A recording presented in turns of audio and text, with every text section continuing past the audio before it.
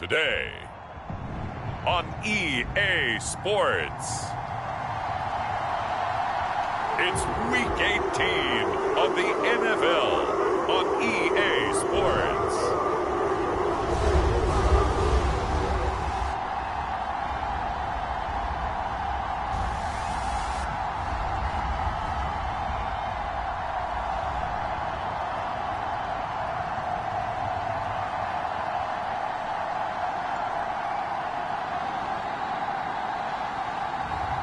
It's the Cleveland Browns taking on the Cincinnati Bengals. We are within shouting distance of the Rock and Roll Hall of Fame as we get set for football on the lakeside here at Cleveland Browns Stadium.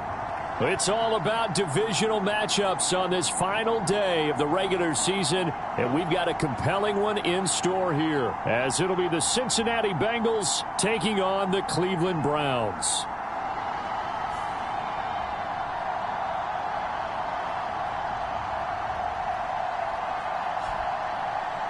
Hi again, everyone. With Charles Davis, I'm Brandon Gaudin. And, Charles, we look at this Browns ball club.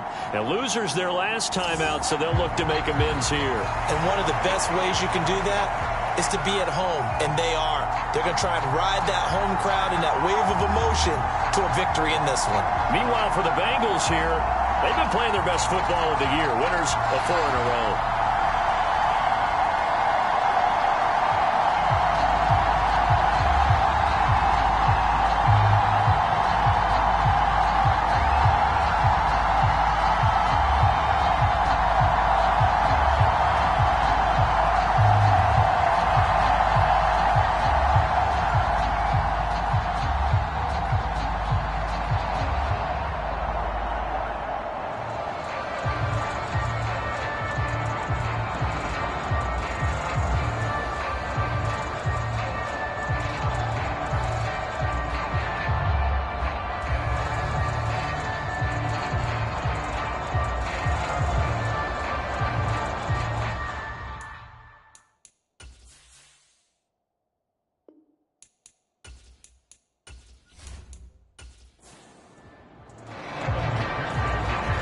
McPherson has this one teed up, and off we go from Cleveland.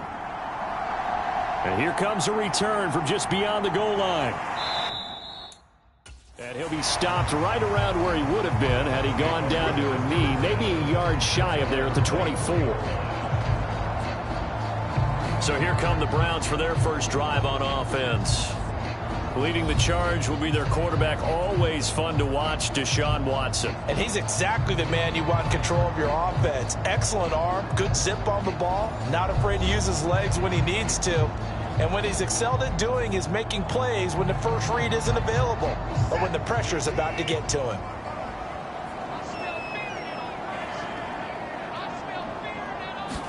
First play, Watson to the air. And he can't get rid of it. He's taken down. There's Sam Hubbard that time in there to bring him to the ground. But we knew coming in it was going to be a long afternoon if they weren't able to hold up against this pass rush, huh? What we didn't know was that protection was going to spring a leak on the first play from scrimmage. Got after him right out of the gate.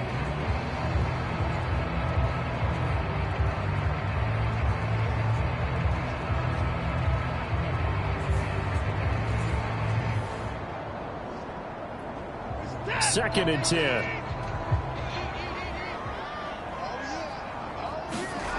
From the gun, here's Watson. This one complete to Mecole Hardman. And that's good for a pickup of 10 yards. And that's going to make it third down and less than a yard. Now it's Watson, a bootleg.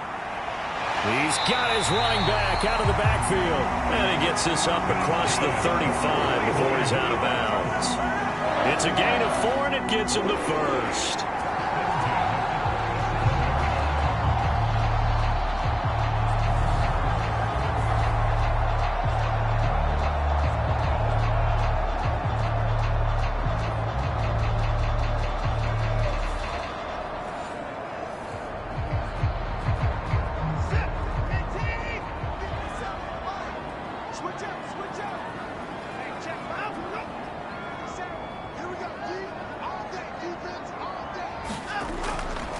First carry for Nick Chubb.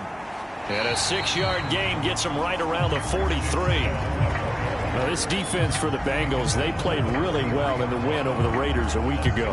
And no matter what's done throughout a ball game, it always comes back to blocking and tackling. That's the essence of football. But I think it's hard for people to understand just how difficult it is to tackle, especially open field. Very few missed tackles on tape that I saw last game. This team does a nice job of getting their opponents on the ground. And he is tackled inside the 40, not quite to the 35.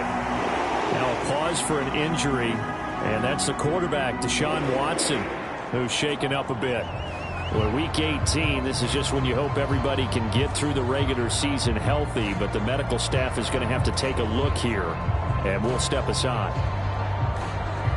So they'll come up in Bengals territory now with a 1st and 10 at the 37-yard line. White looks to throw. And he's got his man out of the backfield. That's complete. And brought down, but not before they're inside the 25.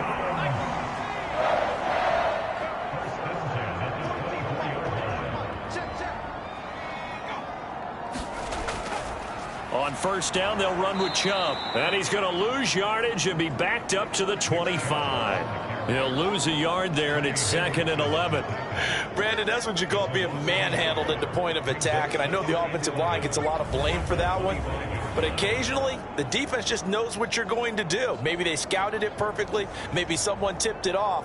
But on that play, it had no chance.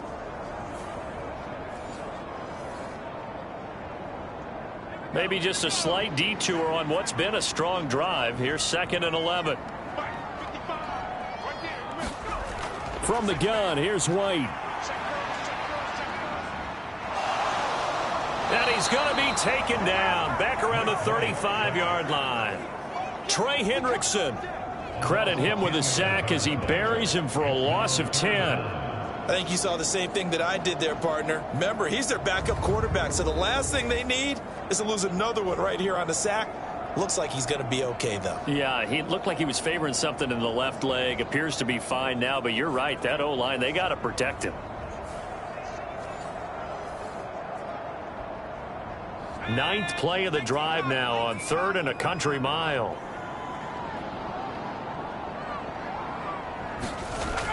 Now White. He's got his tight end. It's Albert Okwuegbunam. And he'll be stopped here well short of the 1st down at the 24-yard line. It's a gain of 11, but they're still well short. It's 4th down. One of the money routes for any offense, the drag route. So tough to defend because the receiver can stop at any point and make himself available to the quarterback and get a completion. But I love the communication we saw there. All the defenders pointing out the receiver, where he was going, and then they're able to rally to the ball after the catch and stop him short of a 1st down. So now the Browns will turn it over to their field goal unit here. From the left hash, this will be a 41-yarder. And his kick is indeed good. And the Browns are out to a 3-0 lead.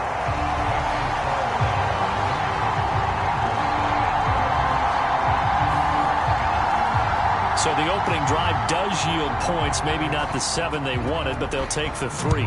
Accumulating 1st downs does not go up on the scoreboard, but it does go into the DNA of a team that's trying to establish itself to start a game. That has to feel pretty good for them. They'll take the 3. Yeah, they had 3 first downs and 3 points. Here come the Bengals now to take over. And a glance here at their quarterback standing 6'3". I like this guy, and the reason I do, he tends to stay on an even keel, doesn't let too much ruffle him. He will manage the game the way it needs to be managed, take what the defense gives him, and then he can strike at times. Had a touchdown pass. Yes, he had an interception last week, but he found a way for his team to win. They start the drive on the ground. It's Williams. And he's going to take this ahead for right around 3 yards, but no more than that. 2nd down.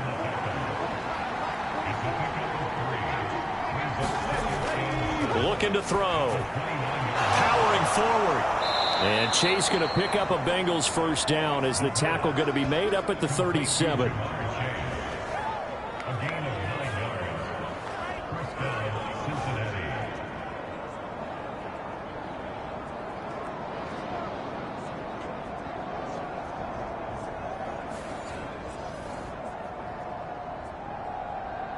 Line of scrimmage, the 37 on 1st and 10.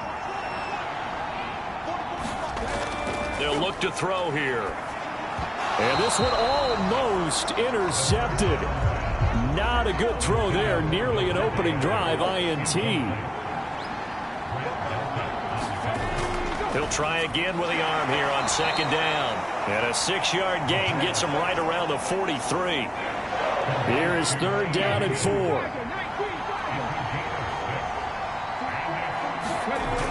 They'll look to throw again. Work in the middle of the field, and he's got a man complete. And he is going to have a Bengals 1st down as they're able to get the 3rd down conversion. And forget about the run to set up the pass. They're just coming out throwing. Forget trying to set anything up. They feel like they have the advantage. They feel like they have the matchups, and they're just attacking right now. Yep, going to the air on the opening drive.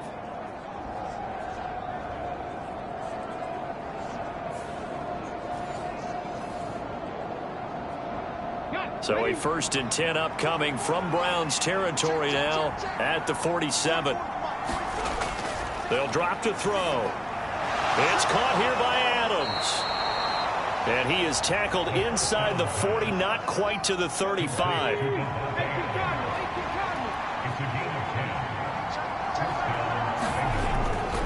Now a 1st down carry. It's Williams. And he can only manage to get a couple. 2nd and 8 coming up. You look at this Browns defense.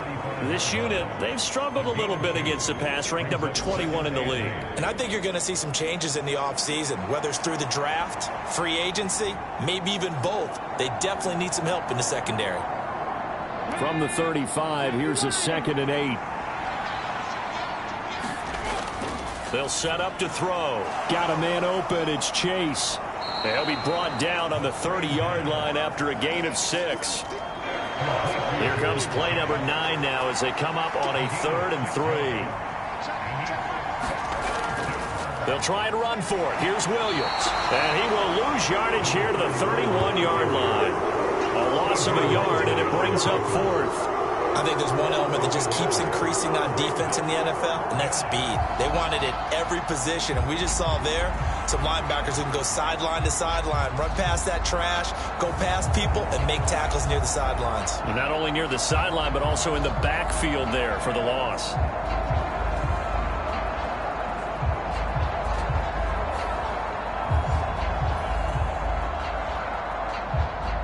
So on 4th down, on is Evan McPherson and the Bengal field goal unit. On the left hash, this from 48 yards. McPherson's kick is good, and that will tie us at 3-3.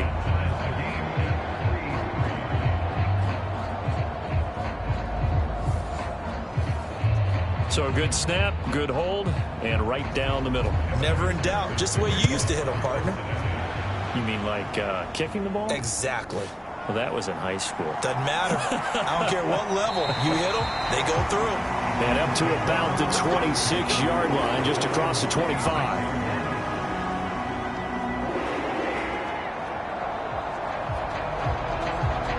The Browns offense heading out as we take a look at the playoff picture in the AFC. And it's all come down to this, hasn't it? Final week of the regular season. As this year's playoffs play out anything like the regular season has gone, could be in for a wild and fun month of January. And we can break the rules because we can look ahead. All right, there's not a coach out there that's ever said to their team, all right, let's look three weeks down the road. It's always right here, right now. Forget that. Think about what the playoffs are going to look like. The teams that we see that are already in, the teams that are trying to get in, we could have some great matchups. 2nd down, here's Chubb again. Able to get the 1 yard he needed, but nothing more.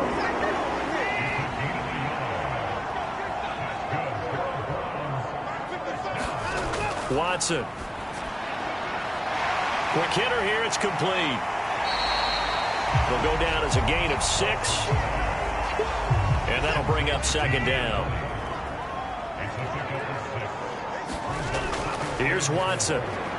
He's got the hook up to Odell Beckham. His first catch, good for 9 and a 1st down. good throw, good catch, but I really like the route. The drag and being able to run away from defenders, hard to stick with them for that long. Yeah, better against man than zone, or? Better against man, because now you're running away from someone and you're not running into it. Oh, that's into double coverage and intercepted. Daxton Hill picks it off, and the Bengals are going to get it back here just past the 35. So they tried to take the deep shot there, but this defense up to the task. And a lot of times when you air a ball out like this, if it does get intercepted, there's going to be a lot of space out there to set up a return. And remember, you've got 5 big offensive linemen out there playing on their feet in open space. Not a skill most of them possess that allows for extra yardage on the return. So good starting field position for them here as they come up 1st and 10 at their 36-yard line. They'll try and start this drive in the air. And this one's incomplete. 2nd and 10, a very chilly day here, but no snow. And I got to say, if it's going to be this cold, I want snow.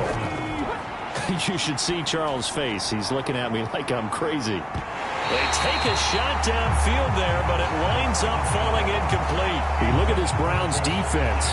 They come into this one in the bottom half of the NFL against the run, number 19 overall. And stopping the run, that's been an issue for them all season long. Aren't you glad that you're not coaching the defense right now? I'm very glad. They said that they've seen it in doses, but very, very small doses. Yeah, you've got to be consistent. It's down in and down out, being able to play it, understand what you have to get done, and finally stop some people, put them on the ground. Oh, he had him. He was open, but he couldn't get it to him. It's incomplete.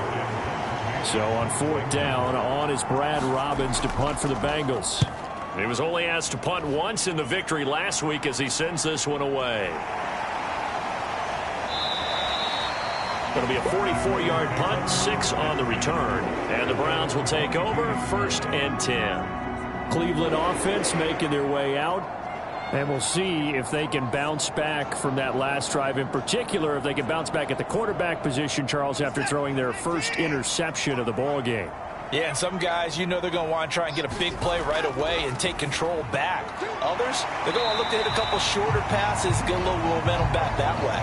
But for the defense, that goal's not changing a bit. They want another pick. You're exactly right about that. In fact, you've got to watch them a little bit because in coverage, they may cut down their gaps a little bit, maybe their splits a little bit in order to try and get to the ball even faster. Watson's throw taken in by Cooper here. This one good for a 1st down, and also that is catch number 90 for him now on the season. 3-3, a tight one after one on EA Sports. On to the 2nd from Cleveland. It's the Browns in control of the football. So from the 36 now, 1st and 10. As they've got it as we resume action. In motion left, Hardman. And they're going to give it to him on the jet sweep. A gain of 3, 2nd down.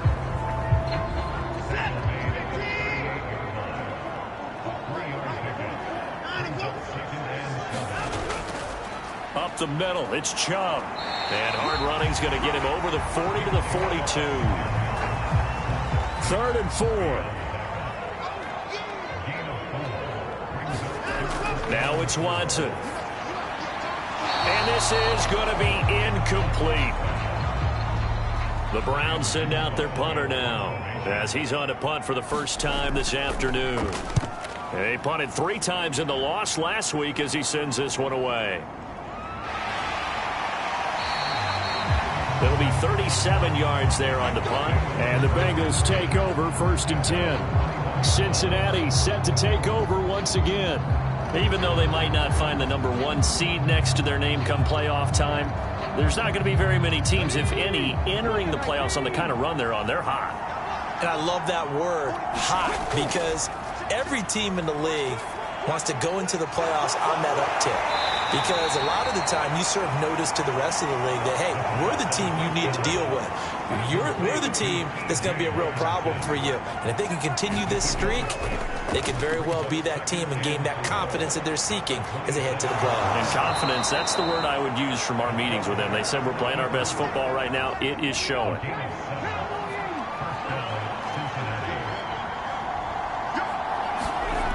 They'll look to throw here on first down. He will find his man Chase complete. And he's going to get this all the way down inside the 35. A gain of 32 that time. Well, partner, I'm not sure how this drive's going to end, but how about the way they flip field position there? A nice attacking play. They picked up a heck of a chunk of yardage.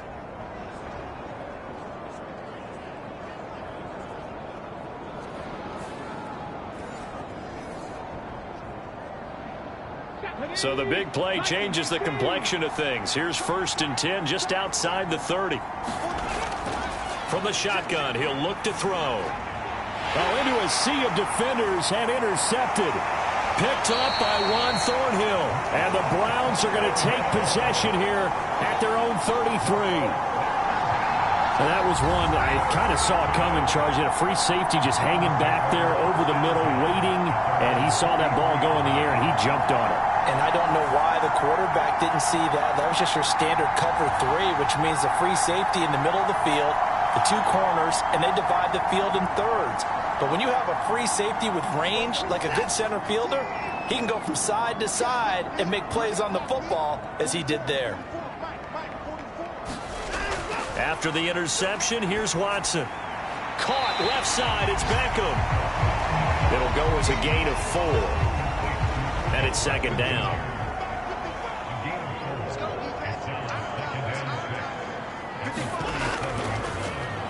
Here's a handoff out of the gun.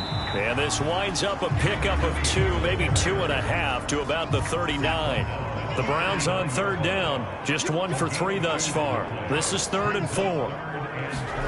Out of the gun, Watson. He's got his target. That's complete. And he is going to have a Browns 1st down as they're able to get the 3rd down conversion. But one of the ways that quarterbacks keep all the receivers alive in a play, never lock in on any one guy. Make sure you keep your eyes moving, scan the field. And here he finds the open guy for a nice pickup.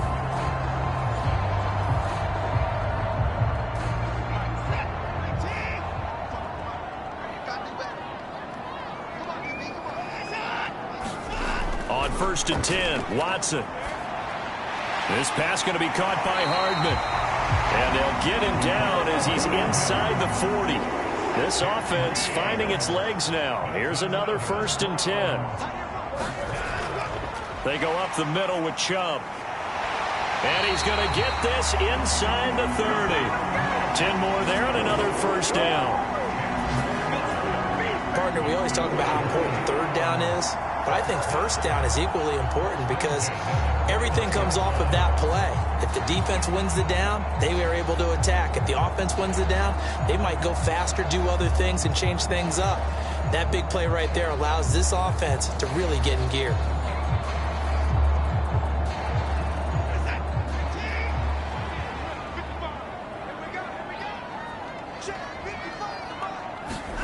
On 1st down, Watson. He's going to find his running back. It's complete. And he is going to lose yardage here.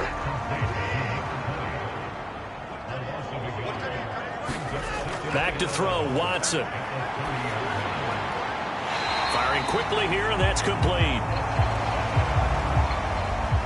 8th play of the drive forthcoming, and they need 8 yards on 3rd down. Watson now to throw. On the move to his left. And he will slide down with the 1st down for the moment. But a penalty flag on the field.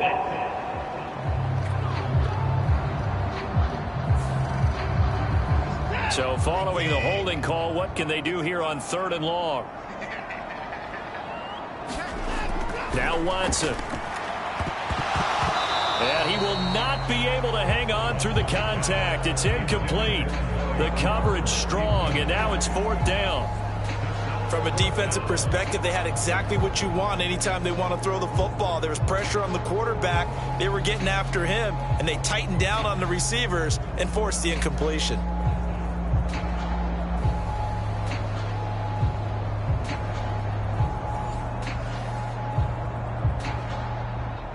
So now on comes the field goal unit, and wow, this is no ordinary try here. And this kick is not going to be close. It's well short, well right to boot. And this game will remain tied here in quarter number 2.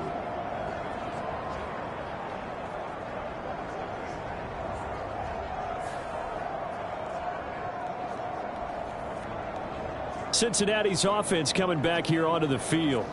And they, on paper, Charles, no doubt they have the edge in this one. They are sitting with the AFC elite, and on the other side, they're down toward the bottom of the AFC. But you know what they say, especially at this point in the season, watch out for a trap game.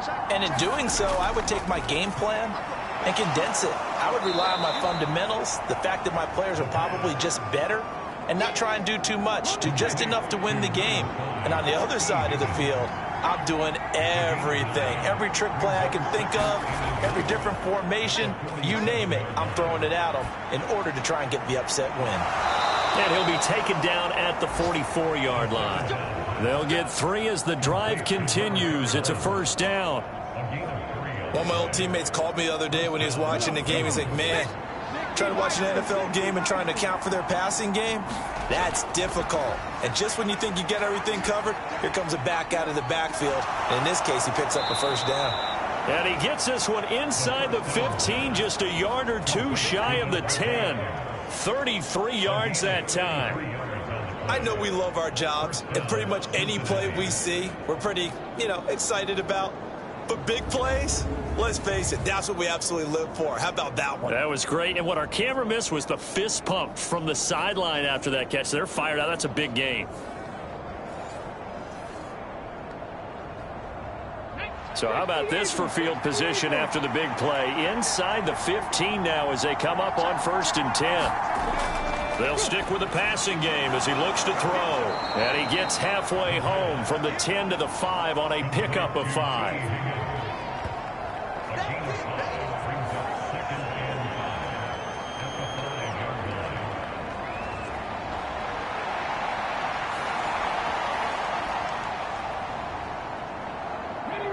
Here's a 2nd and 5. One of the tight ends comes in motion. On 2nd down, Williams. And he is in. Touchdown, Bengals. A great play there. With now 15 rushing touchdowns on the year. And the Bengals have taken the lead. So the rushing touchdowns continue to stack up, CD. That now 15 for him on the year. And give him a ton of credit for staying healthy, being a smart runner, and it's showing just how important he's been to his team. He's got to be their MVP at this point in the season, and those votes may have been turned into league MVP votes when it's all said and done.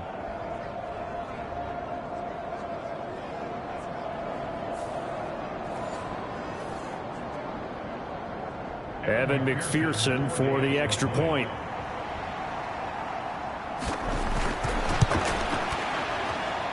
And it is up. And it's good. That'll make our score 10-3 now. The drive summary that time, 5 plays. And it's finished off with a 5-yard touchdown run.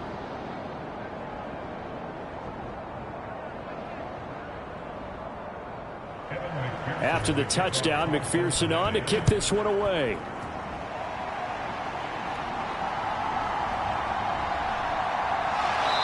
And able to get this across the 20, but not much further as he's dropped at the 23-yard line. Another opportunity now for the Browns offense. And the way their last drive ended, boy, it was frustrating. They had a pretty good drive going. It was sustained, and then it stalled out, Charles, and they missed the field goal and got nothing out of it. Is that insult to injury? Because they had such a sustained drive, as you noted. So you know for the head coach, it almost felt like a little bit of failure to send down the field goal unit and then to not even see the ball go through the post. What a bummer on that last drive for them. Got to pick themselves up from that one.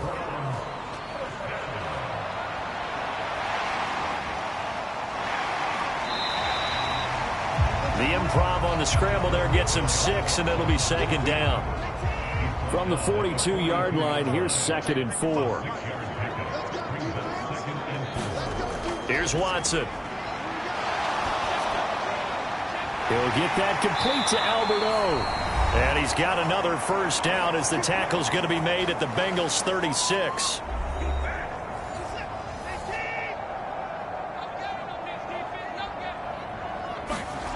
To throw is Watson. To the left side and complete for Amari Cooper. And he's going to get this down near the 20-yard line.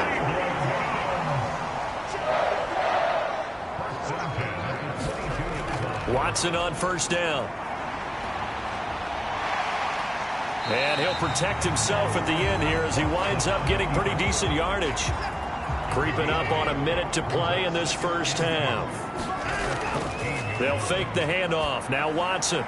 His throw caught right around the 6.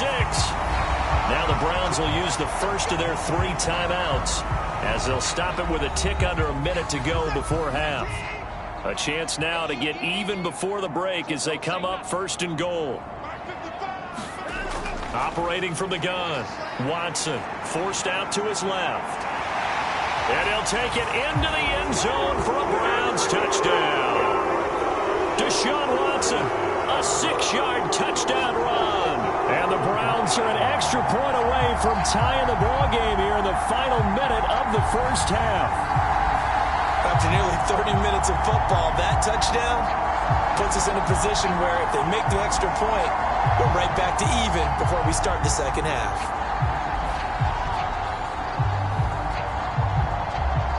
Extra point attempt to follow here.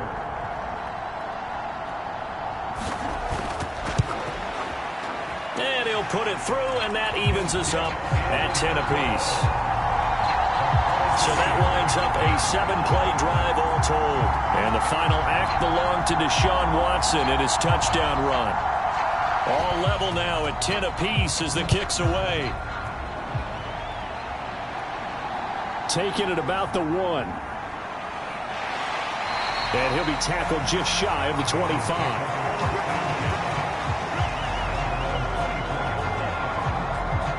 The Bengals going to take over late in this first half. And they'll have 50 seconds to work with, so that really plenty of time to try to put something together.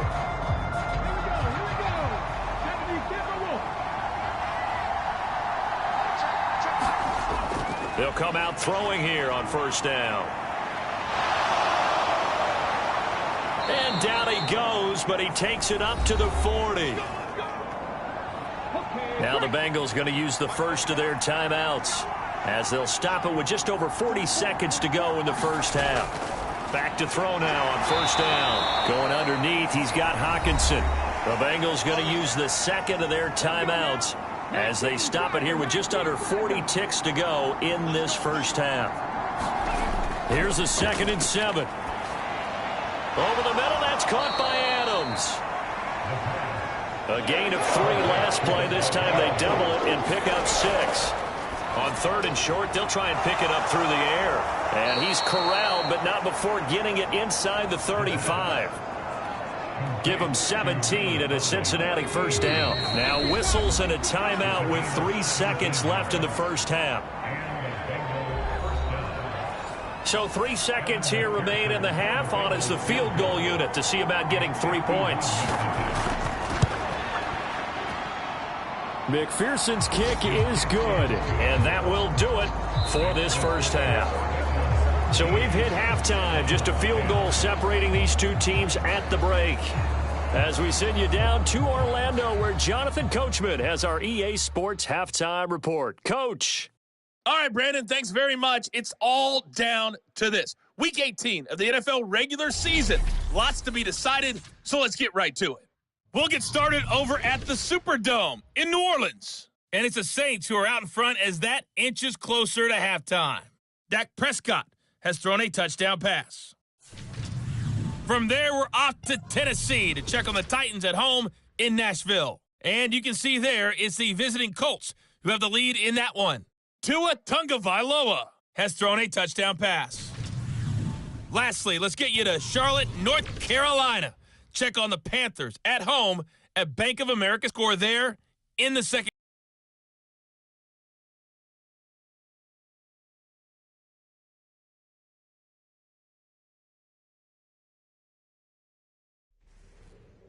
Okay, Coach, thanks as always. This one's still anyone's game as we welcome you back for quarter number 3. The Bengals set to receive. They have the lead and the football to begin quarter number 3. And they'll have very good starting field position as he's up just shy of the 40.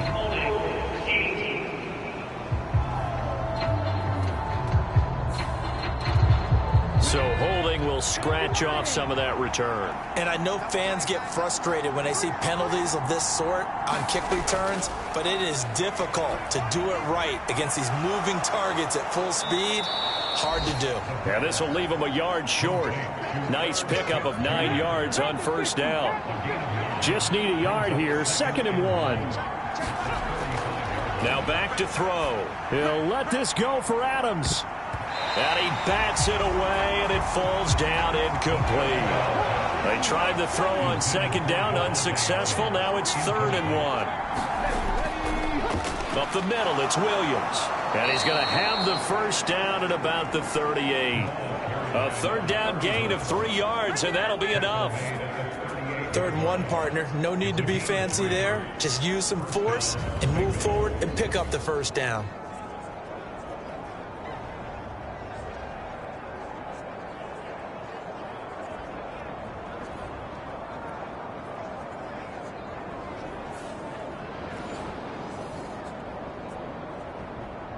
So here's a 1st and 10 at the 38.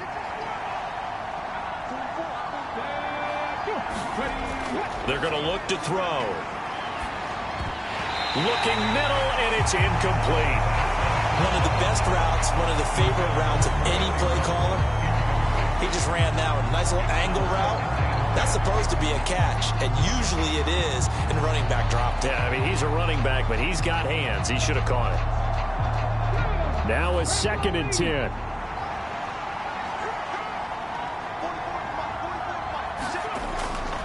Back to throw. And, he's unable to hold on to that defensively. A potential game changer, but it falls incomplete.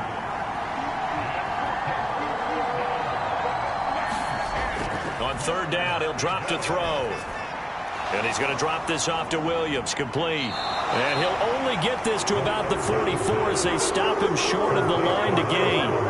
5 yards, not enough, and it'll be 4th down. We can make this one pretty simple. Locked up all of his progressions downfield, forced to get it to his running back. But how about the way they ran to the football and knocked him down to force a 4th down?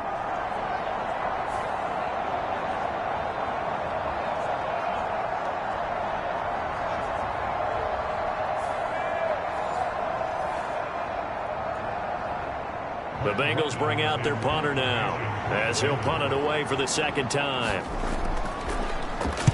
And he'll get this away into the icy winter air.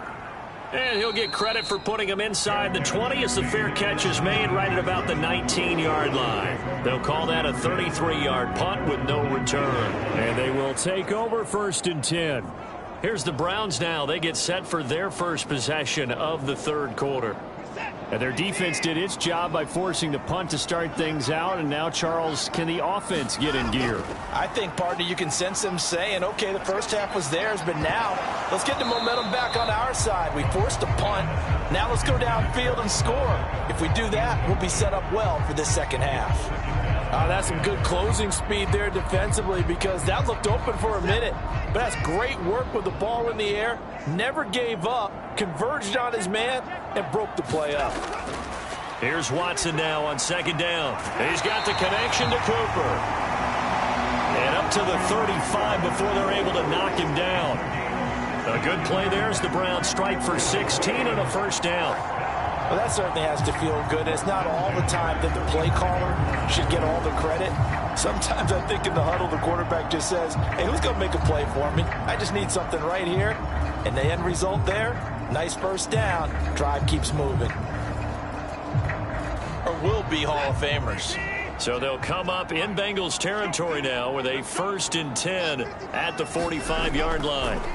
From the gun, here's Watson. And a quick throw here, that's complete.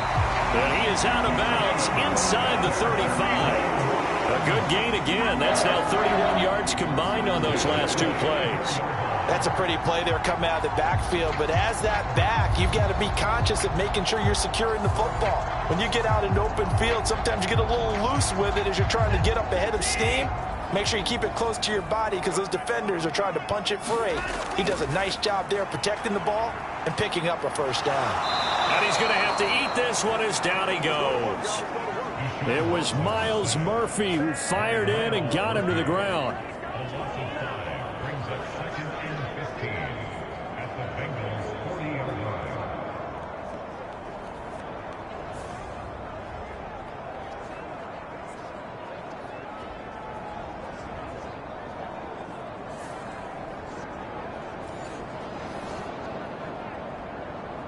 Coming up now on a 2nd and 15 following that sack. Looking to throw. Watson. It's caught. Beckham. And he gets this to the 35. Good for a gain of 5. Now play number 7 of the drive as they're looking at a 3rd and 10. Back to throw. Watson. Runs through the contact. Oh, the ball is out. Watson lost it. And they will rally and stop him short of the first down. They get him to the ground at the 26. Much like a running back going through the line, quarterbacks have to be aware of protecting the football as well. He left it exposed that time, wound up having it knocked free, but fortunately, had an alert teammate who was able to get it.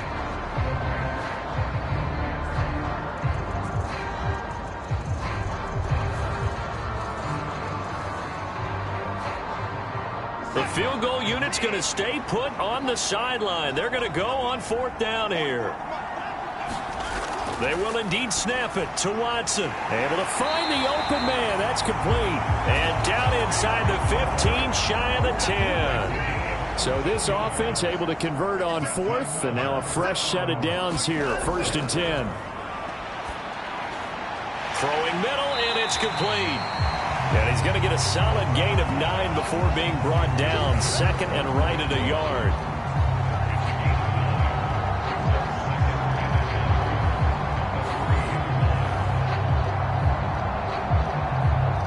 Second down and a little more than a yard here. Looking to throw. Watson.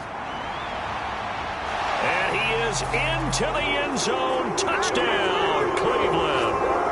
Deshaun Watson with his 2nd touchdown of the afternoon. And the Browns have taken the lead here in this 3rd quarter.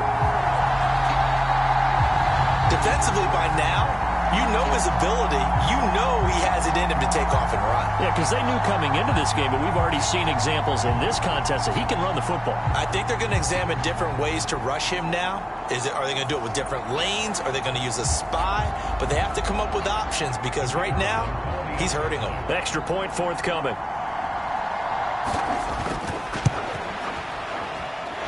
And that will make this a 4-point game. So that one a pretty time-consuming 10-play drive. And the final act belonged to Deshaun Watson in his touchdown run.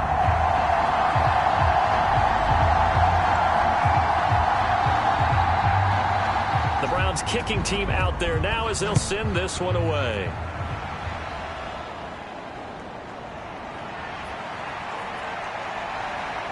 And they'll start this drive just across the 30. Pretty nice work on the return.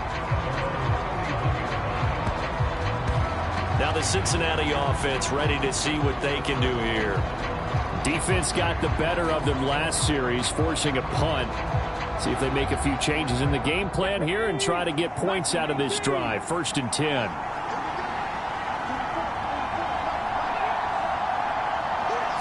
Now a fake on the jet sweep, and off the play action, he'll look to throw it. And he'll have it past midfield almost to the 40 before being taken down. Big yardage there on the scramble. It gets him a first down.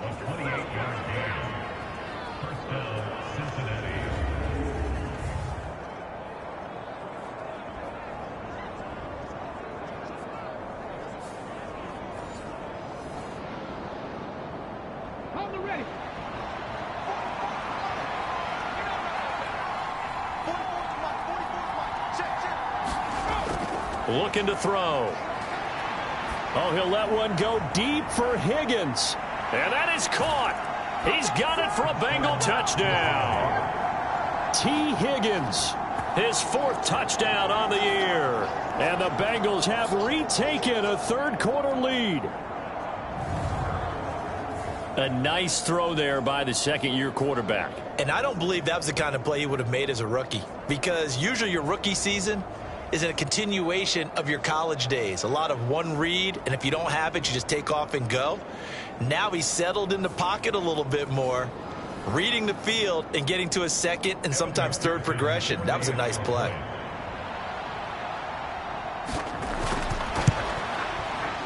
Extra point by McPherson, up and good. And that gives him a 3-point lead. The long touchdown pass gets him 6 on a very, very tidy 2-play drive that time. After the touchdown, McPherson on to kick this one away.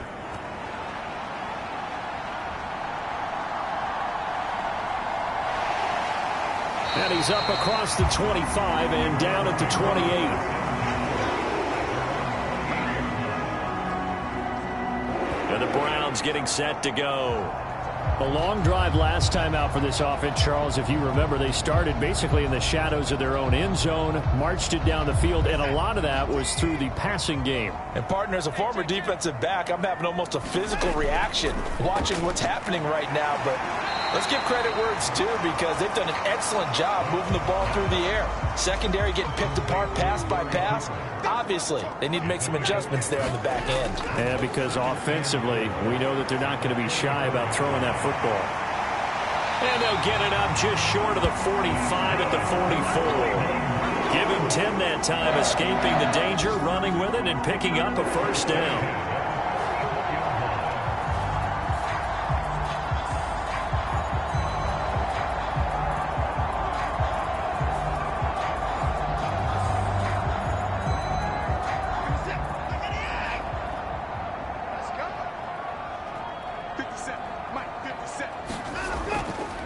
And Trouble trying the middle here. And he stopped immediately there. Call it no gain on the play, and it'll be second down. A free safety roaming all the way up to the line of scrimmage to make that stop. How about his ability to trust his eyes and figure out it was not a pass play and go fast towards the line of scrimmage in order to make that tackle. Third quarter action here, this regular season finale. This will be 2nd and 10. Back to throw. Watson. And his throw is incomplete. They had the incomplete pass on second down. Now they need a big play here. 3rd and 10. A shotgun snap for Watson. An off-balance throw there, and it's going to wind up incomplete. 1 first down here, and that's all, folks. Good work by this defense to hold things in check and force a punting situation. The Browns send out their punter now, as he'll kick it away for the second time.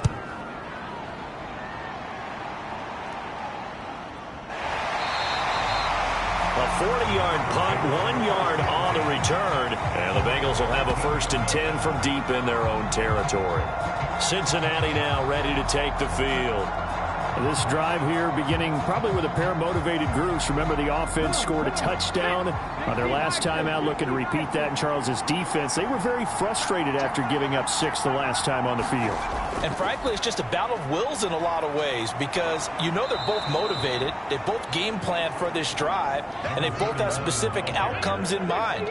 To me, it just comes down to who can execute better and which side can step up and assert its will over the other. That is into the hands of Hockenson downfield. And they work this well upfield across the 45. 27 yards there, a first down.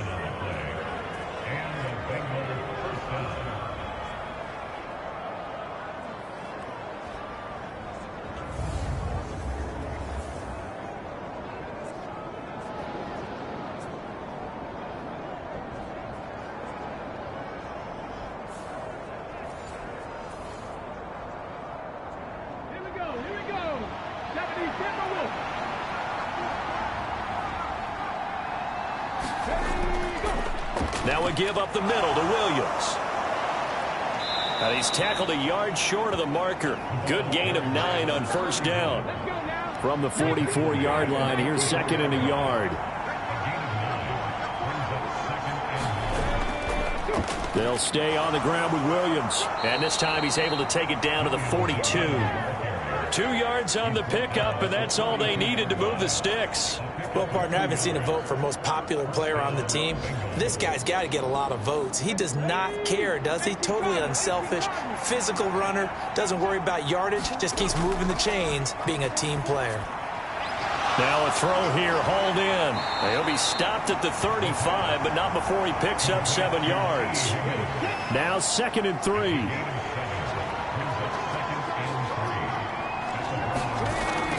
He'll drop to throw. He's into space past the 25. He's brought down in the red zone at the 18 after a gain of 18. 1st and 10.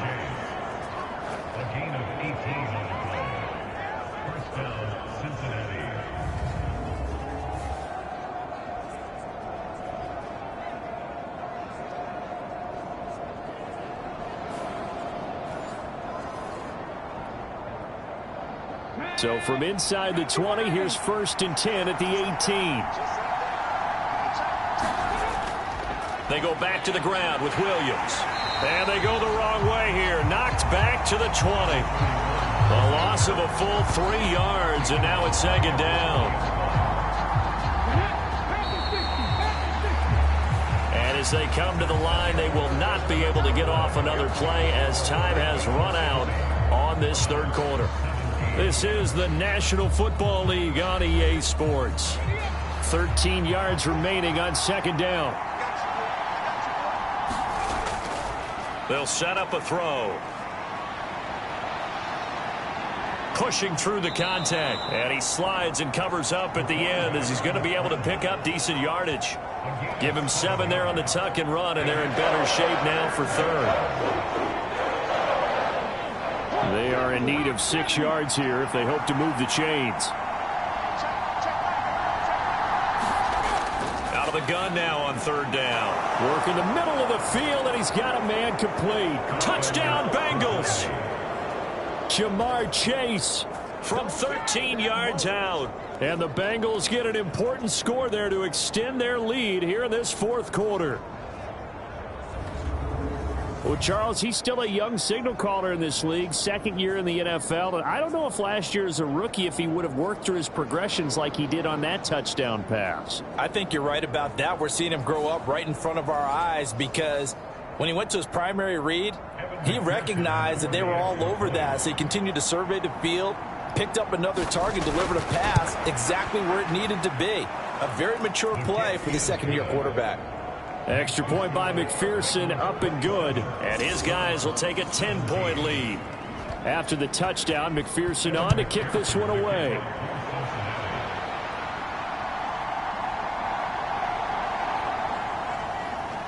And he won't quite make it to the 25.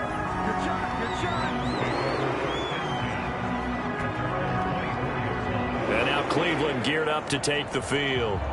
And the script really is flipped for them. The momentum on the other sideline, and now they have to try and battle back from a 2-score deficit. Watson and the Browns now with a 1st and 10. At their own 24. They'll come out throwing here to start the drive. They'll get 5 out of the scramble. It's 2nd down.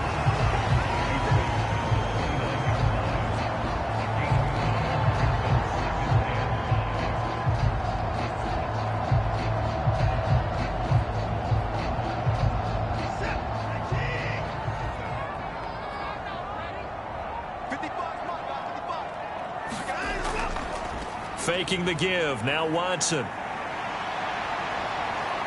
And he can't find a receiver, and he's brought down. It'll go as a loss of 3 on the sack, and it brings up 3rd down. Well, partner, I would say just avoid play action, but that's not just been the problem. This defense, they've been getting pressure on all types of pass plays and really piling up the sacks in this contest.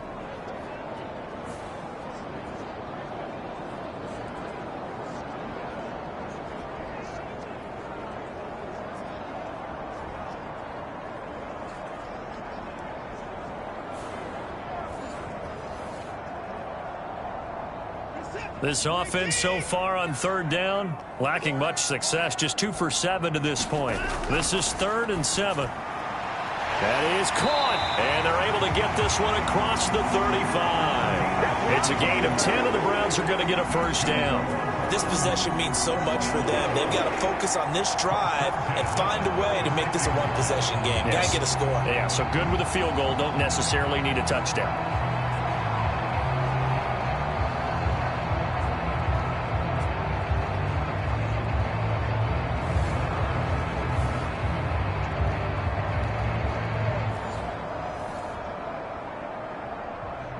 So from the 36 now, 1st and 10. Watson, he's going to keep it on the draw. And very little room to maneuver. He'll get this down to about the 39. They'll come up 2nd and 7. Watson. Pass complete on the out route to Beckham. And just 3 yards on the catch there. He couldn't get away. And that'll bring us to a 3rd and 4. And he can't find anywhere to go with it, and he goes down. Max Crosby blowing up the play and getting the sack. This defense, they just continue to feast. 5 sacks now as a unit. It's been quite an afternoon getting to the quarterback. And we're seeing it come from a variety of places as well. Sometimes just the guys up front getting to them. Other times you add extra guys rushing the quarterback, twists and stunts. It's been a variety, and they've had no way of blocking them. On 4th down, the punt team is on as this is sent away. So possession goes over here on the punt. And the Bengals will take over here 1st and 10. The Bengals getting set to go. Well, there are 2 scores on the plus side. Still time here in this 4th quarter, but maybe you start thinking about playing keep away? Yeah, I think here's the situation. You're not thinking touchdowns anymore. You're just thinking first downs. To keep up with your theme there, playing keep away, first downs, they can't touch the ball.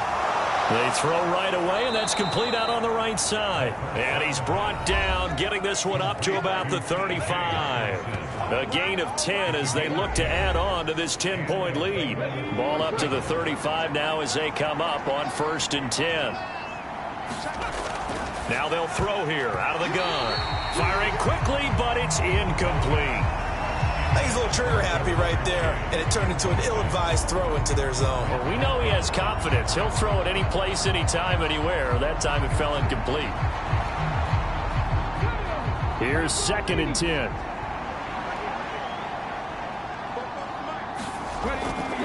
Now a 10th carry. Here's Williams. 5 yards. Now it's 3rd and 5.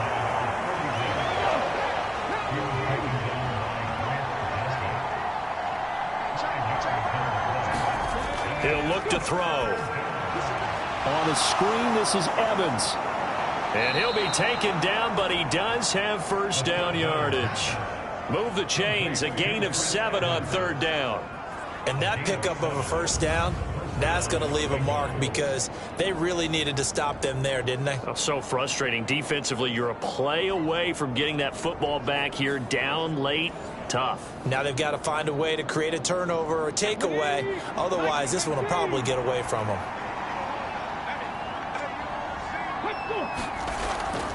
They'll run out of the gun here. Williams.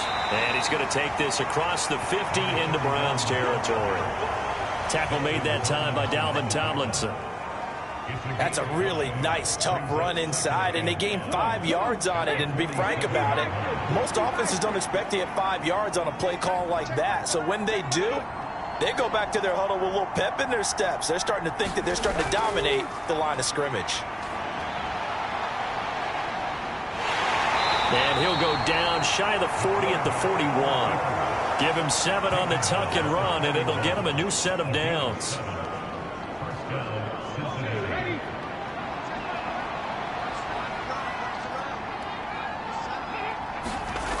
They'll look to throw now on first down. Throw right side, complete to Williams. And he gets this to the 35. Good for a gain of 5. Ball on the 35. Here comes 2nd and 5.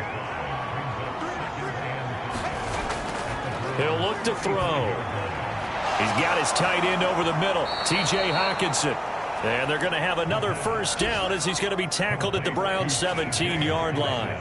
The Bengals passing game finding a rhythm. They've got another first. Well, normally you might say start running the football. You've got the lead here in the fourth quarter, but the way that they've passed it with such success, I don't know, maybe keep throwing it. Yeah, I think you brought up something that goes against conventional wisdom, right? In this stage of the game, you would think you would switch to a running attack, but you're exactly right.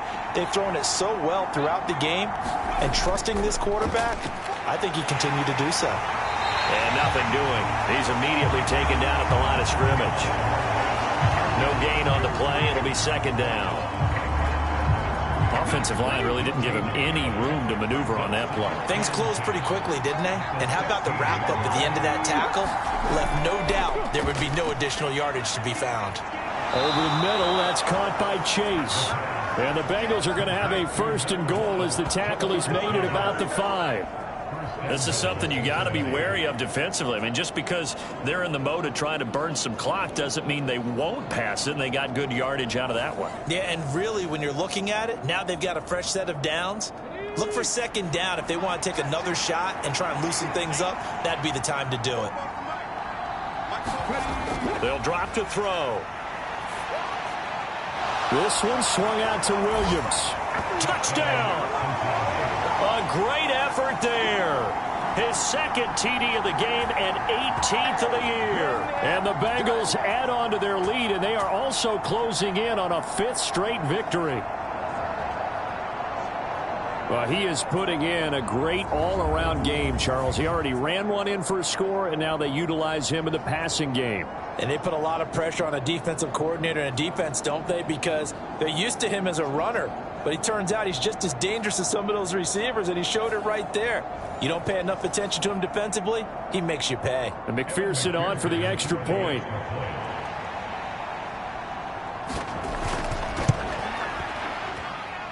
And that'll make this a 3-score game as the lead moves to 17. A pretty long drive that time. 11 plays all told. And it's finished off with a Cincinnati touchdown.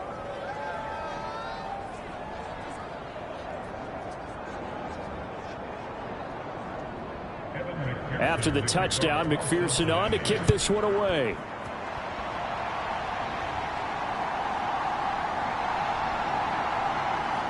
He takes this near the 25. Just a little pass there. Called it the 26. The Browns offense trotting back onto the field. Well, this game, it has had no shortage of offense. They've been able to put up a decent amount of points on this side, Charles.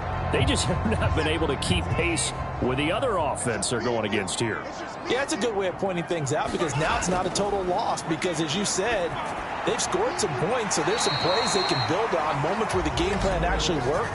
But overall, though, they were just out personnel. They were going up against a team that's playing at an elite level. So that, a potential lifeline offensively, it gets them out of harm's way deep in their own end. You nailed that one perfectly because those are the kind of mistakes that give defensive coordinators fits. They make a good play, and they let them off the hook. So the penalty yards marched off on the face mask. Here's 1st and 10. Watson now to throw. Throw left side complete. That's Cooper. And he'll be stopped right at midfield. Nice way to start the drive. A gain of 12 and a first down. From the 50, it's Watson. Finding Hardman here over the middle. And he gets this inside the 35-yard line. Another nice gain. That's now 30 yards between those last 2 plays.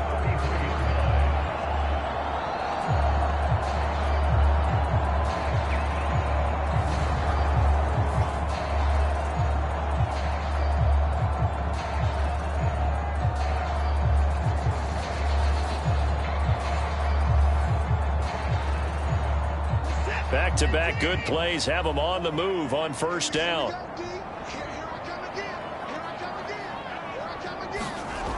Back to throw, Watson. Throwing over the middle, and it's incomplete. 2nd and 10 from the 33-yard line. Throwing again is Watson. Oh, the ball is out. Watson lost it, and the Bengals grab it. And his guys are going to take over at the 31-yard line.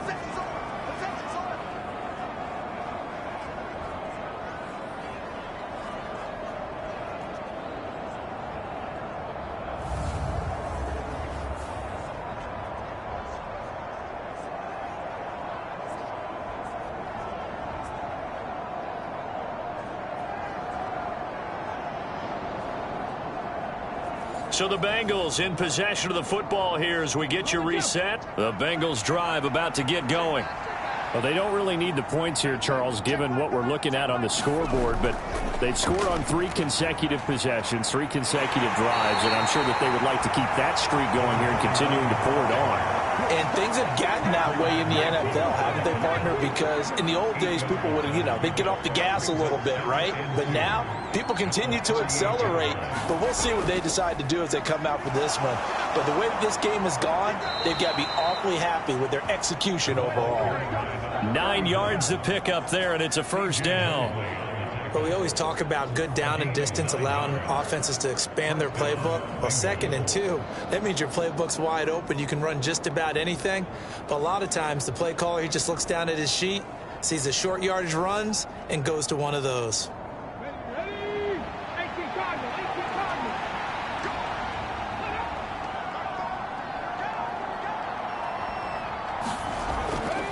Again, it's Williams.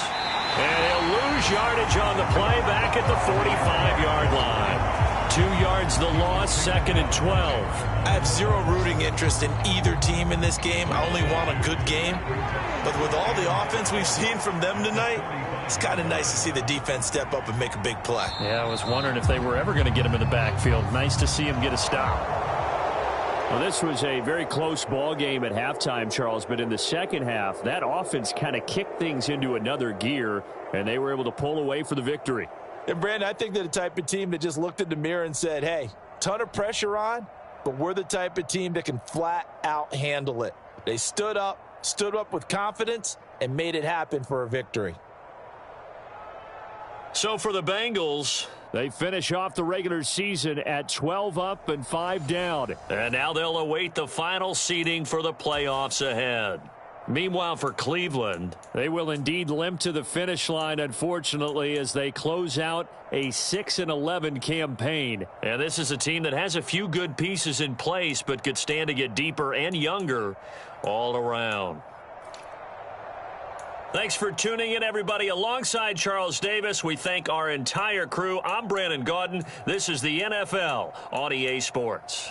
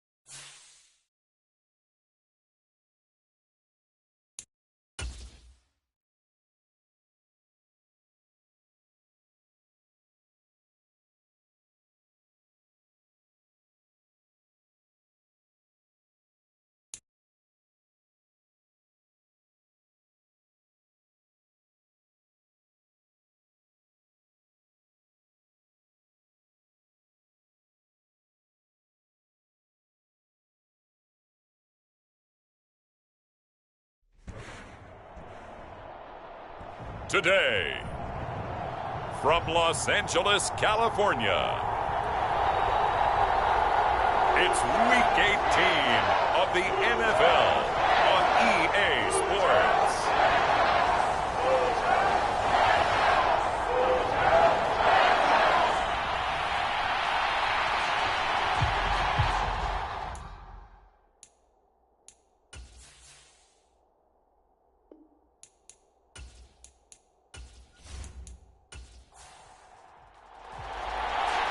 And off we go from SoFi Stadium.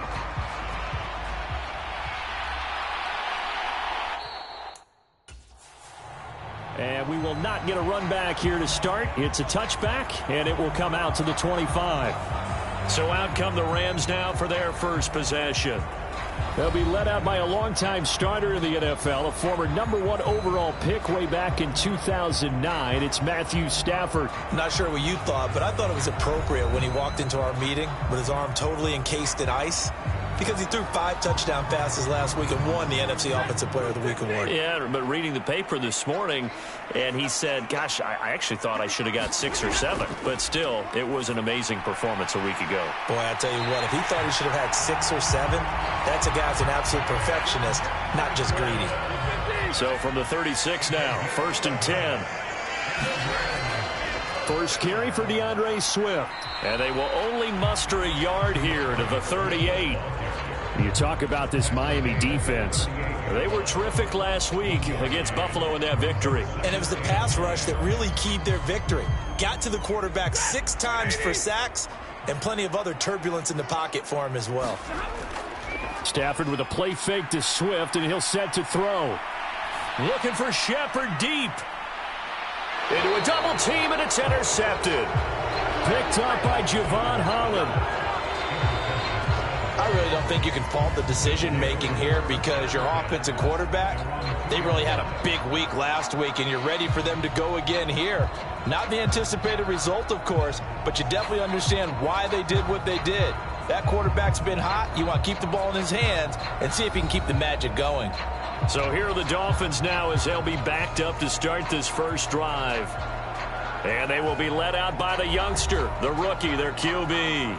And when you think about great seasons in recent memory, he's definitely putting one together here. There's a good chance he's going to go over 5,000 yards passing for the season. He's just a little bit under that mark coming in. And I tell you, it's pretty rarefied air when you get up there with numbers like this. And they'll get him down up past the 15-yard line. That play going for 16 yards to start the drive, first down. Some think that teams really won't throw a slant route unless you have a receiver that has a lot of stature to him. But sometimes the little guys, they get lost in there. People can't really locate them, and they run that quick cut on the slant, and oftentimes they can turn it into big plays. Thanks to that last play, a little more room to operate. 1st and 10 at the 18. Looking to throw. Costello, and Walker has it. This will be stopped about 2 yards shy of the marker. 8-yard gain, 2nd and 2.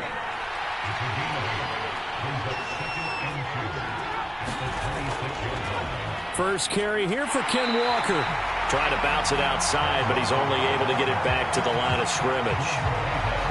He got maybe a half yard at most, but officially they'll be left with a 3rd and 2. This defense for the Rams, they played extremely well last week in that win over Green Bay. And while you can't actually see confidence rising in a unit, you feel like you can. And when you look at this team, you definitely think that it is, because anytime you can tell your offense, just get us a couple of touchdowns, we got this thing locked down, that's when you know you're playing well. They have the first down with that gain of 4 yards.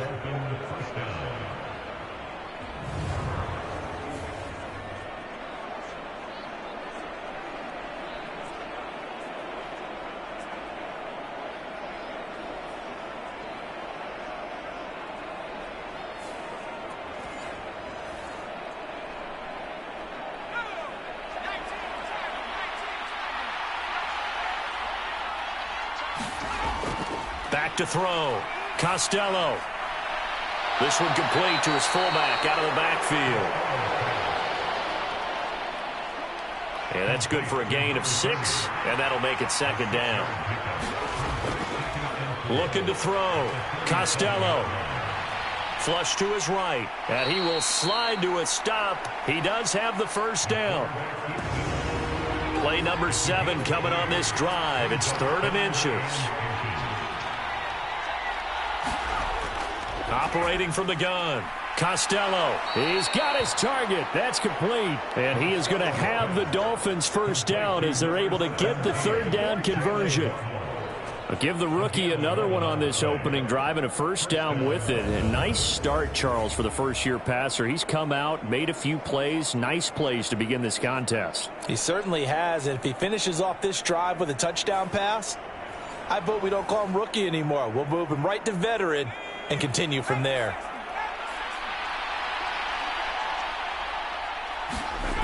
From the midfield stripe, they'll look to throw. Open man right side is Tony. Call it a gain of 3 on the play, and it'll be 2nd down. You talk about this Rams defense. Right now in the National Football League, they're ranked number 18 against the pass. Defending the pass has not been one of their strong suits throughout the season, but if they have any hopes of making waves in January, they've got to improve in this area. 2nd and 7. Now to the ground. Here's Walker. And a strong run there as he'll take this all the way down to the 35. A Miami first down, that one going for a gain of 11. After he cleared the line of scrimmage, nice little hole developed. Yeah, great blocking right there at the start. But how about his vision, finding the open spaces and letting his feet carry him to them?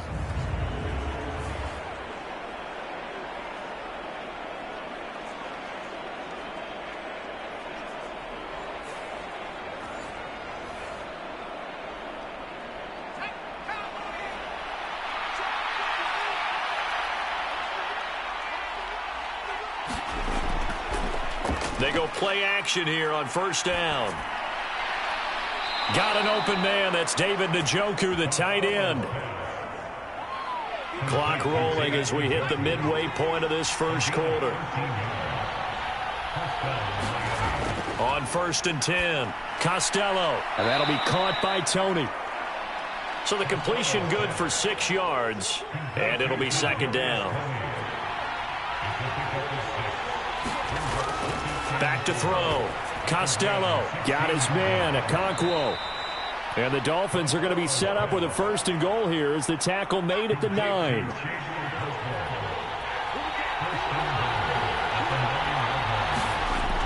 Again, he'll drop to throw. Touchdown, Dolphins. DK Metcalf with touchdown number 7 on the year. And the Dolphins are on the board first on the road here in L.A. Charles, every time that he makes one of these plays, I think the front office, they get a bigger and bigger collective smile because they feel more confident that they have found their guy, their future at quarterback. And they should feel that way. It's obvious he's a big part of why they have such a good record this season. You're right about the bright future as well, and by association, a bright future for the franchise too. Extra point by Carlson, up and good. And that makes the score 7-0. So that drive spans 13 plays. And it's DK Metcalf who finishes things off with a touchdown reception. Out is the kickoff unit as they run up and send this one away. This taken in right around the goal line. And he will make it to the 20-yard line and no further.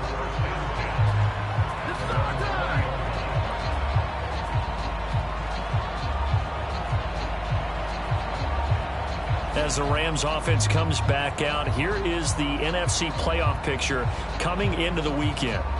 And it's a good news, bad news proposition for them. Mostly good news, and that's that they clinched a playoff spot. That's the important thing. Bad news, though, if they want to make a Super Bowl, for the moment at least, they'd have to do it out of the 6th seed. And bottom line, everybody wants to play at home during the playoffs. We know that's a given. But nothing builds character for a ball club quite like winning on the road in the playoffs, especially when no one thinks you can do it. And if you win one and gain confidence, who knows, you might get on one of those magical runs.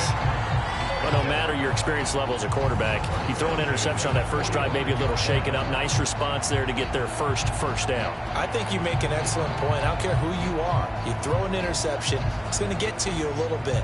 But the ones that we've seen that are the best, you never notice it. They don't come to the bench, throw their helmets. They don't do any of that. They just go back out the next drive and act like it never happened. And that's what we're seeing here. On 1st and 10, it's Swift.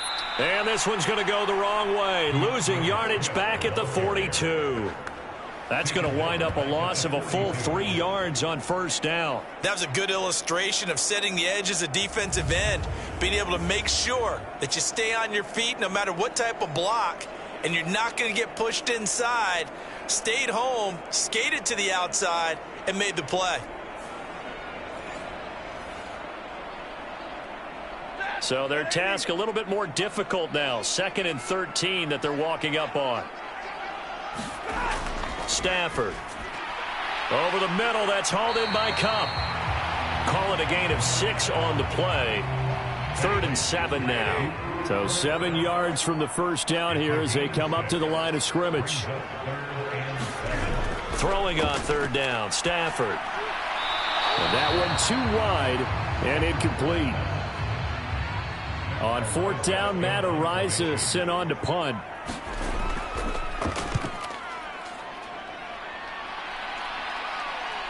And did he put that on a dime? He did. Wow. Out of bounds at the 1-yard line. We're certainly not going to see a better punt than that. Definitely taking a chance, because if that thing clips the pylon, it comes out to the 20, but instead it goes out of bounds at the 1-yard line. So Miami coming out for their 2nd drive. They have to be thrilled with that first drive. They got them the touchdown. Now they'll be looking to make it a 2-score advantage here on the road. And you know, they spent all week in practice, in meetings, talking about taking an early advantage. Being the road team, going up a score, that takes the crowd out of the game and puts some doubt in the minds of their opponents. And they'll get him down up past the 15, just shy of the 20. Successful start to the drive, 17 yards, and moves the sticks. Well, it's almost as if they didn't leave the field after their first drive. They picked right up where they left off. Another good throw there. And this offense, humming here in the early going.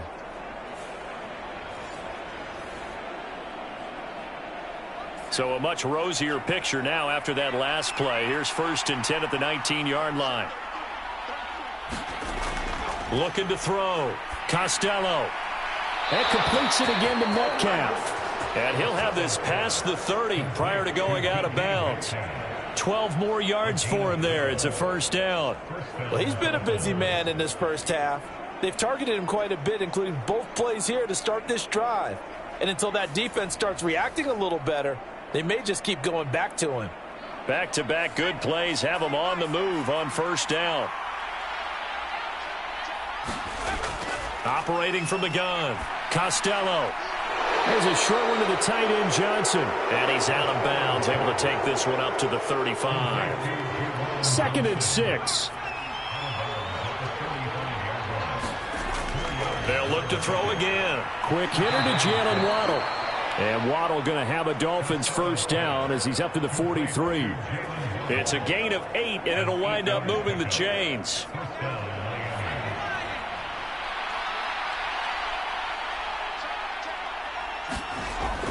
Walker now on 1st and 10. And he'll get what he can up the middle, 3 yards. That'll bring up 2nd down. Not a lot of running room there, not a place to make a cut and kind of exit out because they had everything bottled up. Looked to me like the linemen were taking on their blocks really well and giving up no creases. Sticking with Walker on 2nd down. And they'll get this just to the 47, 1-yard gain. 7th play of the drive upcoming here on 3rd and 6. Operating from the gun, Costello. Got a man, it's Waddle, complete. And this is going to be another 1st down as the tackle's going to be made at the Rams' 43.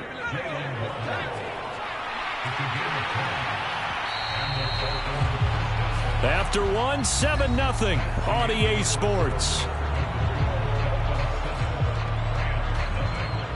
It's Dolphins football here as we begin the 2nd quarter. as they've got it with a 1st and 10.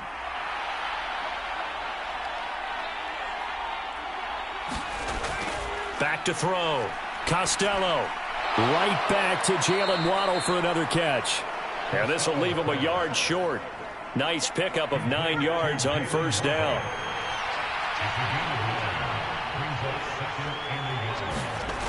Looking to throw on 2nd down. Costello. And this is going to be another 1st down as the tackle is going to be made at the Rams' 14. A gain there of 21 yards.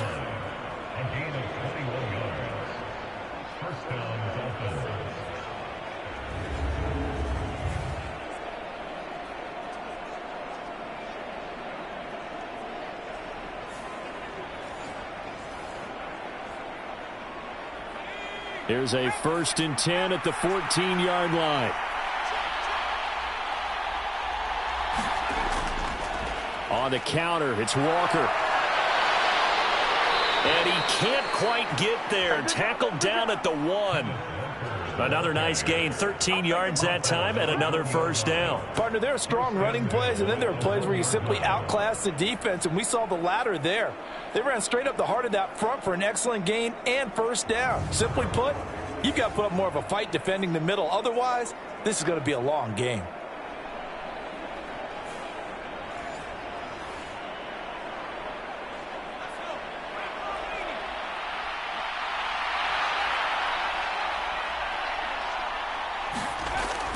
And they'll turn to the power game to try to get in.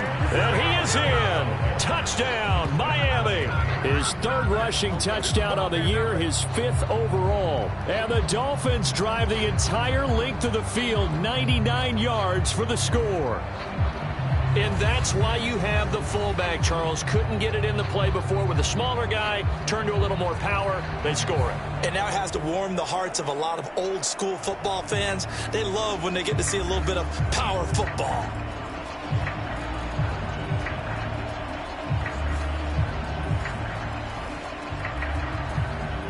Carlson now to add the extra point.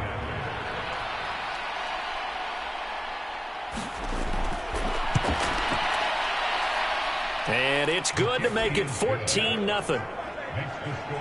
So that one a long 11-play drive. And it ends with a 1-yard touchdown run. The kicking team out for Miami as they will send this one away. From a couple yards deep, he'll bring it out of the end zone.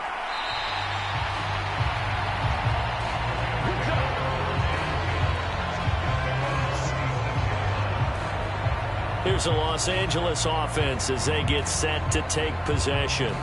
And they're in a bind early here, down 14-0. Are you worried at this stage or still too early? You're worried. You're just trying not to transmit it to the rest of your team. You want to make sure that they stay positive.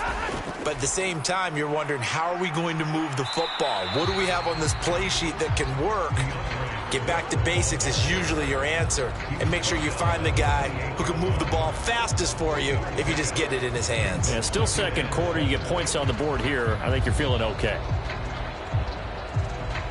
Here's 2nd and 7 now from the 28.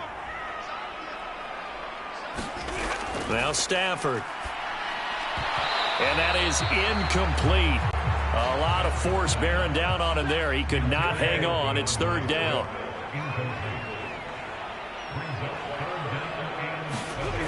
Throwing is Stafford.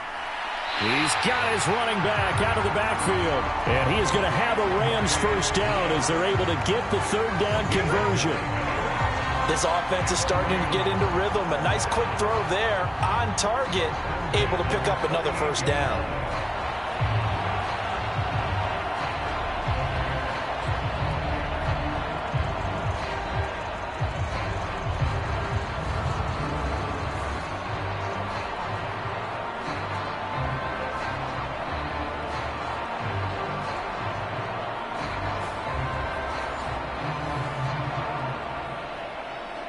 So here's a 1st and 10 at the 38. Now Stafford. And his throw's going to be incomplete. Yes, sir. How about an attaboy there on first down? Got his hand in and knocked it away. An incomplete pass on first down. That leads to a 2nd and 10. Throwing again is Stafford. He's going to get that to Swift underneath. And he slips up past the 45 before being tackled. 2 first downs have him up near midfield now on 1st and 10. Stafford going to give it to Swift. And he gets forward up the middle, but only for a couple. It'll be 2nd down.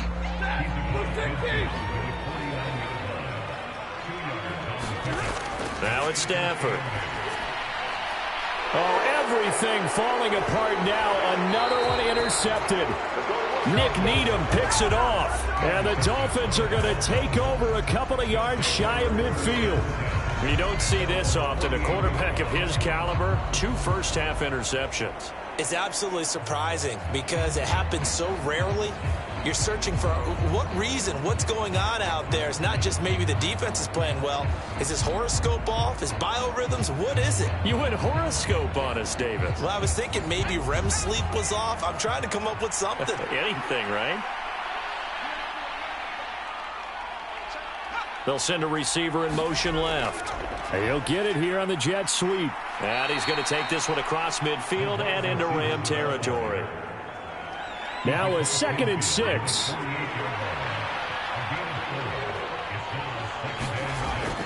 Looking to throw.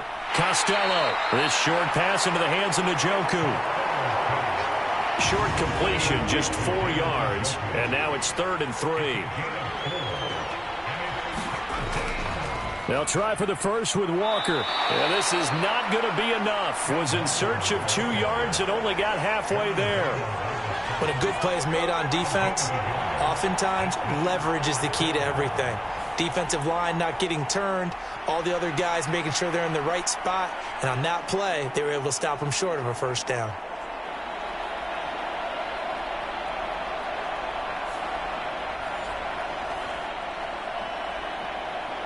Too long for a field goal, too short to punt. That in-between range, and they'll go for it on 4th down. Back to throw. Costello. And it's incomplete. They cannot convert, and they turn it over. The Dolphins can't convert on 4th down. And the Rams are going to take possession of the turnover on downs. Even though they didn't get it, probably the right call. Too long for a field goal and just not a whole lot to gain from a punt there. Yeah, you wouldn't have really netted very much yardage if you pumped the ball, right? And the thing about a field goal, and you know this from so much experience, the longer the field goal, the lower it comes out off the kick, right? Which means it's got a better chance of being blocked. So you're taking a chance either way. I like the fact they went for it. On the ground, it's Swift to start the drive. And they'll get him down after a pickup of 8, 2nd and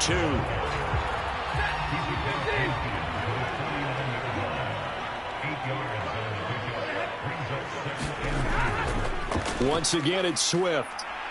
And he stopped after a gain of 1.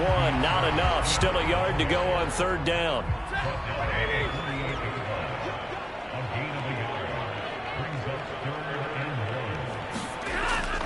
They'll try and run here with Swift.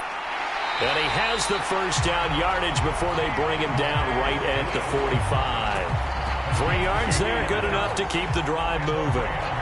Well, partner, none of these runs individually have added up to a whole lot. Now, 3 plays, all 3 short runs, but together a first down. Yeah, it's amazing how the narrative changes when you string them together.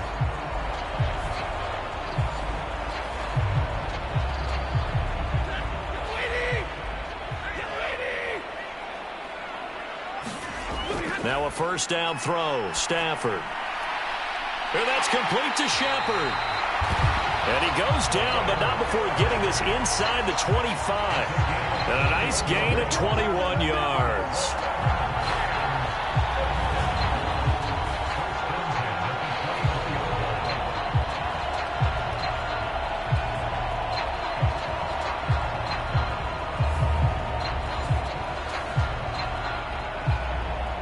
This offense finding its legs now. Here's another 1st and 10. Swift going to try up the middle. And he is brought down at the 22 after a gain of 2, and it brings up second down.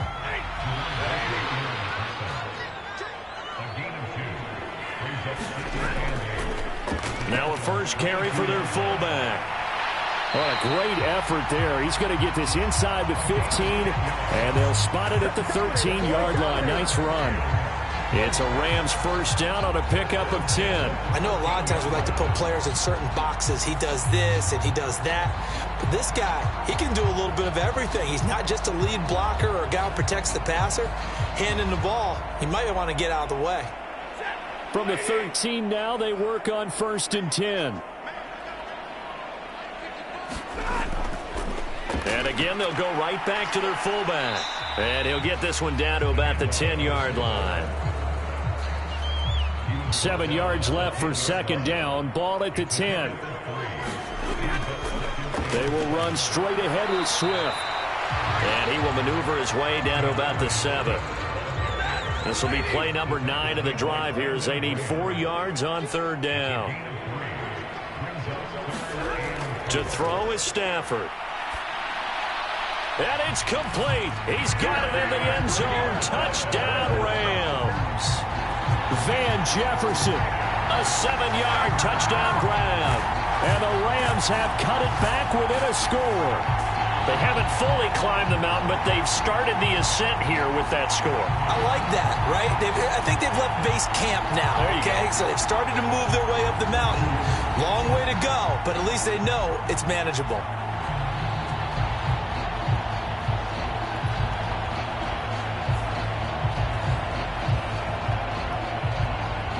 Graham Gano on for the extra point.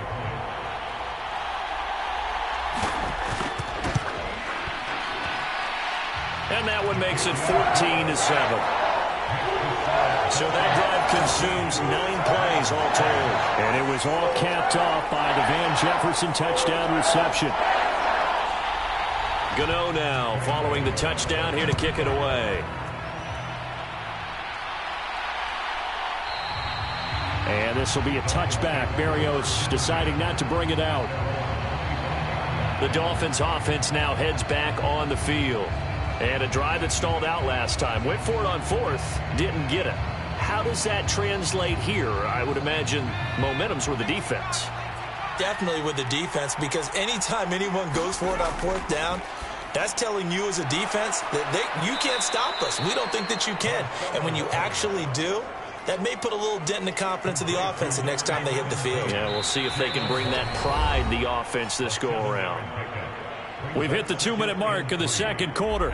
14-7. They'll operate from the 32-yard line here, 2nd and 3. Looking to throw. Costello over the middle. That's hauled in by Tony. And they get him down, but not before he takes it across the 40-yard line.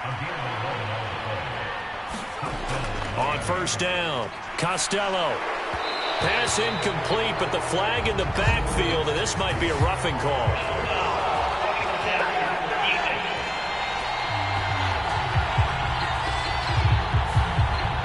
So a roughing the passer penalty, never one that you like to see. Not at all, and especially when you're in that final push of the season. You can't afford to get your quarterback hurt before the playoffs roll around. And we know they'll be here before you know it. Now throw on the run, but that's going to be incomplete. Ball on the 42 as they come up 2nd and 10. Back to throw again.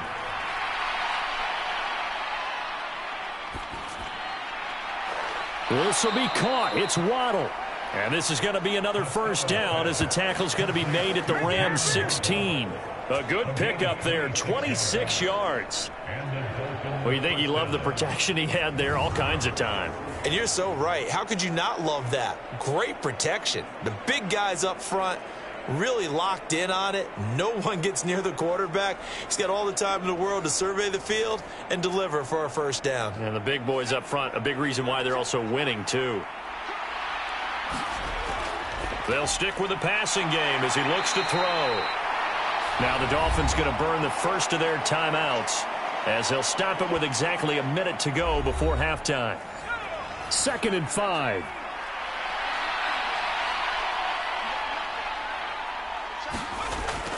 Back to throw. Costello. He's got it. Touchdown, Dolphins.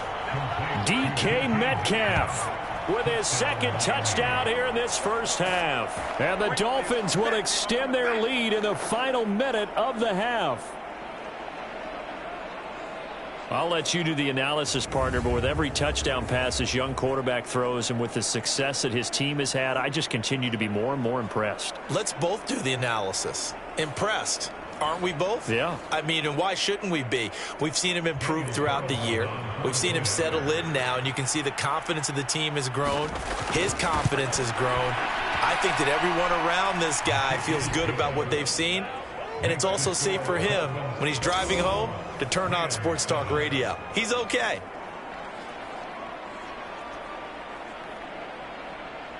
The kickoff unit is out on the field, and they will send this one away.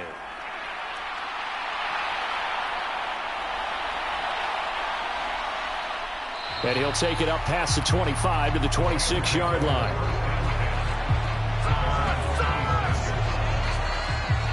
Well, the Rams going to take over late in this first half. Charles, you're down multiple scores, less than a minute left here, but with that deficit, they've got to try to at least work their way into field goal range to try to muster something out of this drive. And I'm going to go ahead and date myself one more time because I'm going to quote an old Smokey and the Bandit lyric. They've got a long way to go and a short time to get there, but they still have time to get it done. So I'm looking forward to watching them mount this drive and see if they can get some points out of it. From the gun, here's Stafford. And this one incomplete. Too much contact to hold on to that one, and it's third down.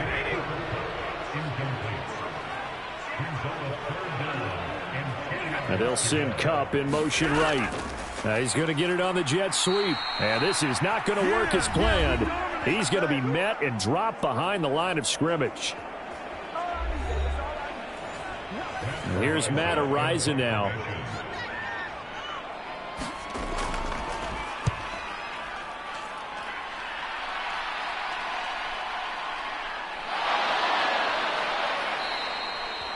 A pretty good punt, but a nice 13-yard return. And it'll be Dolphin football.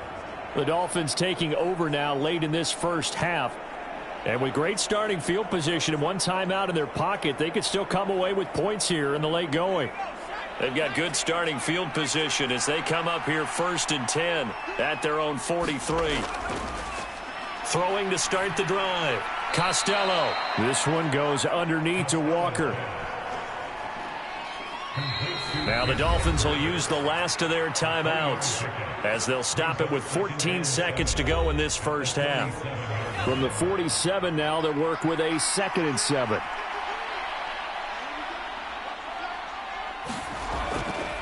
Running left is Walker. Just a gain of a yard in what all likelihood will be the final play of the first half. So we've reached halftime here, and it's the visiting Dolphins taking a lead to the locker room. As we'll send you eastward to Orlando. Standing by with that EA Sports halftime report now is Jonathan Coachman. Take it away, Coach. All right, Brandon, thanks very much. It's all down to this. Week 18 of the NFL regular season. Lots to be decided, so let's get right to it. We'll begin up at U.S. Bank Stadium in Minneapolis, and that's been a back-and-forth game, all tied in the second quarter. From there, we head over to the Pacific Northwest, check on the Seahawks at home in Seattle. And in that one, it's the visiting Giants who have the lead. 2 touchdown passes there for Anthony Richardson. Finally, let's get right to the center of the U.S. map and check in on the Chiefs at home in Kansas City. As you can see, the score there in the second quarter. Patrick Mahomes looking good. 2 touchdown passes.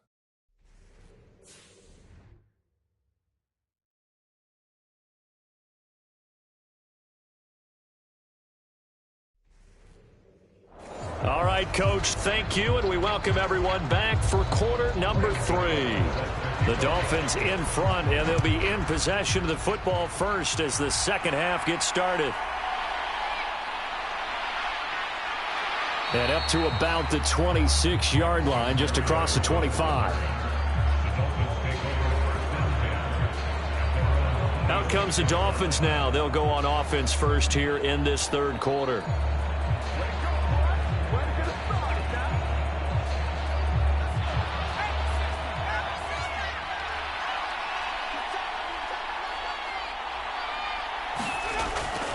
Third quarter begins with a run by Walker. And he'll get this up just shy of the 30. Well, from an offensive perspective, that was a tough run because he only picked up 3 yards. But let's flip it over to the defensive side. They now have the advantage. 3 3-yard gains, that means they're punting the ball likely on 4th down. That's what you're looking for when you're playing defense. They head to the line facing a 3rd and 7 following the incompletion on 2nd down. Operating from the gun, Costello. High throw, but the catch is made. And they will touch him down, but not before he gets the first. Give him 22 there on the 3rd down conversion.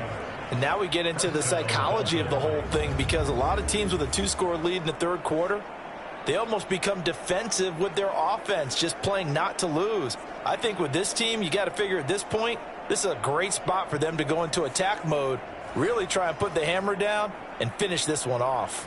So from Rams territory now, it's 1st and 10 at the 49-yard line. Looking to throw. Costello. That's caught. Waddle on the left side.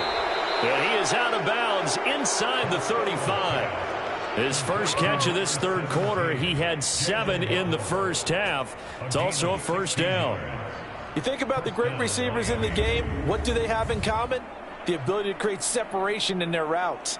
Whether it's a head fake, a sharp cut, selling a different route, the subtle bump, it's a tough skill to teach. And this is well done here to get open and pick up the 1st down. From the 34 now, here's 1st and 10. Back to throw. Costello. Another catch there for Waddle. And he'll be marked down at the 26 with a gain of 7.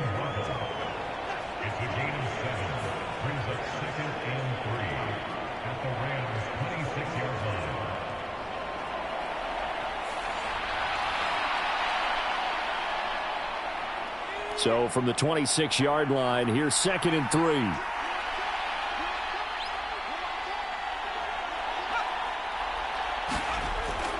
That's a jet sweep into the hands of Metcalf. And a hard-working run here as he's got it inside the 20, down to the 17. A 10-yard pickup, and it's enough for a Dolphins 1st down. I think the reason that this play is so successful is not just the blocking at the point of attack, but how about the speed at which he takes the handoff? He's in motion already, so he's not coming from a flat start like a running back often is. He's at a full run by the time he gets the football. So from the 17 now, here's a 1st and 10. Looking to throw. Costello. That's going to be caught by Waddle. So give him 5 yards there on the pitch and catch, and that will bring up 2nd down.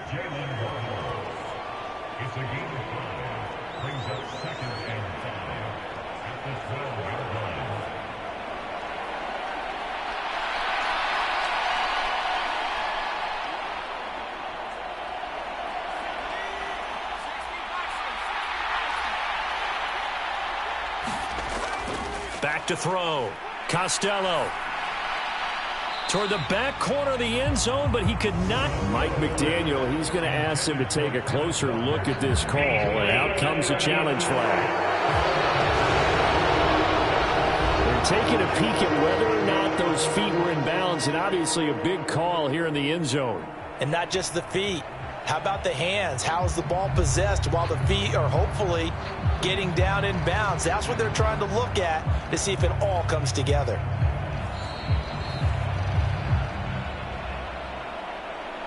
So that challenge not successful there, and that's going to cost him the first of his timeouts. From the gun on 3rd down. Costello. And that's going to be incomplete. The contact there enough to jar that ball free, and it brings up 4th down. The kick by Carlson is good, and they will open things up a bit more. It's 24-7.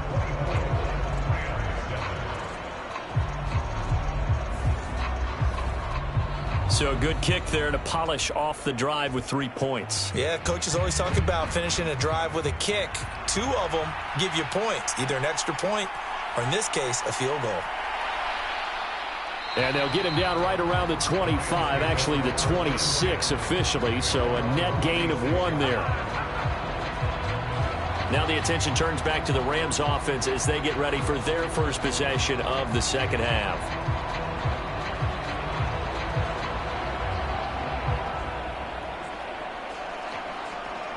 Stafford and the Rams come up 1st and 10. At their own 26. They'll come out throwing here to start the drive. And he's got this to Jefferson. And they work this well upfield across the 45. Great way to start the drive. 20 big ones and a first down. An ex-teammate used to tell me all the time, I hate experienced quarterbacks because no matter what, you really can't hide what you're doing. And I think that right there, he knew right away where the blitz was coming from, where his primary guy was going to be, and he ended up going to a secondary target for a nice game. I was just going to ask you, that wasn't the primary target. He's so good at that, isn't he? I think he knew right away that he wasn't going to get to his primary guy. I think he read that as soon as he got to the line of scrimmage, knew where the pressure was going to come from, and said, I know how to beat that, and that's what he did. 2nd and 10.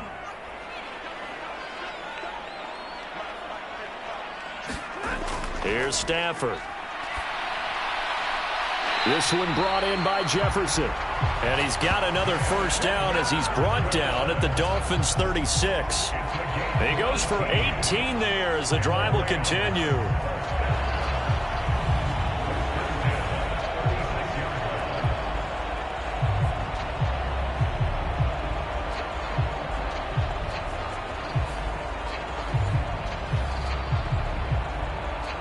So now 1st and 10 as they've crossed into Miami territory at the 36. On the handoff, this is Swift. Fighting his way down to about the 35-yard line. From the 35, here's 2nd and 9. Back to throw, Stafford. Got his man complete over the middle. It's Shepard. And he's going to get 7 out of this before being taken down at the 27.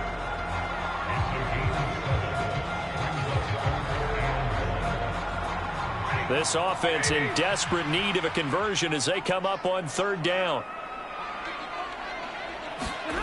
Stafford. That to the right sideline, and it falls incomplete. This defense is continuing to contest every deep ball that is thrown downfield. And, look, it doesn't matter whether you're playing man or zone. Eventually, that becomes man-on-man, and you've got to trust yourself and go up at that moment of truth and make a play on the football. And it's incomplete. They cannot convert, and they turn it over. No luck for the Rams as they fail here on 4th down. And the Dolphins' defense is able to hold. Well, they were looking for a clutch play there on 4th, unable to come up with it. How about that defense, though, huh? How about that D? Yeah, momentum swing. And, you know, I remember playing how much 4th downs were emphasized, you know, because, as you said, it's a momentum play. It's also a big test for you. You know, if people are going to go for it on 4th down, they believe you're not up to the challenge. You want to show them differently.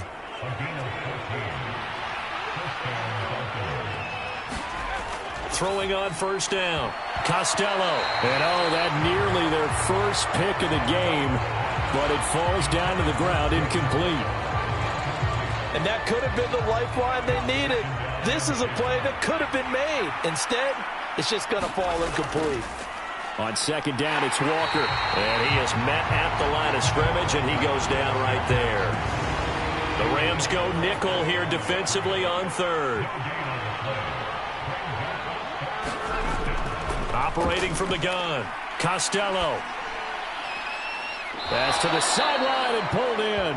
And this is going to be another first down as the tackle's going to be made at the Rams' 36. Last play they got stuffed at the line. Different story here, over 20 yards.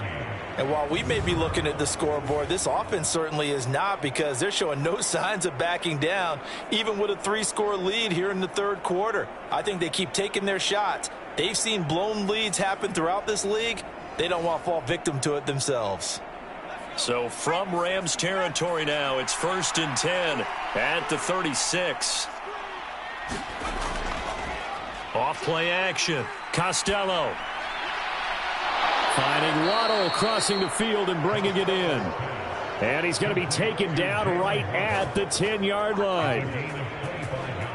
Well, partners, a pretty easy explanation for his success in this one.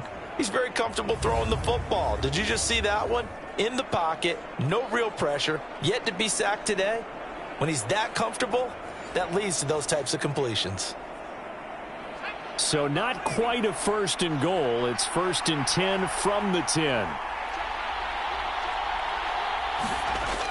Operating from the gun, Costello. Dancing to his left. And he will take it in for a Dolphins touchdown. A 10-yard touchdown run as his guys have opened up a very comfortable lead. I'm pretty sure that was a passing play, but he took off pretty quickly and ran with it. Love his decisiveness on it because you're exactly right. He was supposed to go back in the pocket and survey the field and throw the football. But when that hole opened, he just said, forget it, let's go. And boy, did that work out well.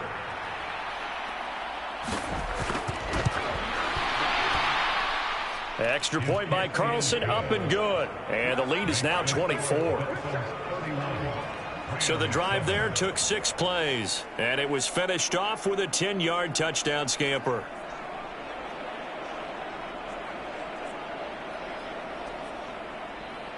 Set now to kick this one away, and off it goes.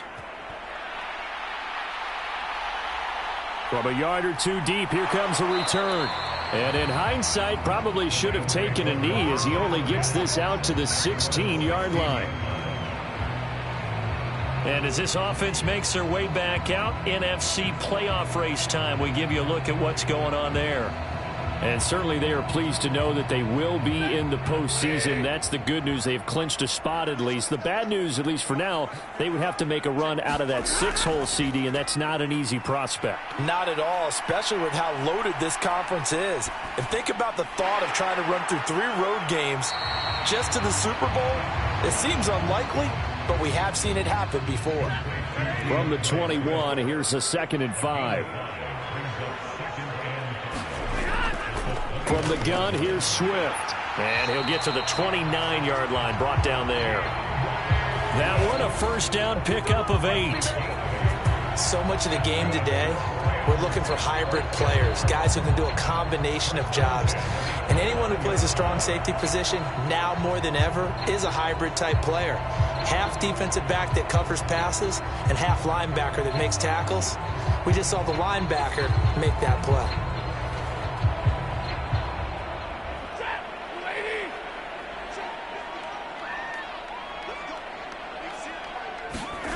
On first down, Stafford here. He's got his target. It's the tight end, Tyler Higbee. And able to get this one across the 45 before he's brought down. 16 yards is the pickup there and a first down for L.A. And that was good protection there. No, that was great protection there because it allowed him to lock in on his receiver. Although I think he was looking for his tight end on the corner route all the way. Nice connection there for a really nice gain.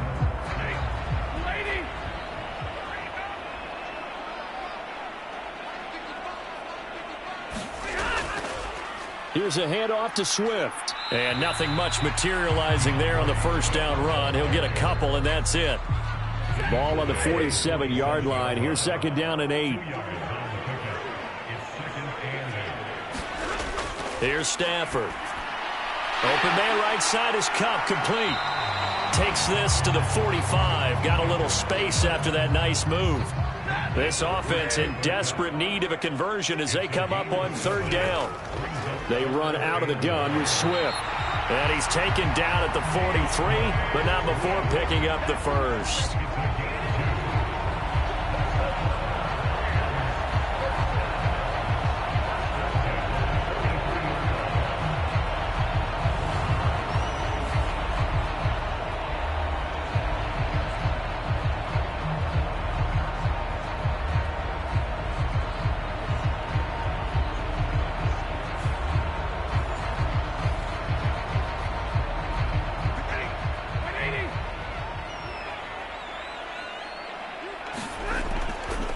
Off of play action, here's Stafford. Open man, he's got Jefferson across the formation. And he's going to get this one down to the edge of the red zone. Call that a very strong gain of 24. Oh, I like that play call there. After a run for good yards, you get a defense thinking they'll go back to the well. So that's a great time to call play action and give your receivers a little extra edge. And they complete the pass there for another first down.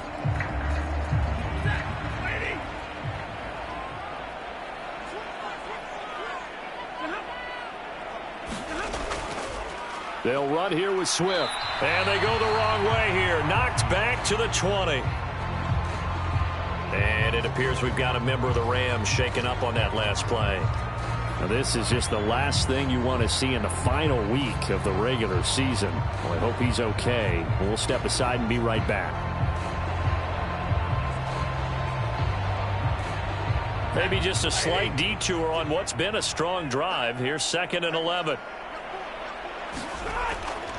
They'll stay on the ground with Swift. And that play going absolutely nowhere as he's belted before he could get out of the backfield.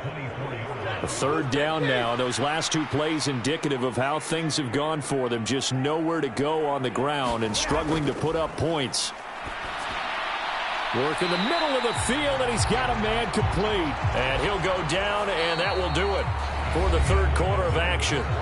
1 quarter remains here as the regular season starts to wind down. You are watching the NFL on EA Sports.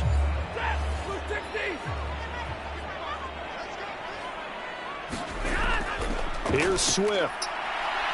And they'll be driven back here, losing yardage to the 9. It's a loss of a yard there, and it's 2nd down. This linebacking core, they've done a good job of keeping that running game in check, haven't they? They certainly have, and what they'll also do when this game is over is thank the guys up front, the big defensive line, because they've kept them clean, so to speak, not letting blockers get to them, allowing them to run to the football and keep that running game bottled up.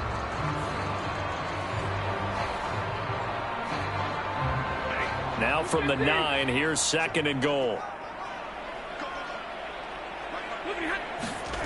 Stafford now to throw. And this is caught. He's got it. Touchdown, L.A. Sterling Shepard. A 9-yard touchdown grab. And the Rams are able to cut into that deficit.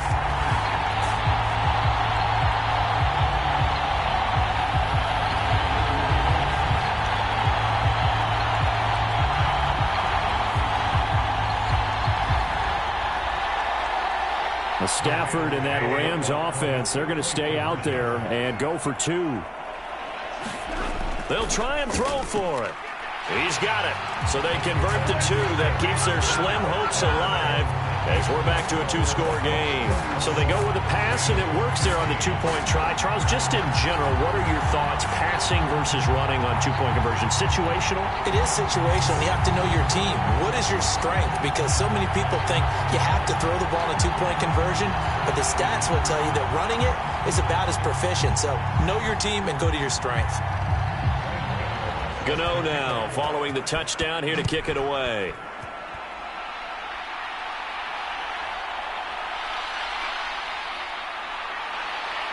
And a good return as he'll be stopped just shy of the 30-yard line. Get a look at DK Metcalf as this offense returns to the field. He's been a load for them to handle defensively, I know that much. Well, look at him. He's got 7 catches on the game, and he's starting to shred them a little bit because not only is he catching them, he's picking up good yardage, keeping the chains moving, ball control, you name it. This big guy, what did you say? He's been a load for them to handle? That's right. Agreed. 7 catches, as you said, over 100 yards. And they nearly get this all the way to midfield. Mark him down at the 49. An ideal beginning of the drive there as they'll get 20 and a first down. Well, it may seem a little unorthodox to some people. Got the lead, 4th quarter, yet he's still firing away. I think he believes that's the best way to go ahead and win the game. Yeah, a lot of coaches say, let's just run the football, be conservative. He's sticking to his game plan. No, that is his game, and that's what they're going to ride. So 1 play, and they're already just shy of midfield. Looking to throw. Costello. This one into the hands of Metcalf. And they'll get him down as he's inside the 40. The Dolphin passing game rolling here. They've got another first down. Partner, I like that they're staying aggressive on offense because to me, this drive is what is known as a put-away drive. You score here, that might put this one to bed. I like the fact that they're playing with confidence and not playing with fear. Now a throw here going to be taken in by the tight end, Njoku. So just 3 yards on the completion there, and it'll be second down.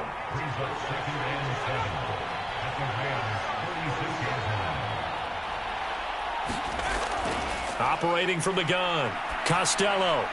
And Walker has it. And down right around the 32-yard line, 4 yards on the pickup. The Dolphins on third down. They've been very good, 5 for 7 thus far. This time it's 3rd and 3. Setting up the screen here. This is Walker. And he'll be taken down, but he does have first down yardage. Give him 7 yards on the play as they do pick up the third down conversion. And that's a gutsy call there on 3rd and short because that's a play that's got a good chance of being blown up in the backfield for a big loss of yardage. But nice job out wide to gather in that screen pass, use his blockers well, and pick up the first down.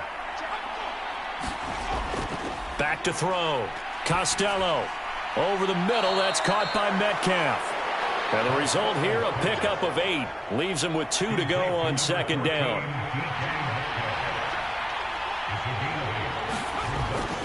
Looking to throw. Costello. Open man is Waddle, complete. And the Dolphins are going to be set up with a 1st and goal here as the tackle made at the 9.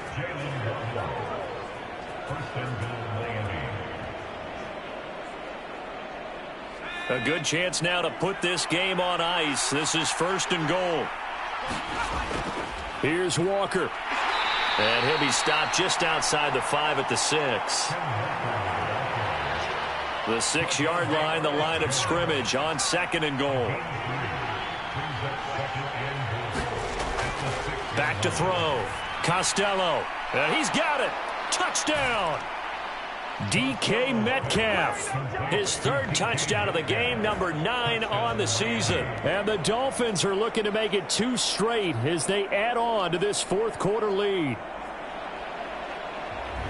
He has really settled in throwing the football, and that touchdown here in the 4th quarter gives him a pretty comfortable cushion. He may be a rookie, but he's playing like 4th quarter, and the QBing is easy. How about this guy? Youngster, not worried about anything, just cutting it loose and having fun. Extra point by Carlson, up and good. And that pushes the lead up to 23. The kickoff team on the field now as they will send this one away. And he won't return this one. He'll go down to a knee, and they'll start at the 25. The offense for Los Angeles returns to the field. And they'll just simply be looking to build off the confidence of the last time out where they scored a touchdown. And confidence is powerful, isn't it? When you scored once, you feel like you can go back out there and get it done again. Doesn't matter what the defense throws at them. They feel like they're in a groove right now, and they want to get out there and show it. Yeah, hoping to stay in that groove here this go-around. And he's upended at the 33 following a good pickup of 8. Here's a 2nd and 2 now from the 33. Looking to throw. Stafford. They'll try and set up the screen to Swift. And he's able to take this one up to the 35-yard line. 2 yards, good enough for a first.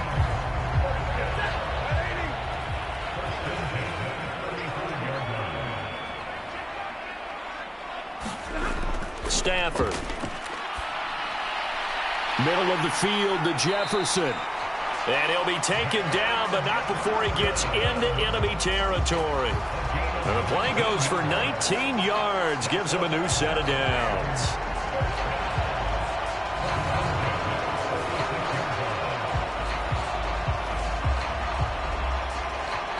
So now 1st and 10 as they've crossed into Miami territory at the 46. Stafford with a play fake to Swift, and he'll set to throw. That'll be caught. It's Kupp. And they'll wind up getting this one all the way down inside the 20. That one nearly 30 yards, 29 officially.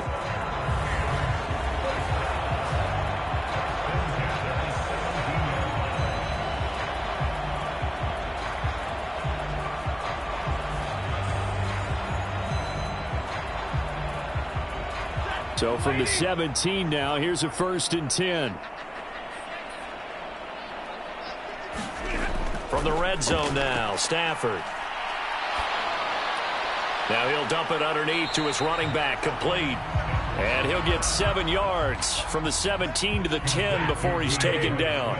Facing a 2nd and 3, ball on the 10. To the air again, Stafford. And he will find his man on the outside. And the Rams are going to have a 1st and goal as the tackle is made at about the 5.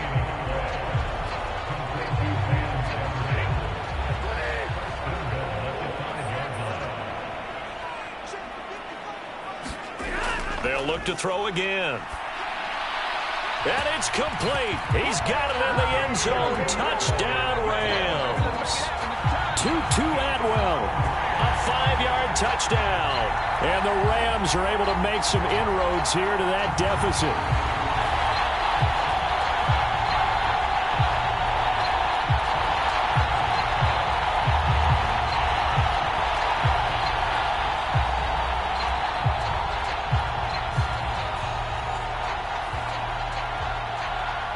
Stafford and that Rams offense, they're going to stay out there and go for 2.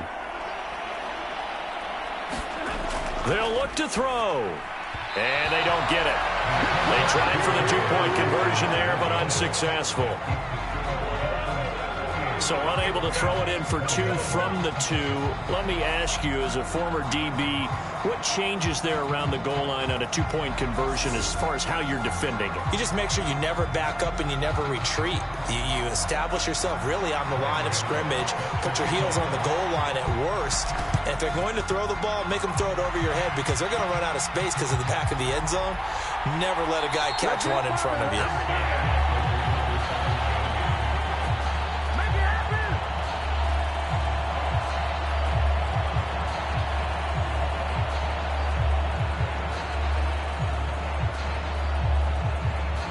Get a look at DK Metcalf as this offense returns to the field. Previous series, definitely a focal point. 3 catches, the touchdown grab.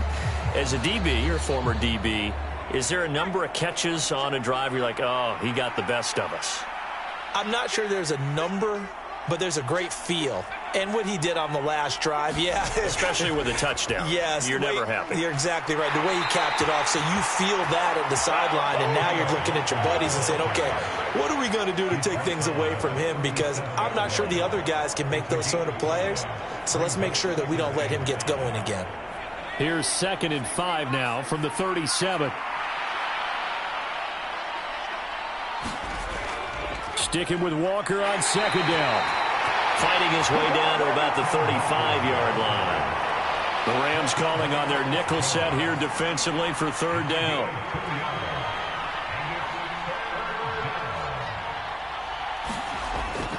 Back to throw. Costello. Under pressure, and he will go down. Sacked back at the 38. It'll be a sack and a loss of 3, but more importantly, it brings up 4th down. And I guess, partner, you call that a covered sack. Oh, without a doubt, because where did he have to go with the football? I know everybody wants to get on him about, hey, get rid of the football. You had too much time in the pocket. But he's scanning the field, nowhere to go, and that allowed the pressure to ultimately get to him.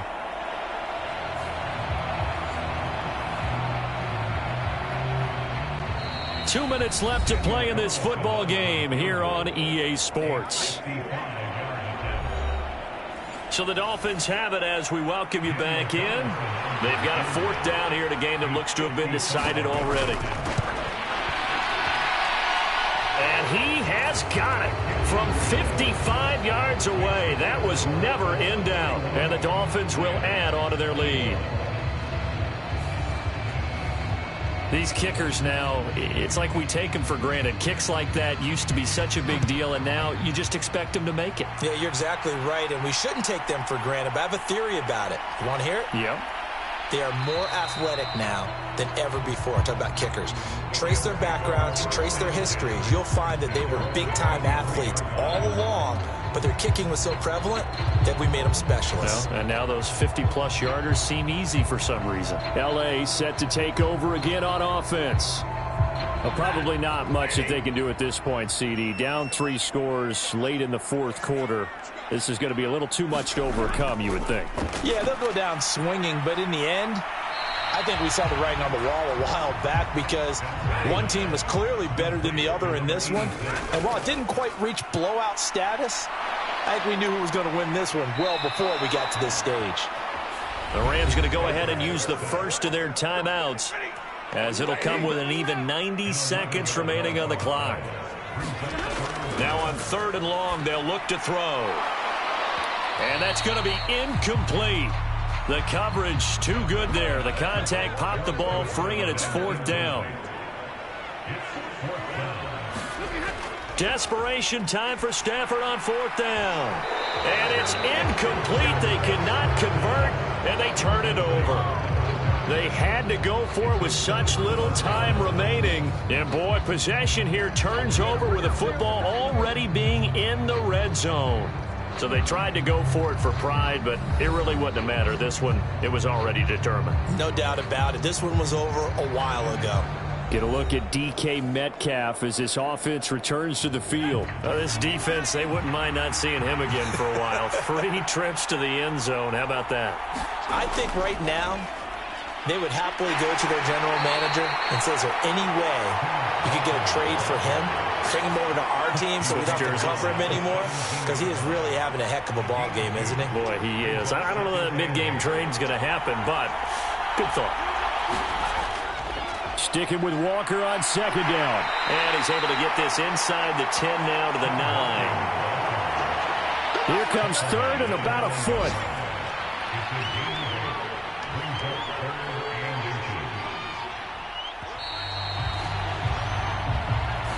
So a victory here for the Miami Dolphins. And we talked so much about the turnover battle determining who wins and who loses. This game, no exception. They didn't turn the ball over at all, and they go on to victory. They look like a smooth operation in this one, didn't they? Because you look at every facet of the game, they handled their business.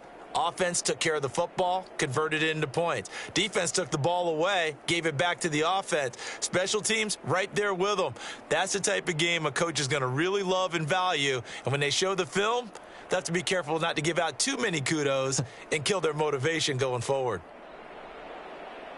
So for Miami, they get yet another victory to finish the year at 14-3 overall. And now they'll have the week off as they get set to go after a Super Bowl title. Meanwhile, for the Rams, it could be a potentially devastating loss as they finish with a mark of 9-8. But they've got better days in their future. Of that, you can be sure. So for Charles Davis and our entire crew, I'm Brandon Gaudin. Next game, guess what? Charles and I will be here again. It's the NFL on EA Sports.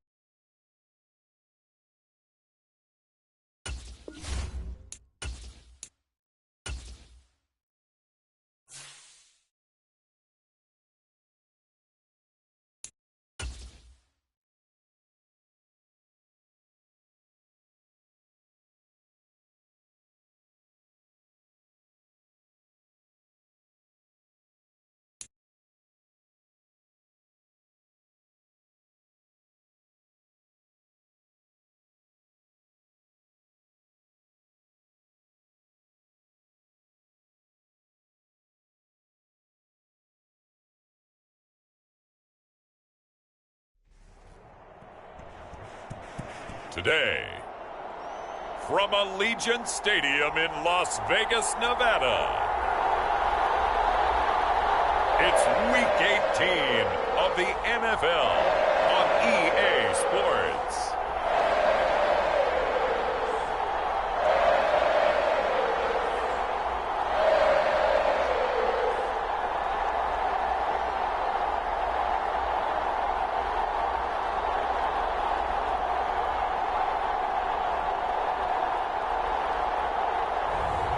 It's the Las Vegas Raiders taking on the LA Chargers.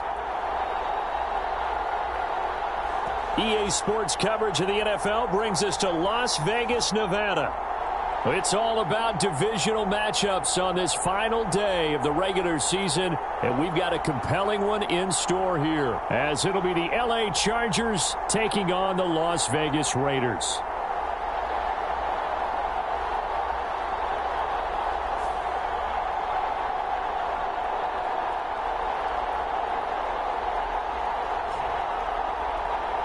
With Charles Davis, as always, I'm Brandon Gaudin. Charles, you talk about storylines in this one. I think it begins and ends with our two quarterbacks, certainly two of the best in the business. And nowadays,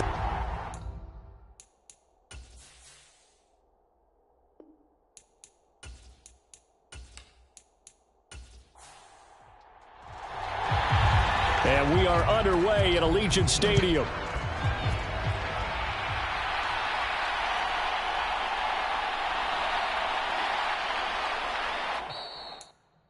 And able to take it past the 25 and up to the 28-yard line. So here comes the Raider offense now onto the field. They'll be led out by the #1 overall pick back in 2020 from LSU. It's Joe Burrow. And there was a positive in last week's loss. No interceptions thrown by him. But he only threw one touchdown pass, and you know he wants that to improve. He might even consider that as part of the reason that they couldn't take the win last time out. I believe we'll see a more aggressive version of him this week whenever they're nearing the end zone. He finds his man complete. That's Jacobs. This is 2nd and 8.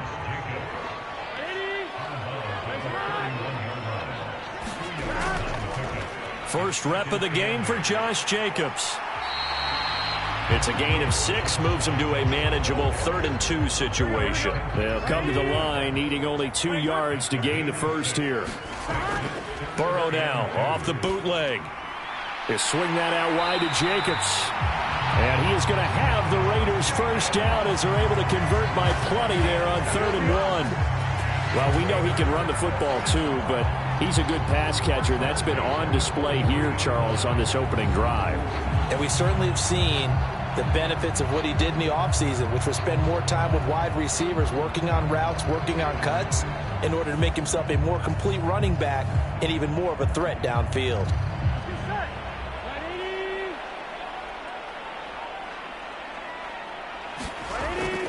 Here's Jacobs on 1st and 10. And this carry not as productive. He's swallowed up at the line of scrimmage. Now it's 2nd and 10.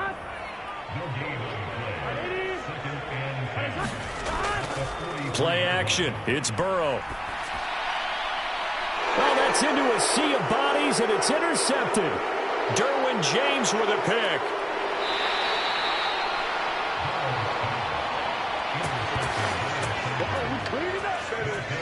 Not something you see very often from a quarterback of his caliber, an opening drive interception. Oh, there's no doubt in my mind that even he's surprised at how that one played out.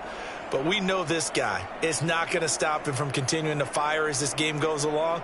Probably give a little nod of respect across the field for that one and let him know he'll be back the very next series. So excellent starting field position here for the Chargers.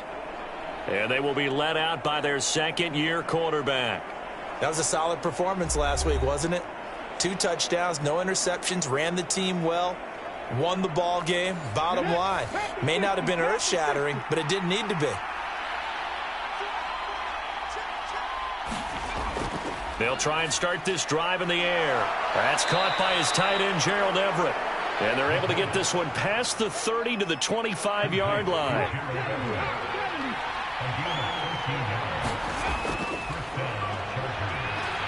They'll get this down to the 21, just on the edge of the red zone. Here's 2nd and 7.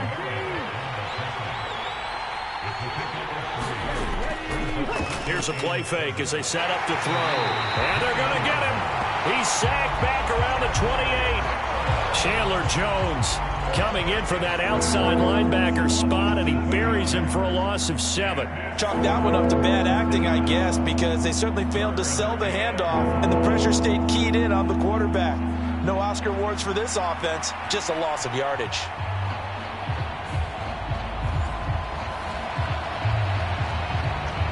Third down and 13.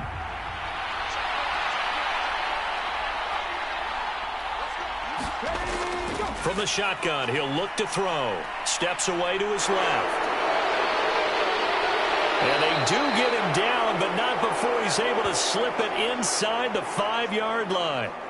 Now we get a stoppage because a member of the Raiders shaken up on that one. And this is certainly not what you want to see in the final week of the year. We'll be back.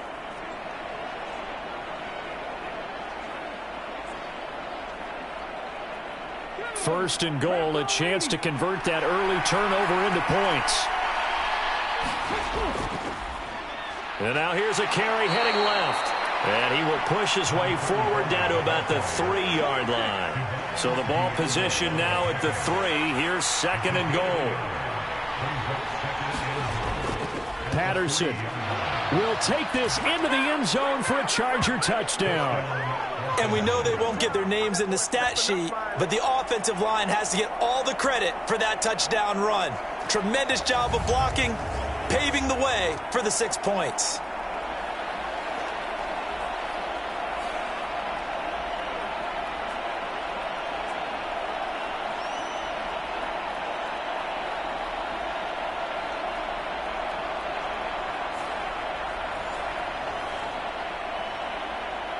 Kaimi Fairbairn on for the extra point.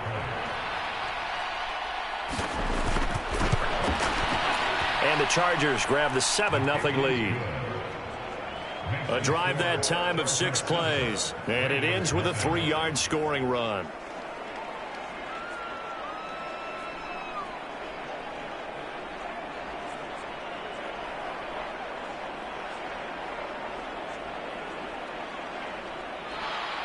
After the touchdown, Cook now to kick this one away. Well, the returner, Trey Tucker, going to bring this one out. And a nice return sets him up pretty good here right at the 30-yard line.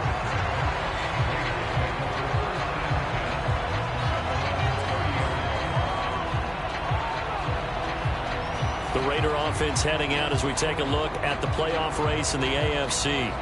Well, here we sit, Week 17, just one more week in the regular season after this one. So if you're one of these teams trying to make a move and improve your spot or jump in from the outside, Charles, you better make that move now. And these final games are often a good barometer for all those teams fighting for position or a wild card spot. They have to be able to get the job done these last 2 weeks before things get even tougher when the playoffs officially begin. You talk about the defense for these Chargers. We know they're going to be tough to throw on. Top 3 in the NFL defending the pass. And this is where we talk game inside the game.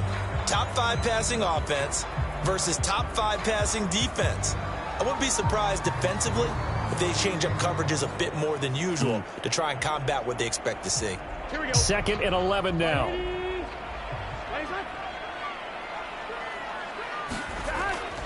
Now a give to Jacobs running right. And he'll take this to the 32, a gain of about 3. They'll see about converting this 3rd and 8. Here's Burrow. Oh, and his early struggles continue. Here's another one intercepted. Picked off by Jair Alexander. Well, they're certainly not giving much help to their defense, are they? Because for the second time now, that D has had to run back out on the field early after an interception. And remember, on the last drive, the opposing side took it in for 6 after that interception. The Chargers get set to go here for their second drive. They'll start in excellent field position following the INT. Good starting field position for them as they come up 1st and 10 at their own 43. He'll look to throw. A little short pass. This is Everett. And he's going to get a solid gain of 9 before being brought down. 2nd and right at a yard. Counting down toward the midway point in quarter 1. Well, they'll run it here on the jet sweep. 9 yards to pick up there, and it's a 1st down. Well, we've seen running backs in today's NFL get involved in the passing game. Maybe it's about time more receivers like that get involved in the running game. And that is something we are seeing more and more in this league, no question about it. That wasn't the biggest of gains, but it was enough to get them a 1st down. And it continues to test the defense. They have to think on every play about who might end up with the ball. They'll run on 1st down. It's Porter. Here's 2nd and 10.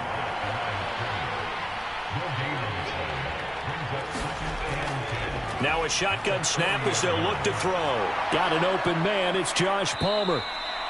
And able to break one tackle, but then quickly brought down. But a nice little gain. 3rd down and 1. Now a handoff up the middle.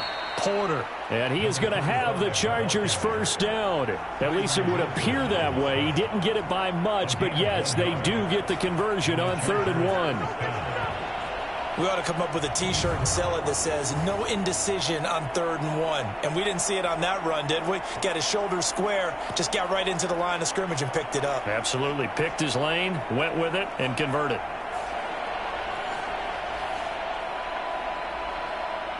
So 1st and 10 now from the 30. In motion left goes a tight end. Right back to him on 1st down. This will be stopped about 2 yards shy of the marker. 8-yard gain, 2nd and 2.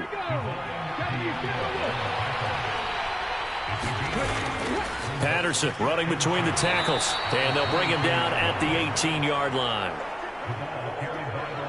So from inside the 20, here's 1st and 10 at the 18. Now they'll switch it up here and look to throw. Throwing into traffic there, and that's complete. And he's brought down just outside of the 10 at the 11. That's good. The completion there for 7 yards, and it's 2nd down.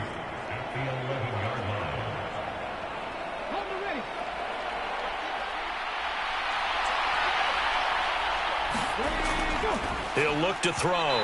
And his throw here is going to be incomplete. So the incomplete pass on the last play, and that leads us to a 3rd and 3.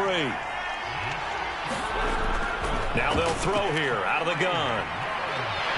And they're going to get him. They bring him down to the sack back at the 16-yard line. Tyree Wilson. He's the culprit, causes a loss of 5, and it brings up 4th down. We're talking about how teams are so competitively matched, and you just want to make those plays that give you an advantage. How about right here? The difference between letting them score a touchdown versus holding them to a field goal, that's absolutely huge with the play he just made. And you know he hated taking the loss there on 3rd down. Now Kaimi Fairbairn for the field goal try. A 33-yarder from the left hash. The kick by Fairbairn is good, and that will extend their lead even further.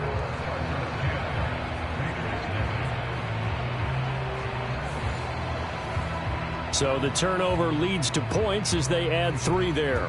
Yeah, what a sequence there, and a nice one for them. They forced the interception, put together a little drive, and then come away with 3 points. Nothing to it, partner. Just do it. And ultimately, he stopped right where he would have been if he had simply gone down to a knee at the 25. Here's Las Vegas ready to take the field. And it's been a miserable start for them offensively. Obviously, 2 drives, 2 interceptions. And this is where you have to know your quarterback and know how you actually have to reach him. Do you do it with a little bit of humor? Maybe you break the ice a little bit like, hey, didn't we practice in that color jersey all week, not the one that you're throwing it to? Or maybe you have to be stern with him. But whatever it's going to take to get the message, it has to be done. He's putting the game in jeopardy.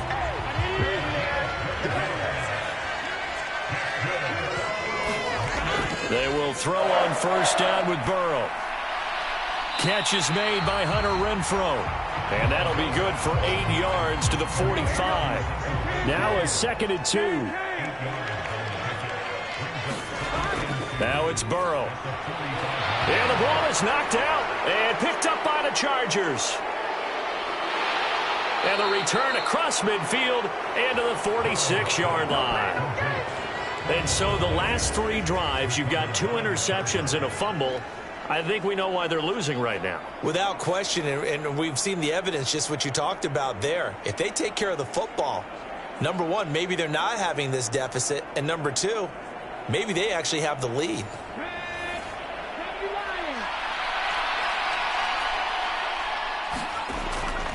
They'll come out throwing here on 1st down. And he'll get it down on the play to the 37.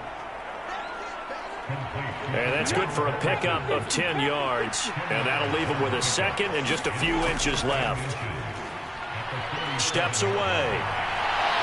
And he will slide to a stop. He does have the 1st down. 10-0 the score after 1 on EA Sports. Charger football to start quarter number 2. Back-to-back good plays have them on the move on 1st down. Out of the gun, they'll look to throw. This is caught by Williams. So the completion good for just 3. And that'll bring up 2nd down.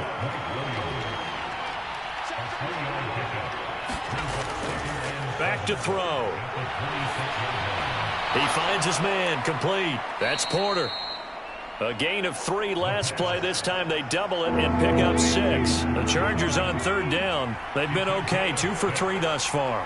They need just a yard here. It's 3rd and 1. And he will slide to a stop. He does have the 1st down. The drive stays alive. A 3rd down gain of 8.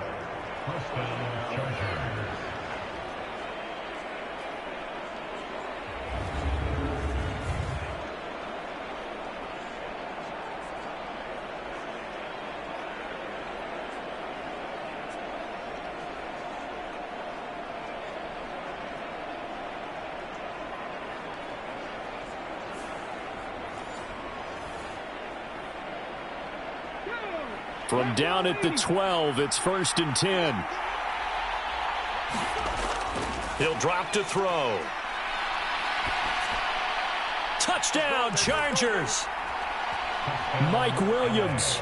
His 3rd touchdown now on the year. And his guys now an extra point away from taking a 3-score lead. The defense is doing their best, but they're struggling right now. They'll look for some help from their own offense to keep them in the game.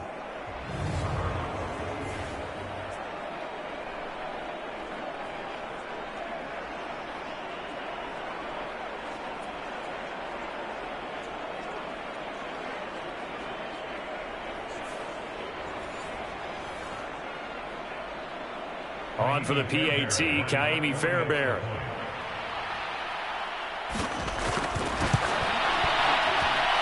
He's got it, and it's 17-0. That time, a 6-play drive. And in the end, it was Mike Williams who capped the drive with a touchdown reception.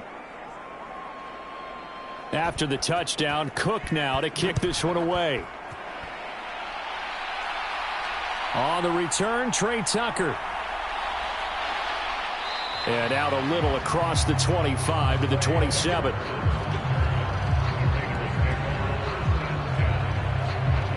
The Vegas offense ready for their next possession. They're sort of seeing themselves spiral out of control. Let's see if they can get things back on track. And this is where the coach is walking that line of being calm and really being firm with his team. I had one tell me once, when we were having a tough patch, this too shall pass, this too shall pass, and it finally kept having a rough patch. He said, but you got to do something to make it pass, and that's what they have to do. They've got to get some control back, get themselves reasserted, and calm things down. See if they can get calm and reassert themselves here. Now it's Burrow. Open man is Myers. And he's taken down, but able to slip across the 35. Line of scrimmage, the 37 on 1st and 10.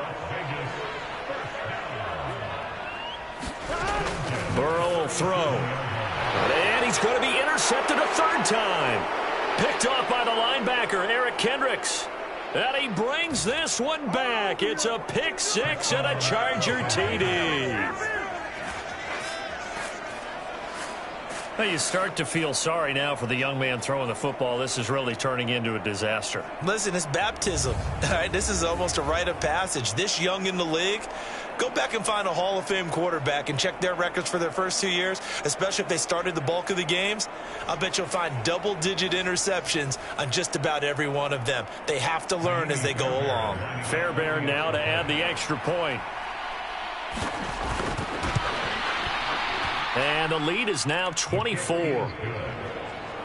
So the defense creating some points, not only getting the interception, but then returning it to the end zone for the pick six. So they'll get another shot on offense following that pick six. And now the kick is away.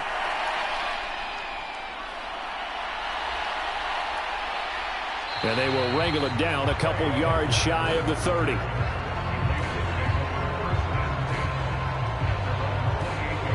And as this offense makes their way back out, it's AFC playoff race time as we give you a look. Well, CD, you kind of feel like they're in a bit of a danger zone right here because now you're down 3 scores, and I know we're in the first half, but the way this offense hasn't been able to generate anything, you feel like they probably need to get something going on this drive, right? Yeah, and sometimes I overuse it. This is an important possession. But I think this has to be the possession where they come up with an answer because only a few teams in league history have ever come back from a 4-score deficit. And if they don't score here, that's what they could be facing the next time they get the ball. Here's Burrow setting up to throw it. And he drops it incomplete. And their struggles continue here. Now they face a 3rd down and 4 after that incompletion on 2nd down. Now Burrow. He's got his target. That's complete. And he is going to have the Raiders first down by about 3 yards or so as they wind up getting 7 there on 3rd and 4.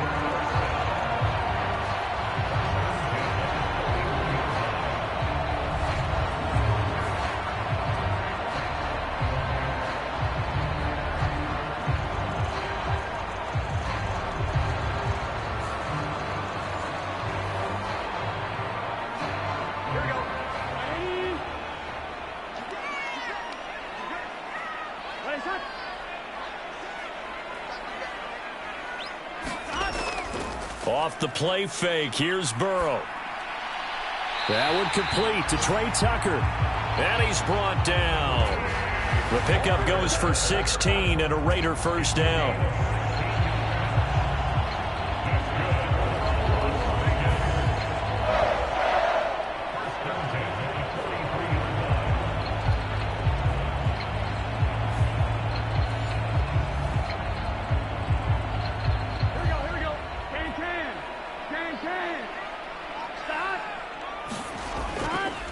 They'll run right here with Jacobs. And he'll take this ahead for about 4. 2nd down coming up. Here we go. Big 13. Big 13. They're passing here. Joe Burrow. He's got Hooper on the short connection. Only able to gain a couple there. And it's 3rd and 4 now.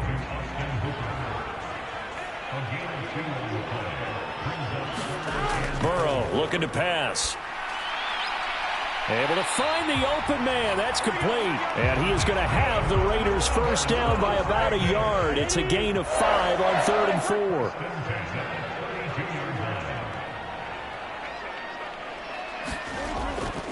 Back to the running game with Jacobs. And he gets stopped up at the 31 after a gain of maybe a yard. They work now on 2nd and 9. And they go play action now. Burrow. And he'll be out of bounds. That one goes for 30 yards. And that might be exactly what they needed to wake up this home crowd. They haven't given them much to cheer for so far, And never underestimate the effect the home crowd with you can have on a game.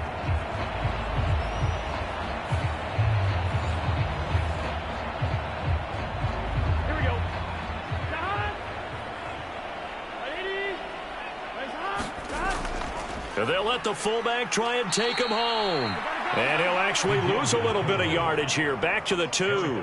That's going to go as a loss of 1 on first down. Well, sometimes you read a defense thinking pass rush and you see them all in those sprinter stances. You think you can give that quick hitter to the fullback and have it go for 7, 8, 9 yards, but not that time. They stuffed him before he could get back to the line of scrimmage. Back at the 2 now. Here's 2nd and goal.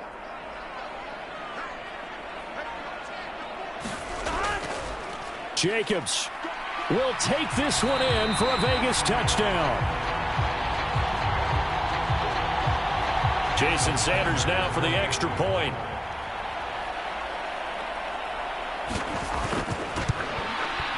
He's got it, and that makes our score 24-7. A pretty long drive that time. 11 plays all told. And it was capped off by a touchdown run from Josh Jacobs. Now after the touchdown, ready to kick it away is Sanders. Patterson going to bring this out of the end zone. And he had no room to run as he's tackled down inside the 20. Out is their quarterback with this offense to take over once more. He had the short touchdown pass on their previous drive, and they'll begin again here on 1st and 10.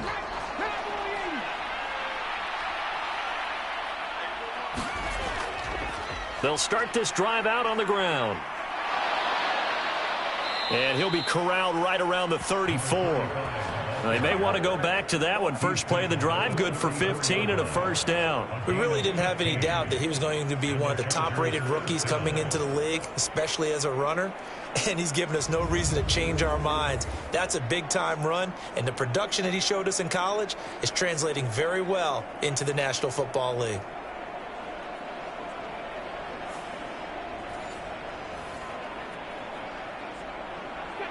From the 34 now, here's 1st and 10. They'll set up to throw. Got his man. It's Williams. And able to get this one across the 45 before he's brought down. First down, Los Angeles there with a pickup of 14 yards.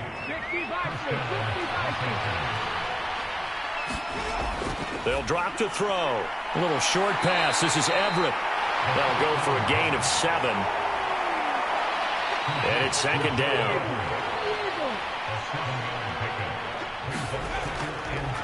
Now he'll try to run with this. And the reinforcements come in as they're going to stop him behind the line. It'll be a loss of a yard, and that's going to lead to a 3rd and 4 coming up. And that's what I'd like to see out of this defense, a little fire, a little toughness. It hasn't been the best first half for them, but they did do a nice job there forcing a loss on that play.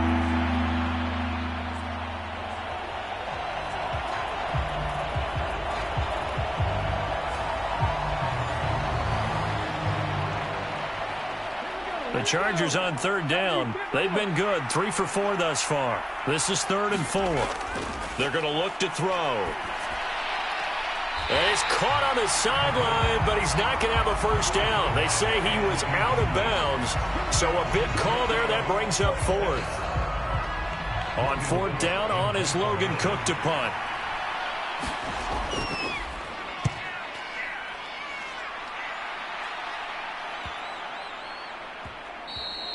And that one hits a little too close to the goal line, and it continues into the end zone for a touchback. Here's Las Vegas ready to take the field. A strong showing their last time out. They scored the touchdown, but, Charles, they look up, and they're still down double digits, so you feel like just to keep pace, this drive probably needs to end in the end zone as well. Yeah, and I think the best move for them is to not worry about how far they are down on the scoreboard, but to just remember the last drive and how it ended. Go ahead and try and repeat that. Then you can look at the scoreboard and see where this game is. The rush defense stout on first down. Here's 2nd and 10 from the 20. Burrow on play action. And his pass is intercepted for the 4th time today. Picked up by Jair Alexander. Well, CD, when you mentioned earlier about spreading the ball around in this game, I don't think you mentioned the guys in the other uniform. We have 4 interceptions here in the first half, and several different guys have picked him off. Yeah, instead of analyzing what's going wrong with him, throwing the football, while we look at the defense, they came in prepared, had an excellent game plan, well scouted, and they're taking it away at almost every turn. 19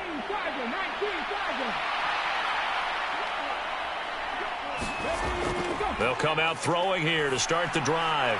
It's Williams on the catch. And they will get him down, but not before he gets very good yardage there, as that will lead us right into the 2-minute warning.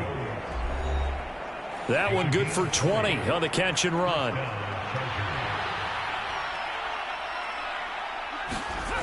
Back to throw now on 1st down. And he'll protect himself at the end here as he winds up getting pretty decent yardage. The improv on the scramble there gets him 6, and it'll be 2nd down.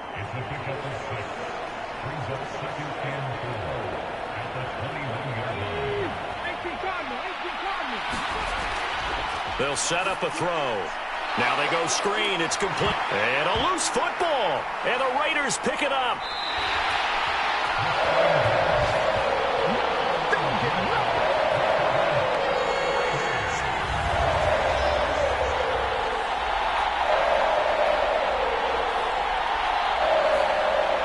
And now here come the Raiders. They'll take over deep in their own end after the fumble recovery as they start 1st and 10.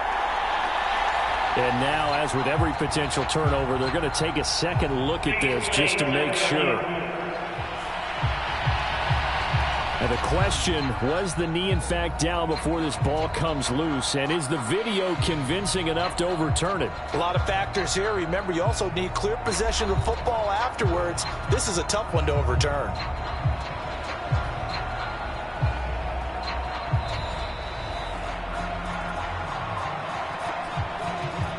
So that one overturned. They say the knee was down, and that will not be ruled a fumble. Oh, he shifts past him. And he's in for a Charger touchdown. A 13-yard touchdown run. And the Chargers are able to add on to their first half lead. Well, the defensive coverage was good, so good he just decided to make a play of his own, and it worked out. Yeah, you often wonder if they think to themselves, was the coverage too good to allow him to run the football? But I think you'd rather take your chances with him doing exactly that, and he beat him on that play all the way to the end zone.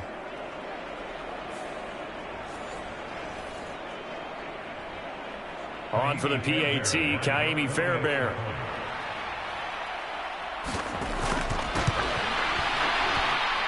And the lead is now 24.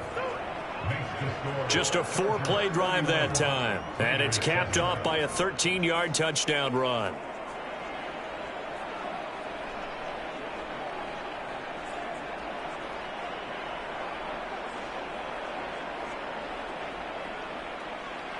After the touchdown, Cook now to kick this one away.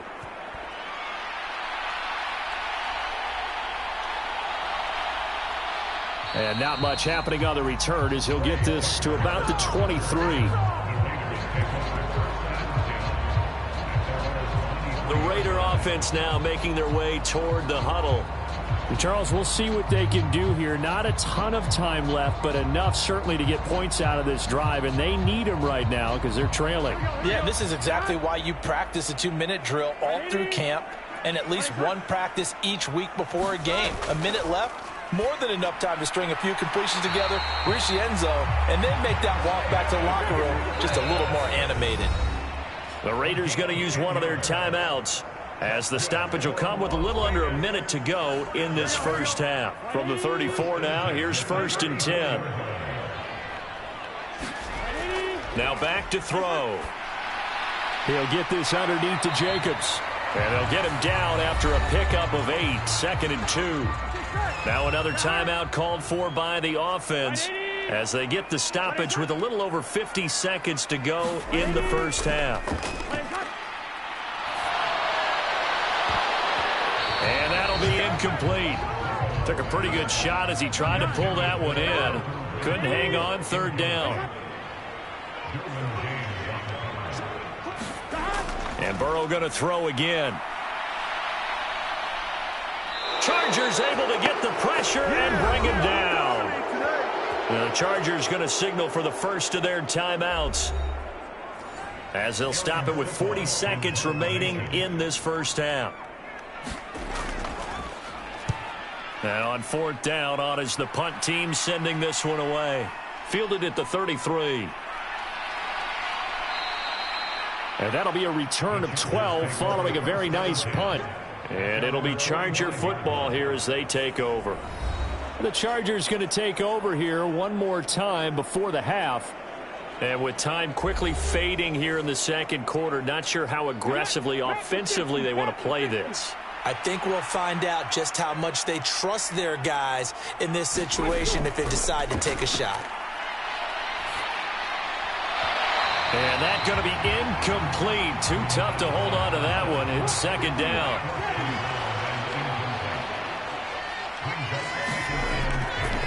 They'll look to throw here. And he comes back with one complete. Now the Chargers will use the second of their timeouts, as it comes with 22 seconds to go here in half number one. They'll come up now, 3rd and 3. They'll look to throw. Work in the middle of the field, and he's got a man complete. And he is going to have the Chargers first down. They needed 3. He doubled that. He got 6. They'll throw now on the final play. He finds his man complete. It's Porter. So we have reached halftime intermission with the visiting Chargers on top. As we send you to our EA studios in Orlando, here's Jonathan Coachman with our EA Sports Halftime Report. All right, Brandon, thanks very much. It's all down to this. Week 18 of the NFL regular season. Lots to be decided, so let's get right to it. We'll kick things off in the AFC West as we check on Kansas City hosting Denver. And it's the Chiefs who are out in front as they move towards halftime. Patrick Mahomes looking good. 2 touchdown passes. From there, we'll head down to the Big Easy. Check on the Saints at home at the Superdome. And they were victorious in that one over the visiting Atlanta Falcons. Dak Prescott leading the way in the victory with 3 touchdown passes. Lastly, let's head up to the Twin Cities to check in on the Vikings at home in Minneapolis. And that one's gone to the half with the visiting Bears on top. Lamar Jackson has a touchdown pass.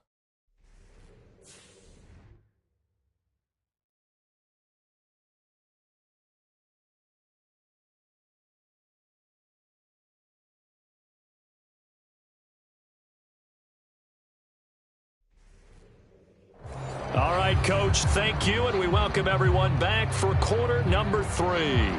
So the Chargers will start the second half with the lead and the football as we're underway in the third quarter.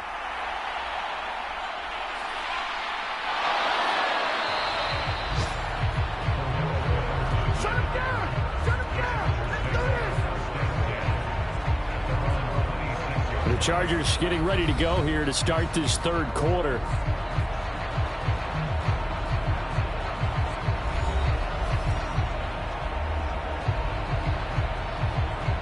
They show run with 3 tight ends here on first down. They'll start this drive out on the ground. A nice little juke. And they're able to get this one across the 35. Right off the bat, it's a first down to start the drive, 12 yards. We don't talk about it very often, but sometimes there's a dip in intensity when you start the second half, which can manifest itself in some sloppy tackling. And how about right there? He ran right through that weak tackle attempt.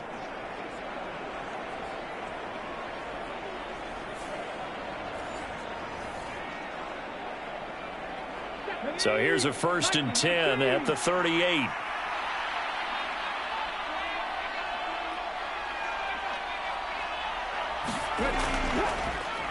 They'll keep it on the ground. Porter to about the 40-yard line. Well, they always talk about playing great team defense, and that was an excellent example right there. Everyone on assignment, no one in the wrong spot, everyone filling their gaps. Here's 2nd and 8. That's going to be caught. It's Palmer. And out of bounds on the other side of midfield at the 45. Just his 2nd catch of the game so far. This one moves the chains.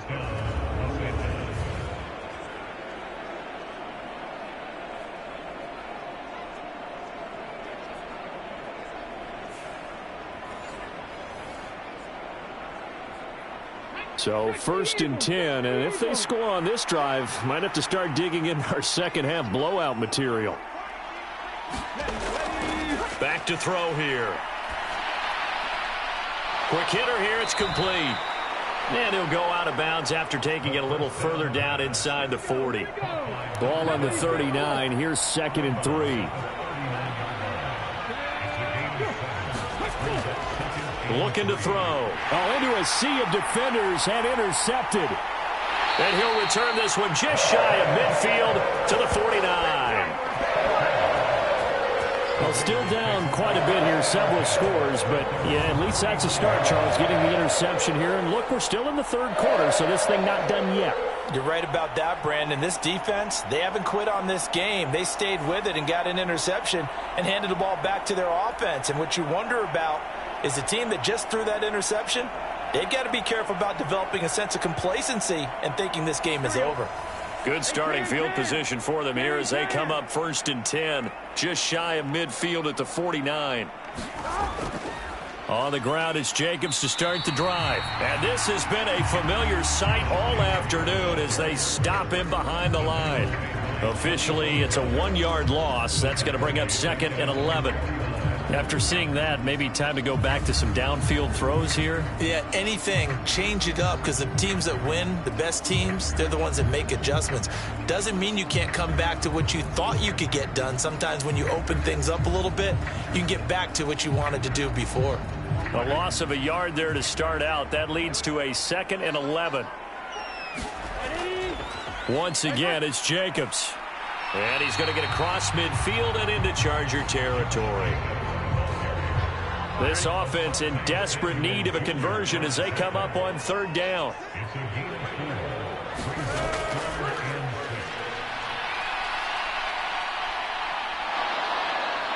And the Chargers rush is going to get there. Down he goes. Kenny Clark coming in to drop him for a loss of 8, and it also brings up 4th. I think we've seen this before. Someone's down 3 scores. That situation there, it's just going to add to their growing frustrations, don't you think? Yeah, a bad number 3 right now. 3-score game, 3rd quarter, 3 and out, not what they wanted. And you can tell on the sideline, those faces are getting a little bit longer as this one goes. Here's the Raiders punter now as he's on to kick it away.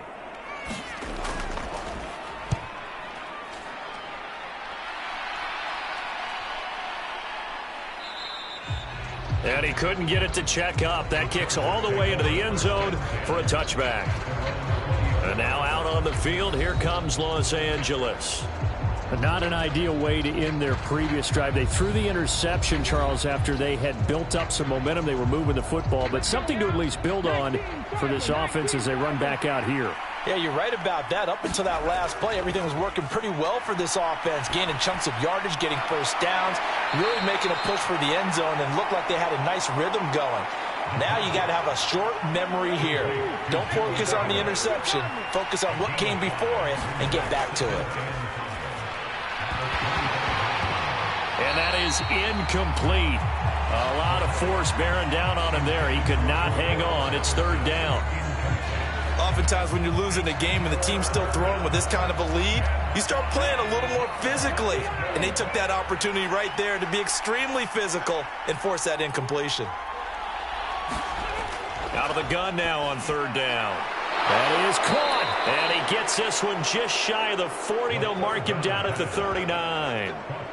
Well, they go with a slant that time, 15 yards and a 1st down. And Brandon, from our time in college football, where receivers weren't running the traditional NFL route tree, One thing they did learn, find open areas, find soft spots, and set up and catch the ball. And I think we just saw that there. Yeah, we saw that indeed, picking up the first. So from the 39 now, they'll come up on a 1st and 10. Again, he'll drop to throw. A leap, and he's got it. He got it. And all the way in for a Charger touchdown. Mike Williams with his 2nd touchdown of the afternoon. And the Chargers have opened the lead up to 30. I know Paul Revere talked about by land or by sea, right? You know, 1 by land, 2 by sea. He didn't mention air because right now we're seeing a big-time performance, aren't we? That's 2 touchdowns so far in this game. Where'd you pull that one from? And, you know, every now and then I actually listened in history class. And you're just a scholar all the way around. You're reading all the time. I like that you fit that into the broadcast. You know, I just grab a nugget when I can. Fairbairn good with the extra point, and the lead grows even larger here in the 3rd quarter.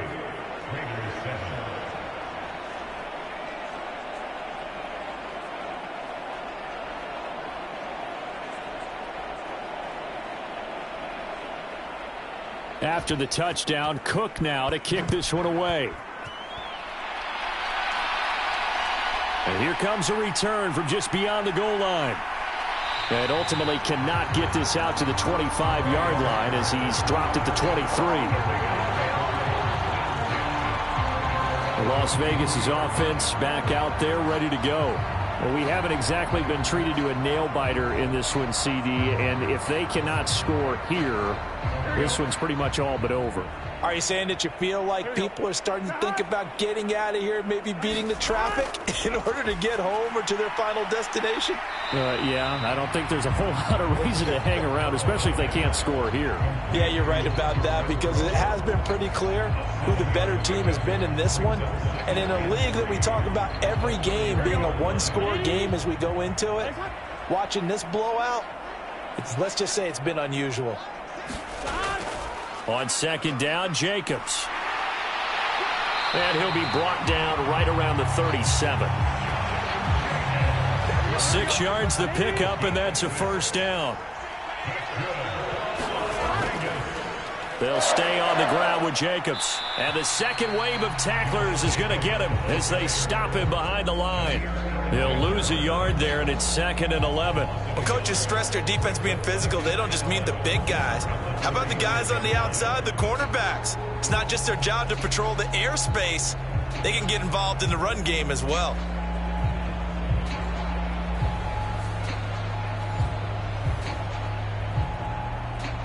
So after the loss of a yard, they'll look to push forward here on 2nd down and 11. Here's Burrow. Able to find Willis. And he slips up past the 45 before being tackled. 12 yards there as they keep this drive rolling. It's another 1st down. Well, still in the 3rd quarter here. Now, you look at the scoreboard, that deficit probably a little too much to overcome. But completions like that may be something to build on for future weeks. Yeah, it's all about ending things on a strong note here, isn't it? Because my mindset is it's a new ball game from here to the end. Make sure it's a good one. Now Burrow loses the football. Oh, and one of the linemen on the other side has got it.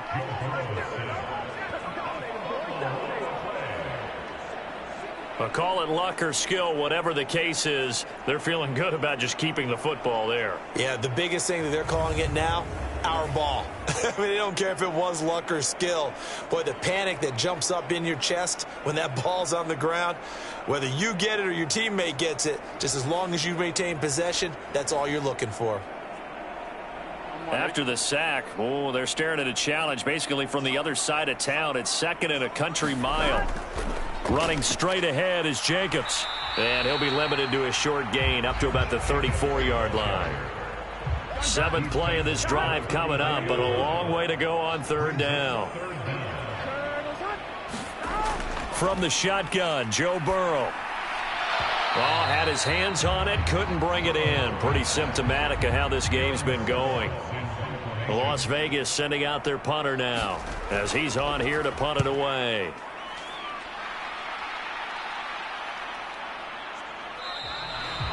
42 yards on the punt, just 2 on the return. And it will be 1st and 10 as they take over. Here's Mike Williams now as his guys head back out to go on offense. And I know that they've double-teamed him a couple times, but not a ton. Whatever they're doing isn't working. He's up over 100 yards. We'll see how they adjust. And when they do that, they weaken their defense in other places as well. And how many times have we done games where we've seen a guy have a big game like this? But it's usually not by himself, is it? Right. Usually it opens it up for other people to have big games as well. And he's taken down, but able to slip across the 35. 15 yards is the pickup there, and the drive starting very nicely. 1st down. Nothing too fancy, just a carry up the middle, but a successful carry up the middle against this 3-4 defense. And to be able to do that, what do you have to control? The nose guard, right? Got to be able to move him. Otherwise, you're not getting anything up the middle. Nice job by the center. Got a little help from one of his friends playing guard. They'll look to throw now on 1st down. Looking left side, and he's got a man. That's Porter. And he'll go down, but not before getting this inside the 30. 35 yards the gain there. Another 1st down as well. This play is a thing of beauty when it works as designed, because they let the running back slip out of the backfield and head down the sideline on a wheel route. Number one, it's easy for him to get lost. And number two, really tough for the linebacker to run with him. And this ball's right on the money and leads to a big play. So now then, the big play has him all the way inside the 30 now, 1st and 10. He'll look to throw. And this will be incomplete. Physical play on the football there, and it's 2nd down.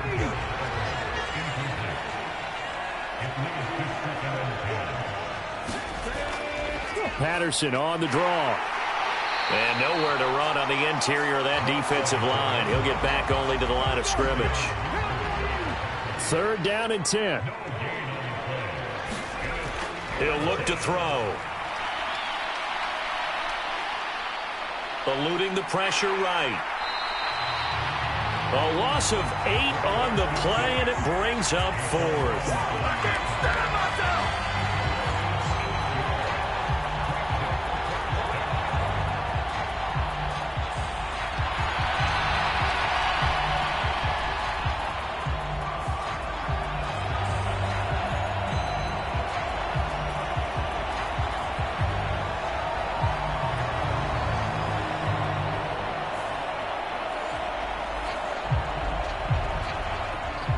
Now Kaimi Fairbairn for the field goal try. On the right hash, officially this will be a 51-yard attempt. And this is off the left upright. And it comes back, it's no good. But that shouldn't matter a great deal as they still lead by a bundle here.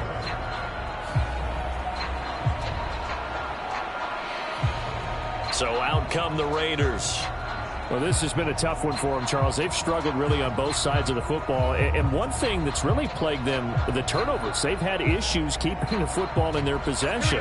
And every game that's ever been played, all coaches talk about taking care of the football and limiting turnovers. And in this one, after we saw that first turnover, we worried that things would snowball, and it certainly did, especially on the scoreboard.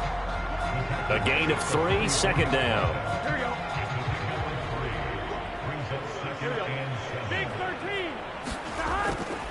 Jacobs going to try the middle, and he is going to be stopped cold behind the line of scrimmage. Now they're staring at a 3rd and 8. That last play backwards a yard. If it's not one guy, it's another with this defense. I mean, this is the #1 unit against the rush in the entire NFL. They know how to cover for each other, and yeah, they've got great players. They also have very dependable players, too. They'll be in search of 8 yards here as they hope to convert the 1st down. On 3rd down, Burrow. He's got Hooper on the short connection. And he'll be corralled out across midfield down to the 45. Give them 12 yards that time and a Las Vegas 1st. Well, maybe this offense has learned something from watching their counterparts work. I'm wondering if their coaching staff said, let's do what they've been doing the entire game, because that's worked well. This offense, they have not looked particularly good all game long. But a nice throw there for a good gain and a 1st down.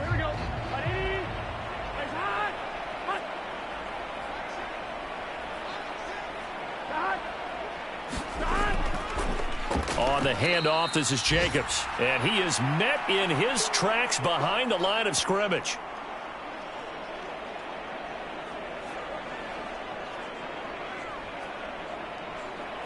One quarter remains here as the regular season starts to wind down. We'll return with more after this. You're watching the NFL on EA Sports. After the loss, they'll come up 2nd and 13.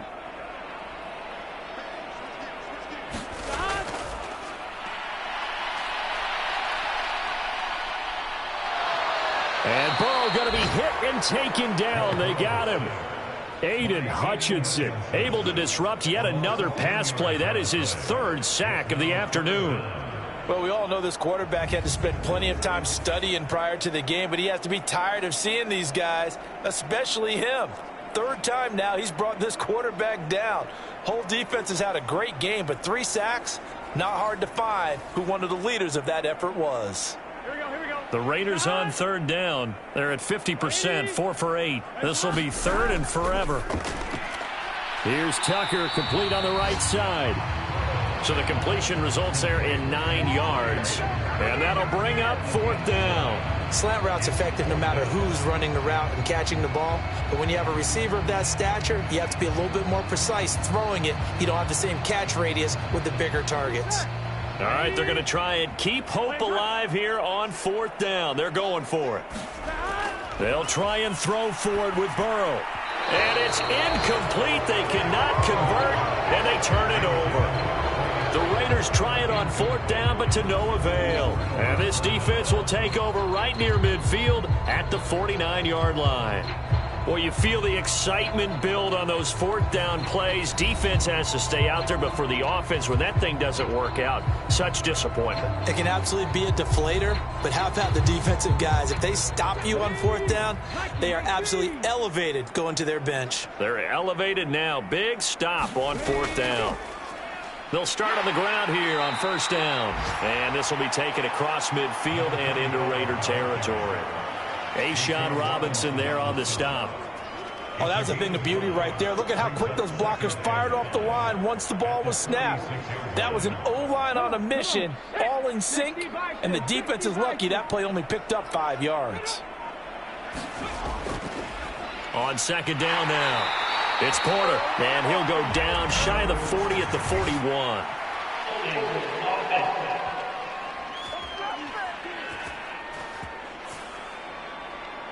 They'll come up now on a 2nd and long after the hold. Here's a play fake as they set up to throw. And the Raiders have got him. They push him back 8 yards that time on 2nd down. Okay, you know my bias is about to come out here. A lot of people think that the offense is just moving in the wrong direction. I'd say they're moving in the right direction because the defense is pushing them back. Former defensive guy. Now, as a quarterback 3rd and long, you really got to rally the troops here, don't you? Yeah, you do in a big way. And what else do you have to look out for? More pressure coming at you because it seems to be working pretty well.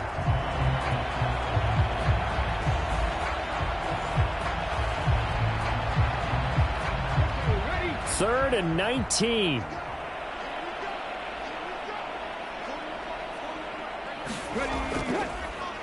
Now a give, right side. Porter. And this play will be blown up. He'll lose yardage back at the 38. That'll make it 4th down after a loss of 1. Well, they certainly didn't appear to be fired up about their options throwing the football. So, to me, this seems like a case of just kind of taking their medicine there, run the ball, see if they could pick up something. Instead, they were throwing for a loss. Here's Logan Cook now as the drive goes backwards, so he's on to punt it away. 46 on his first kick, this one in that neighborhood as well. That'll go as a punt of 42, 7 on the return. And it'll be Raiders football 1st and 10. The Vegas offense ready for their next possession. Where we stand right now in the 4th quarter, this one pretty much out of reach. And, Charles, I know they're going to be disappointed about several things with this ball game, but the self-inflicted wounds, they've had several turnovers. You would have to think that's going to be something they're going to discuss heavily in the film session in the coming days. You're absolutely right about that, partner, because they're going to have to sit in that film room and watch every error that they made and figure out how to not do it in the future. And mentally, I think a lot of the guys are already starting to think about, okay, how do we put this behind us and get better for the next time out? This, they'll use as motivation for the rest of the time that they play to hopefully never be in this type of situation again. Well, this game was decided a while ago, and that completion there is going to artificially inflate his passing numbers. So right now, the only one really applauding probably his agent as he thinks about angling for a new contract.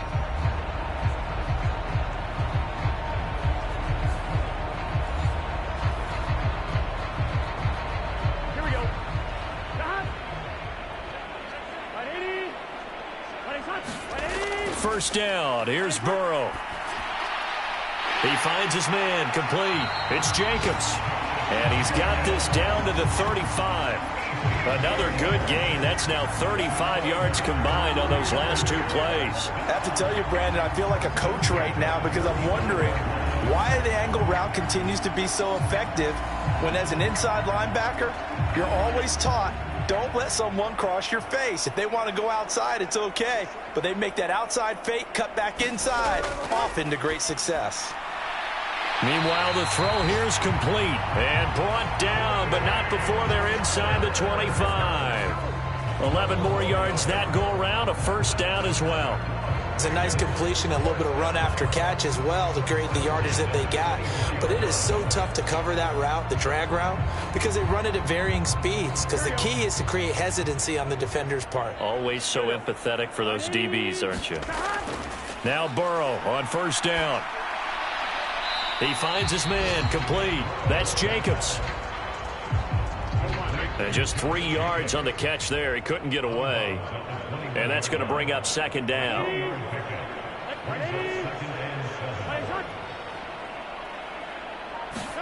Now it's Burrow. That's complete into the hands of Myers. It'll be a gain of 5. And now 2 yards to go on third down. One thing you're hoping for when you run drag routes, you're able to hit a receiver in stride, and he can pick up a lot of yardage after the catch. But in this situation, the defense was effective, able to stop him before you get a good head of steam going. They'll try to pick this up on the ground with White. And he's able to pick up the first down before he's tackled right at the 10. They get 6 on the pickup there as the drive continues. They had yet to run the ball at all on this drive, but third and short definitely was a great time to dial one up. Here we go. Ready? Raise up. On first and 10, Joe Burrow. Throw left side, pulled in by Tucker. And he's able to get this down to the 5-yard line before he's out of bounds. And the ball smack dab on the 5-yard line. Here's second and goal. Here's a handoff to Jacobs. And he'll get this one back to the 5-yard line, but no further than that. Third and goal, trying to make that scoreboard at least a little more respectable. Now it's Burrow. And he's going to be taken down, sacked back around the 18-yard line. Derek Brown gets in there to drop him for a loss of 13 yards, and it's also fourth down now. One of the best in the NFL, in no small part because of his running ability. But on that play, didn't matter to the defense at all. Nice stop for them, a feather in their cap for getting the sack and brought down one of the toughest guys to catch in the NFL. The field goal doesn't help. They're going to go for the 6 here on fourth and goal. As expected, they're going for it to keep the drive alive. And it's incomplete. They cannot convert, and they turn it over. They had the play call on fourth and goal, but it's dropped in the end zone. And this 11-play drive is going to lead to nothing on the scoreboard. So a tough pill to swallow there. A would-be touchdown pass in and out of his hands on fourth. Sometimes it just comes down to execution, doesn't it? Because we're always questioning, should they go for it, should they not? Is it the right play call, is it not? In this situation, everything was right except for the finish.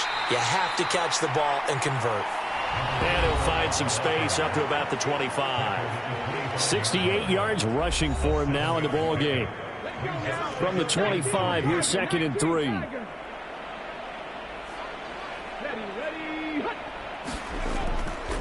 On play action, they'll throw. His throw complete right side to the tight end Parham. First target, first catch, and a first down. When you have someone throwing it that well, that confidently, you don't have to call the game in fear at all, do you? You just go ahead and play. Yep, confidence with a lead to throw it here in the fourth, and boom, he's on the money. Yeah, you don't have to tuck your head in and go like turtle at this point. You can just go ahead and play. On first down, it's Porter. Credit him with a 1-yard gain there to make it 2nd and 9. Just 2 minutes remaining here in the fourth quarter of what has been a one-sided affair. So it's Charger football as we welcome you back from the 2-minute warning. They've got a 2nd down now as they look to salt this one away. On 2nd down, it's Porter. And that's going to be good for a Chargers first down as the tackle made just shy of the 40. And that looked like some pretty easy yardage there right up the gut. And he's a guy that has some height to him. So when you don't have to drop a shoulder or create or get through contact or trash, makes it a lot easier to stay upright, see the field, and make a run as we just saw there. They'll run on first down. Porter. And he takes this up right near the 45-yard line. It's a 7-yard carry to set them up with a 2nd and 3. That was a good run, probably right on the edge of breaking into something really big. So the defensive guys right now are talking about, okay, what can we do to slow him down before he truly gets started? 6 yards the pickup, and that's a first down. This drive is turning into an extended one, and the guy carrying the ball, he's becoming more like a body blows guy. Every carry is putting some damage on the defense. So after a while, I'm not too sure how many guys are going to want to run up and tackle him. So this one's over. It's in the win column for the L.A. Chargers. And it was their defense that really made the statement after the break. They pitched the second-half shutout. Yeah, think about the team that just got vanquished. They did score in the second quarter. Do you think they thought at all that that would be their last points of the game? No, but what a second half. The adjustment, whatever they did in the locker room, it certainly worked. It certainly did, and you're exactly right. Whether it was an adjustment, whether it was just more focus on what they planned to do going in, whether they just played better, whatever it was, it all came together in the second half, and no points were allowed. That's a great way to close them out. So for the Chargers, they finish off one of the best regular seasons of all time, 16-1, their final record. And now they'll have the week off as they get set to go after a Super Bowl title. Meanwhile, for the Raiders, the loss means they'll finish up the regular season at 10-7. And it's going to be finger-crossing time as we await the final shakedown of this year's playoff picture.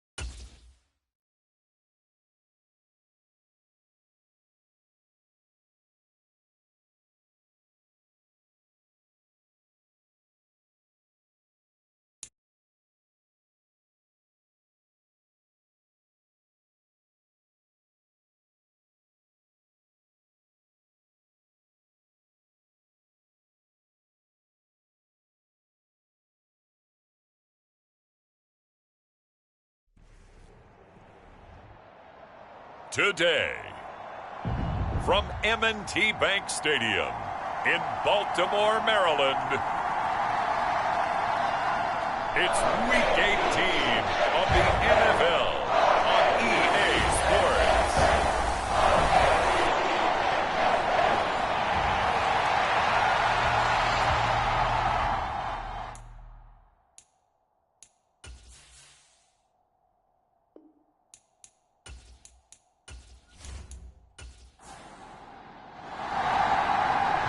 Justin Tucker set to boom this one away. And off we go from M&T Bank Stadium. And makes it across the 20 as his guys will set up shop at the 23-yard line. So here are the Steelers now to take over for the first time. And a glance here at their quarterback standing 6'3". Would you say that last week's performance by him, workmanlike in terms of numbers? 1 touchdown, 1 pick, but obviously a loss. Yeah, and that's the bottom line for him. All he cares about is how do we find a way to win the game. Maybe leans on a few other parts of the offense, and hopefully springs a receiver or two free.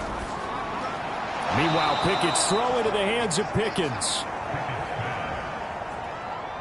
4 yards the result on the first play from scrimmage. 2nd down. Looking to throw, Pickett.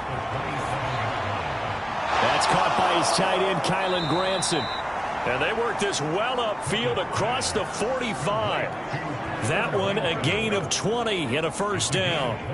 And worth pointing out, after that last completion, that puts this young quarterback over 10,000 yards passing for his career. And fair to say, he's not done yet. No doubt about it. He's really just getting started because he's not quite into the prime of his career. So it's likely he's going to hit a few more of these milestones as this career progresses. So let's face it, we'll acknowledge this number and we'll celebrate the milestones down the road. And they'll run for the first time with Najee Harris. And across midfield he goes into Raven territory. From the 47, it's 2nd and 5. On the draw, it's Harris.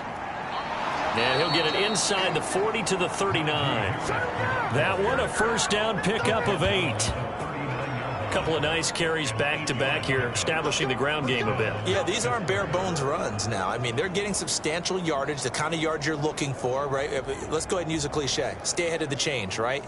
5 or more yards each time. That's what you're looking for in setting a tone and getting your offensive line going. Good sign on the opening drive. So from the 39 now, they'll come up on a 1st and 10. Off the play fake, here's Pickett. That ball caught by the former Toledo Rocket, Deontay Johnson. The passing game in rhythm right now for Pittsburgh. There's another first down. That early game script that they drew up is working pretty well here on this first drive. Already in field goal range, Charles knocking on the door of the red zone. You know, Brandon, when we met with the coaching staff, they kind of predicted that they would come out firing like this. I think you and I were a little skeptical that it'd be this easy. But they certainly knew what they were doing in scouting, in preparation, and understanding what their team was capable of. Now a first down carry for Harris. And he'll power ahead, but only for about 3 yards. 2nd down coming up. Well, this defense for the Ravens, they were very strong last week in that win over Cleveland. And every defensive team that we talk to, they spend a lot of time talking about creating turnovers. And anytime you get 2 or more in a game, you've had a really good performance. They exceeded that number in a huge way. They got the football back 4 times in the win. Here's Pickett on 2nd down. He finds Pickens over the middle. And the Steelers are going to be set up with a 1st and goal here as the tackle made at the 9. A lot of precision being shown on this opening drive. They've been methodical. They've been crisp. And as a reward, they're going to be set up with an early 1st and goal. 1st and goal, a chance for an early statement here on the road. Harris running straight ahead. And he's going to bull his way down to about the 1-yard line.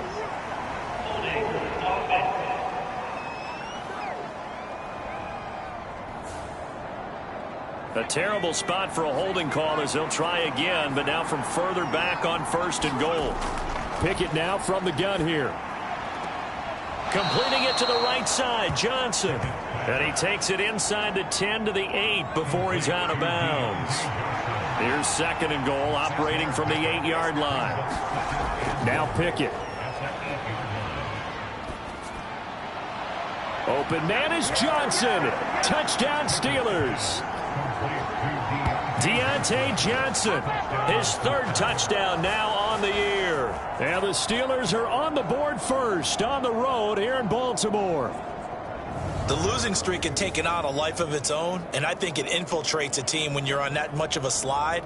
But this group has managed to focus, come out early, and put a touchdown on the board. They look like they mean business in this one. They do. Now the key, holding on to that attitude, because, man, that streak has been a struggle for them. Joey Sly on for the extra point.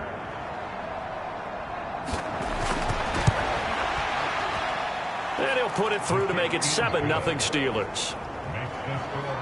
A good drive that time as they go 9 plays in all. And in the end, it was Deontay Johnson's touchdown catch to cap the drive.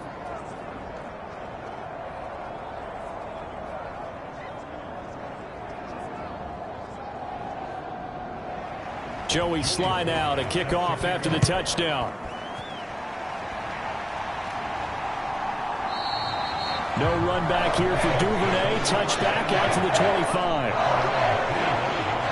So now the Ravens getting ready for their first go on offense. And a peek at the man under center. He has 5 full years in the league under his belt. Now in year number 6. You enjoyed watching that game tape, didn't you? Yeah, Last week's game. Good. 4 touchdowns and 1 pick. Now, you were a little upset about the pick. I didn't know if you would play him this week or not if you were the head coach. Hey, they got the win. You got the win, so you're going to give him another chance? I'm going to give him another shot. All right. I think the ratio's pretty good. He'll try to eliminate the interception, but he wants to keep that hot streak going, throwing touchdown passes. And he gets this one just shy of the 40, down at the 39. First down yardage on the first play of the drive, give him 14. Now Jones. And he will find the open man. It's DJ Moore. They'll wind up getting 7 on the play, and it'll be 2nd down. They'll run for the first time with J.K. Dobbins. And down he goes at the 49, a 3-yard pickup.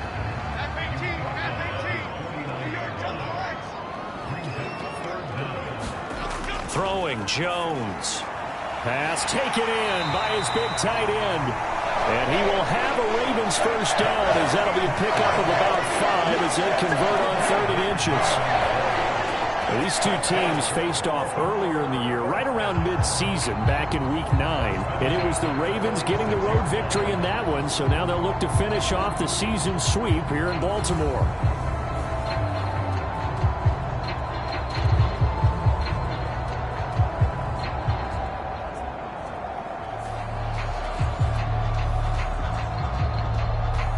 Operating out of Steeler territory now. Here's 1st and 10 at the 46. They'll run up the gut with Dobbins.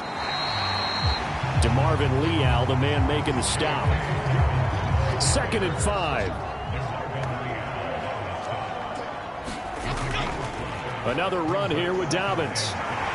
And a good job of finding the open space to run as he's down close to the 30 here. They picked up 5 yards last time. Now they double it and get 10 here. Defensively, they were in the 3-4, and that O-line just dominated the D-line there. Let's go with a verbal telestrator here, because that D-line has a nose over the center, and it has the 2 defensive ends over the offensive tackles. That means the guards don't have anyone over the top of them. That creates a natural bubble inside where they sprint upfield, take on the inside linebackers, and if the back hits it fast enough, there should be space to run. Under pressure, and he will go down. Sacked back at the 38. Larry Ogunjobi. It'll go as a loss of about 8 as he gets in there to drop him. He seemed to have a reasonable amount of time in the pocket, but he couldn't get rid of the football, and the end result, Charles, him on the ground. Yeah, he's got to keep an internal clock to go along with his offensive line. When you're talking about 3, 4, 5 seconds, that's a reasonable amount of time to expect to deliver the ball downfield. So great to try and complete a pass, but it's equally important to know when to throw the football away, too. Throwing on 2nd and long. Jones over the middle and into the hands of his receiver Moore. It's a pickup of 12, and that'll set up a 3rd down. Well, safe to say the passing game has found a rhythm. He's now 4 of 4, but might need to be 5 of 5 to keep this drive going here as they face a 3rd down. And maybe perhaps you show a running play, right? Maybe a little play action here to go ahead and let him throw the ball downfield. I wouldn't get away from him flinging it because 4 for 4 already. I think he's got a good chance of picking this one up here on 3rd down. And he'll be taken down, but he does have 1st down yardage. That one good for 7 as this long drive continues and the chains move again. And the tight end is certainly a position built to move the chains because they can control space underneath. If they've got good hands, then of course they're a dynamic target. But one other thing is they're right in the sight lines of a quarterback on just about every play. And that makes it easier for the quarterback to pick him out and deliver. So here's a 1st and 10 now down inside the 20.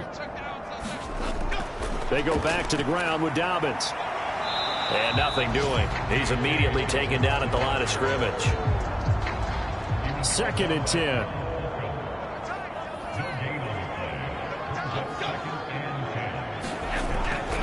Looking to throw. Jones. Complete to Likely. Just a gain of a couple there. And 3rd and 8 now.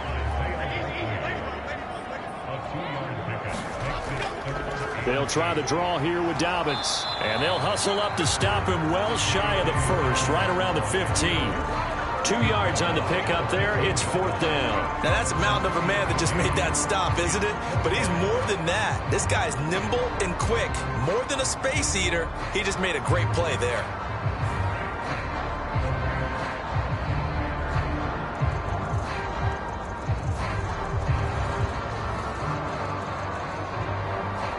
So on 4th down, here's the Ravens Pro Bowl kicker Justin Tucker out onto the field. That's just 32 yards officially from the right hash. Tucker's kick is good. And they are on the board, but still trailing. It's 7-3.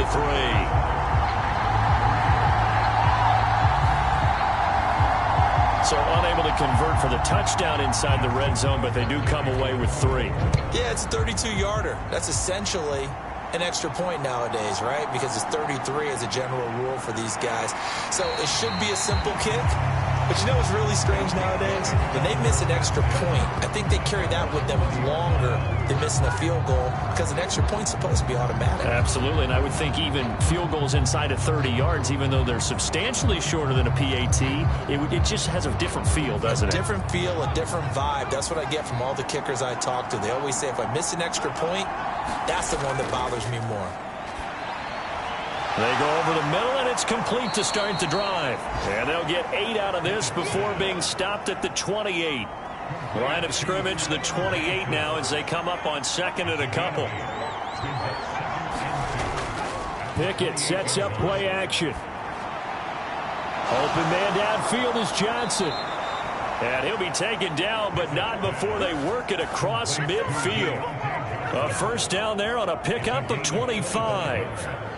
Someone sharp in this game. I mean, a touchdown pass on the first drive and comes right back, and he's flinging it around really well here.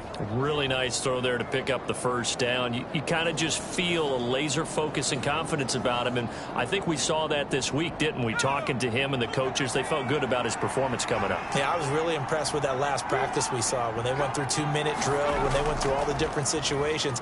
Ball hardly hit the ground, and I thought, yeah, he might be locked in for this one.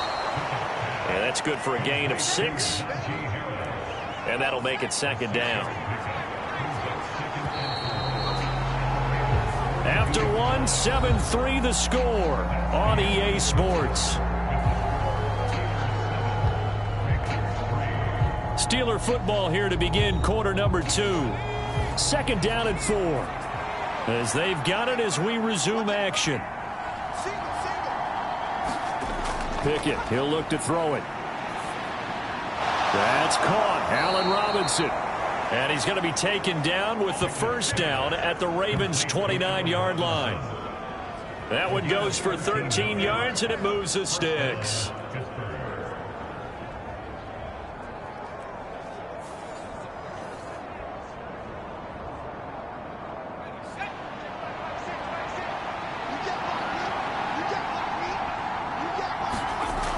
On 1st and 10, it's Pickett. A quick throw there is incomplete.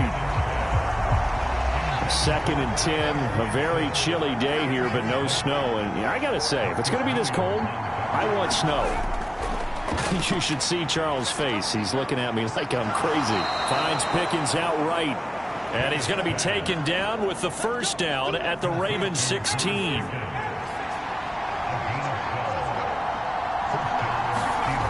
Pickett. And his throw is incomplete. So after the incompletion on first, now 2nd and 10. From the gun, here's Pickett.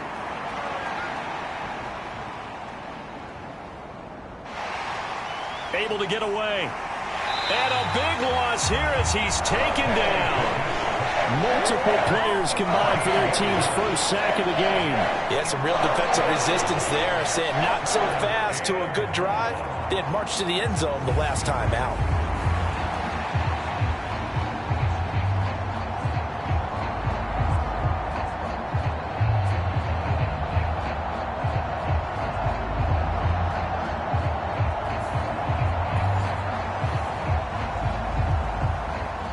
Pickett and the Steelers in need of a big play here. 3rd and long after the sack. Back to throw here. Harris has it over the middle. And he'll be brought down at the 27-yard line. That one good for only 6, and it leaves him with a 4th down. How about that strategy there, Brandon? 3rd down. They just said, we got faith in our tacklers. We'll give you the short stuff, and just decided to protect the sticks.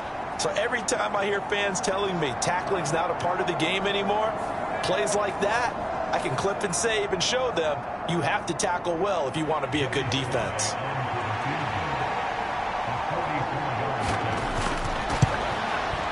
Sly able to put this one through. And they push the lead up to a touchdown now at 10-3.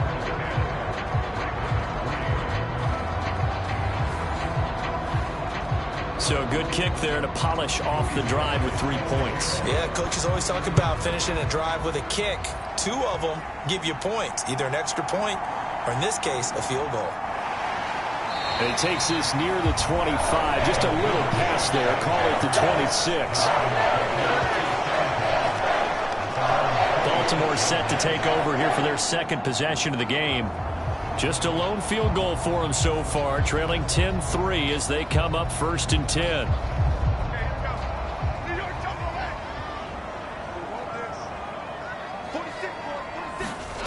Throwing to start the drive. Jones. A short throw caught by Andrews. And this will leave him a yard short. Nice pickup of 9 yards on 1st down. 2nd down and a little more than a yard here. Quickly, but it's incomplete. Well, they certainly did a nice job there, picking him up out of the backfield and then running stride for stride with him. That's good coverage, and it led to an incompletion. The offense on 3rd down, they've been okay, 2 for 3 thus far. They're up against a 3rd and 1 situation. And he will have a 1st down here at about the 40. It's a gain of 4 there that gives him a new set of downs.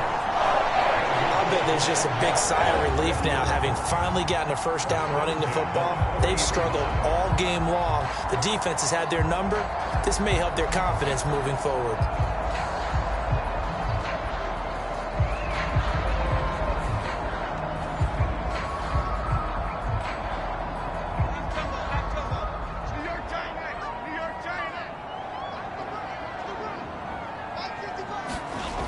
Now Jones. Throwing on 1st down. And he'll be taken down across the 50 at the 45 in enemy territory. That's good for a Raven 1st down, 15 yards there.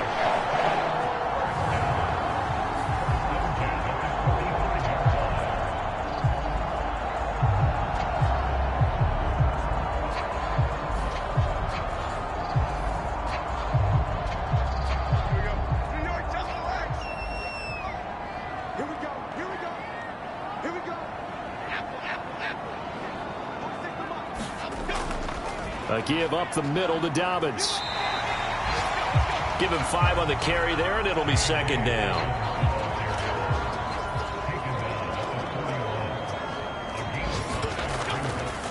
They'll go again with Dobbins. And they'll be inside the 35 now at the 34-yard line. From the 34 now, here's 1st and 10.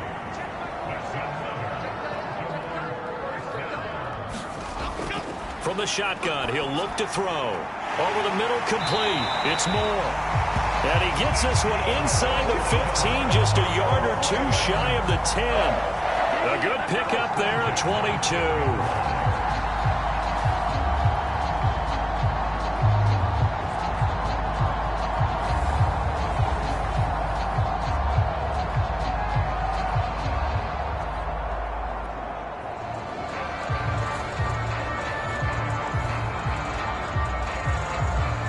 They had to settle for 3 last drive, hoping this second go-around ends in 6. In good position, 1st and 10. And he'll fight his way down inside the 10 to the 9-yard line.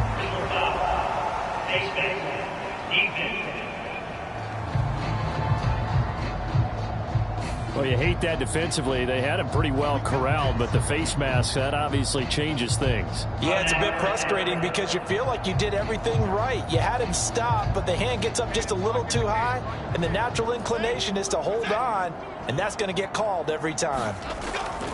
Edwards will take this into the end zone. It's a Ravens touchdown. 2 good drives on their first 2 possessions. Remember, the first wound up in a field goal, but we all know field goals aren't going to cut it in the NFL. So they're not going to be denied here, and they wound up punching this one into the end zone.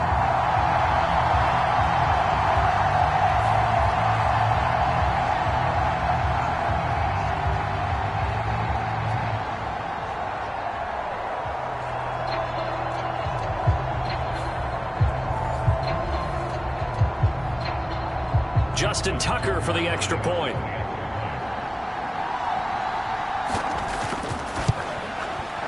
And he'll put it through, and that evens us up at 10 apiece. So that drive in total 8 plays. And it was polished off by the Gus Edwards touchdown run.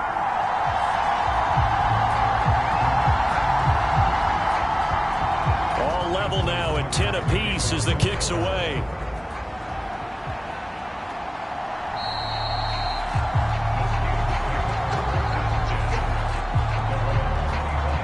The Steelers offense now, they head back onto the field as we grind toward the end of the season here, and they haven't had the season that they had hoped. So let me ask you to play GM. Where might they look to make some changes? I think when you look into the upcoming draft, think hard about them drafting multiple offensive linemen. They've got to get stouter up front.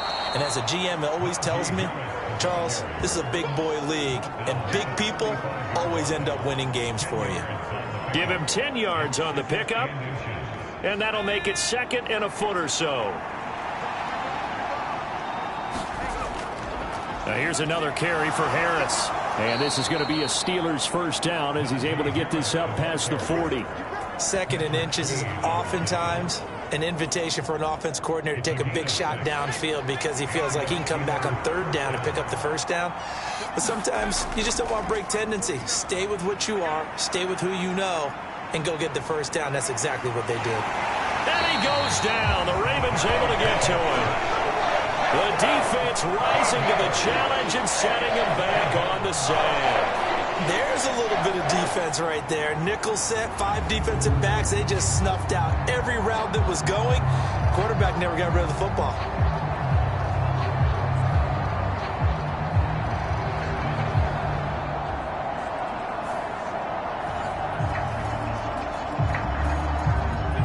Now then, after the sack, it'll be interesting to see what they have planned for 2nd and 23. Pickett back to throw. A short one there, caught by Granson. And to the 36-yard line, taken down there after getting 8 yards. A tough spot here, 3rd and 15. Here's Pickett. A short one there, caught by Granson. To give him 2 yards there on the completion. And that's going to bring up a 4th down. Here's Corliss Waitman now. Yeah, last week in the loss, 5 punts as he gets this one away. It's a 42-yard punt. They keep him to just a yard on the return. And the Ravens, they'll take over. And now Baltimore gets set to take the field. And the momentum just continuing to build and build for them. They had the touchdown, their last drive to tie the game. Now their defense does its job. And, Charles, all of a sudden they've got a chance to capture the lead here. And we're seeing a really nice exhibition of what coaches love to call complementary football. Offense gets a tie. Defense does its job, gets the ball right back. And their teammates now have momentum. What a nice job they're doing, all doing it together. A gain of 11 to kick off the drive, and it's a quick first down. The way the game has changed a little bit is that defensive goals have changed in a big way. Nowadays, it's not so much stopping certain yardage or whatever, but it's not giving up big, explosive plays. Anything over 10 yards, you're trying to hold teams below that. When they get one against you, as we just saw there, boy, that really hurts them. It puts them back on their heels a little bit. It makes them a little bit less confident. So 1st and 10 now from the 30. Now they'll throw here out of the gun. Looking deep here for Flowers. A contested ball here, and it's going to be caught. And all the way in for a Ravens touchdown. Zay Flowers, 70 yards. And the Ravens have taken the lead. And he's tough to contain as it is, but in man coverage with a pretty deep pass downfield, really tough to contain. And it's so difficult because every play you've got to consider he might try and run past you. So your goal as a defensive back is to give him plenty of cushion, meaning lots of space between you and him.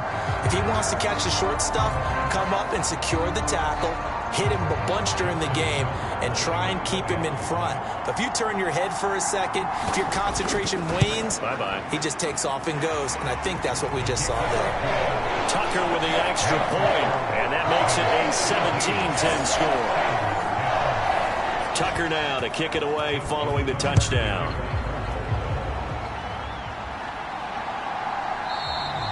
No run back here for Hall, and this will come out to the 25. The Steelers offense now, they get ready to head back on the field. They find themselves down 17-10 as they come up on a 1st and 10.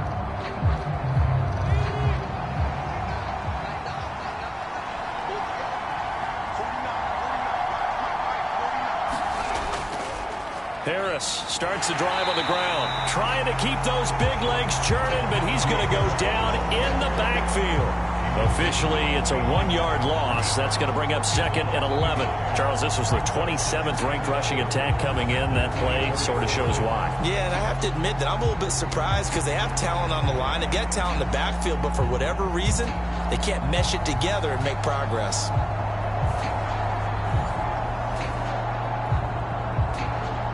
After the loss to start out, here's 2nd and 11.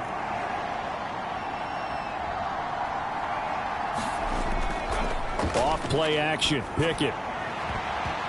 And this one is incomplete. An incomplete pass on that last play, and that means they'll need to come up with something here on 3rd down. Back to throw. Pickett. And this pass broken up. And the contact well timed there. And now 4th down. Good clean play. No flags coming out of the pocket of the officials. Turns into an incompletion, and that should get them off the field with a 3 and out.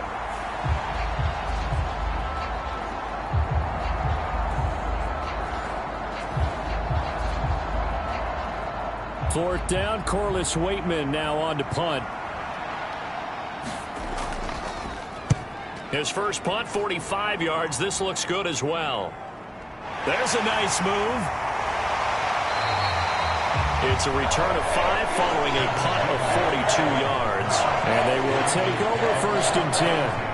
J.K. Dobbins leading the way as the offense returns to the field. He's over 40 yards here in the 2nd quarter. Been nice and effective for them, hasn't he? He has definitely been dependable, and really shouldn't underestimate what he's getting done here, because anytime you're on a pace that's going to approach 100 yards, you've really done some damage in an NFL game. And now he's looking just to add to his totals.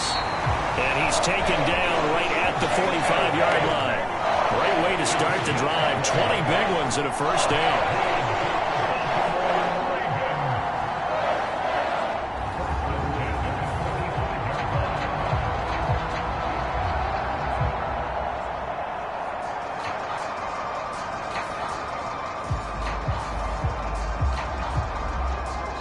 And we've hit the 2-minute mark in this first half of action. Coming up at halftime, I'll go from one personality, that's you, Charles Davis, to another one in Orlando, the coach. He'll have stats and scores from around the NFL. You and Jonathan Coachman both. This is caught inside the 15. It's a big play there for Baltimore. And even 40 yards. Well, make that now 2 completions for him on this drive. And these aren't ordinary completions. They're big ones. Yeah, these are the types that make a secondary talk to each other and not in a good way. Oftentimes pointing fingers. Hey, who's got him? Someone cover him. That type of indecision can open up to even more big plays.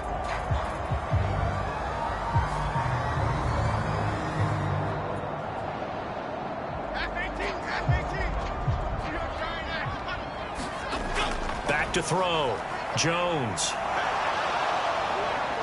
Under pressure, down he goes. Sacked at the 10. Nick Herbig coming in from that outside linebacker spot. He gets him down. It's a loss of 5. They've been moving the ball well offensively, really getting into a groove. Last play, pass completion. Now, finally, the defense gets there. And you have to find a way to disrupt their rhythm. Do you do it with coverage or do you do it with pressure? They elected to go with pressure, and it was the right call. Moved back to the 10. They'll try on 2nd and goal here. Operating from the gun.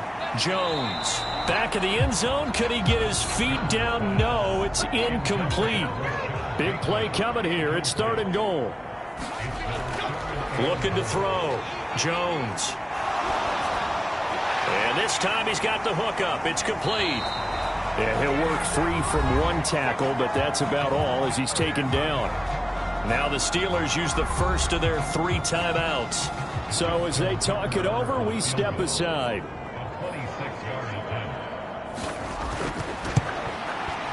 Tucker's kick is good. And they double him up here. That makes our score 20-10.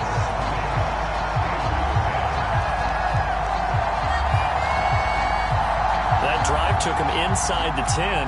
Good job defensively to hold him to 3. Yeah, I like how you did that. Give a little tip of the cap to the stop troops there because they didn't give up a touchdown in that situation, right? Made them kick the field goal. And, yeah, points went against them, but that feels a whole lot better running off the field. And Pittsburgh getting set to take the field. It was still more than a minute to go in the half. Time to try to mount a drive. And I would think that they would have to. This is today's NFL. You got to push it whenever you get an opportunity. You can never have enough points with the high-powered offenses that you face. And analytics will tell you, try and score when given the opportunity. An incomplete pass leads to 2nd and 10 from the 25.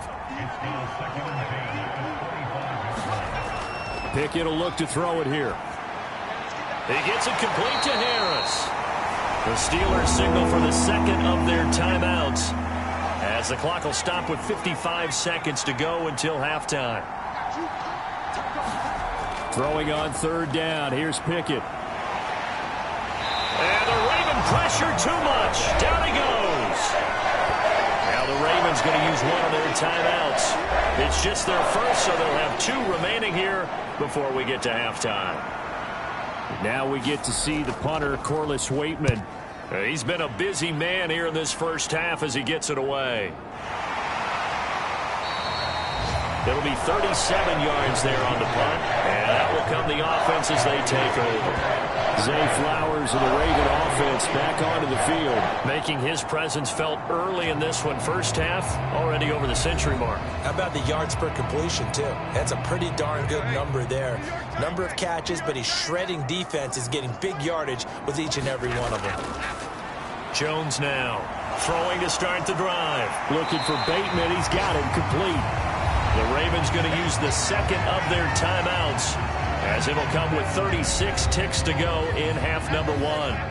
2nd and a couple.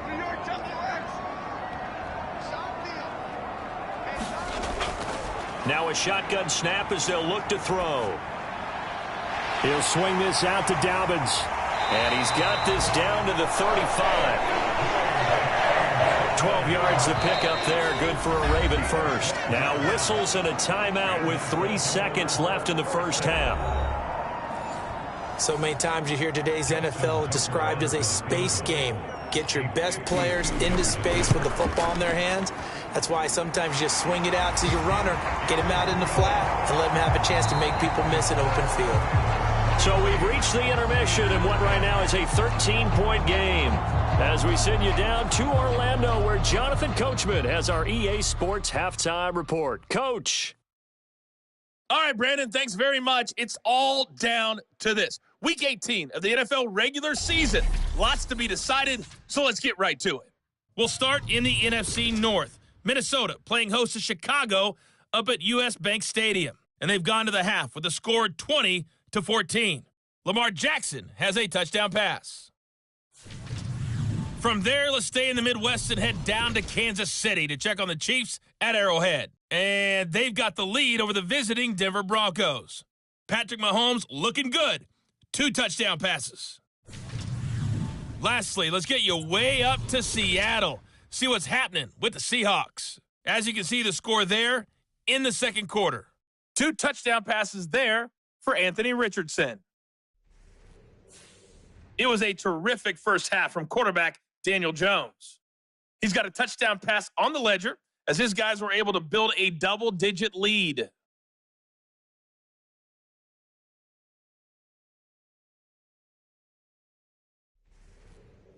Okay, Coach, thanks as always to you and the gang in Orlando as we welcome everyone back in for quarter number 3.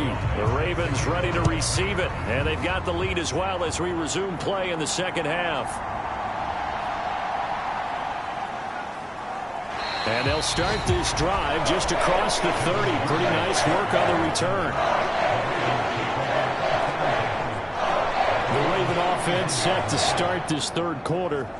And they've got the lead. CD, what do you think the message was at halftime? I don't think the message was too drastic, I think, at the half, or that they need to change things too much. I do think the offensive line could play a little bit better. And I think they'll try and help them out more. They'll probably keep a tight end in a few more times and maybe add a running back to the formation to pick up those pass rushers because they probably allowed a few too many sacks for comfort in the first half. Now Dobbins again on second down. And he'll rumble for about 5 up close to the 40.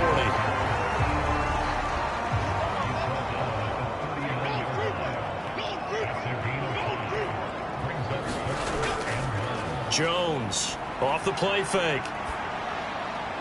That is caught. And he'll be taken down, but he does have first down yardage. The gain of 4 that time as the drive continues. And they pick up the first down, and that came out of the fullback position. But as you and I both know, that doesn't necessarily mean it's a fullback playing in that spot. Well, times have changed, right? The old school fullback doesn't really exist anymore. We're not getting that same player out of college with all the spread offenses, not very many pro style where you actually have a true fullback. We're having to make do in the NFL and put guys in that spot who emulate it but aren't necessarily that position. And they'll get this well past midfield before being stopped just before the 35. That one good for 20 on the catch and run.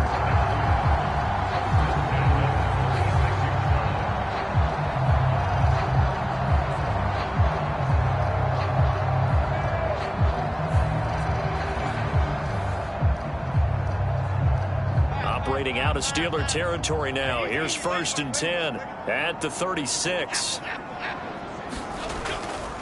Off the play fake, Jones. And he fires one incomplete. Now a 2nd and 10.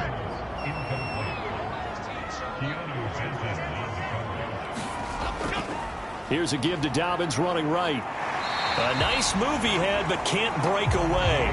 And he's brought down just inside the 30. 7th play of the drive now as they come up on a 3rd and 3.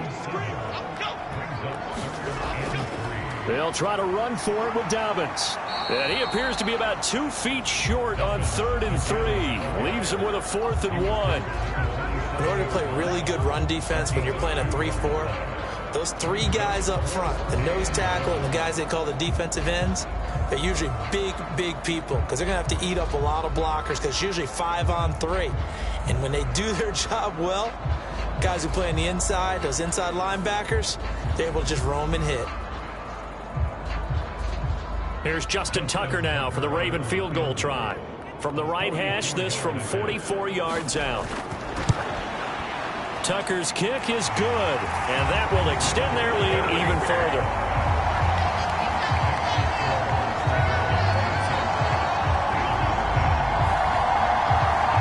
So he's got another field goal, his fourth now in the game. He's making it look easy out there. He certainly is, and they're always aiming for a swing of the leg that repeats under pressure, right? So nothing's different. He's got that right now because confidence is breeding confidence. And Hall not going to bring this one out. Time for the Steelers offense now to get set for their first possession of half number 2. And their deficit a little wider now than it was at halftime following the field goal a moment ago. But the goal is still the same because you know they want to come out, establish a rhythm in the second half, and get going. Make no mistake about it, though. Kicking field goals, not in their game plan. They need to get the ball in the end zone.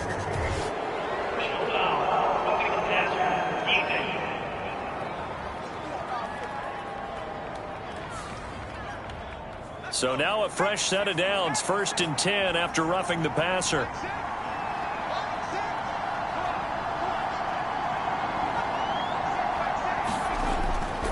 Now a give, running left is Harris. And he'll power ahead, but only for about 3 yards. 2nd down coming up.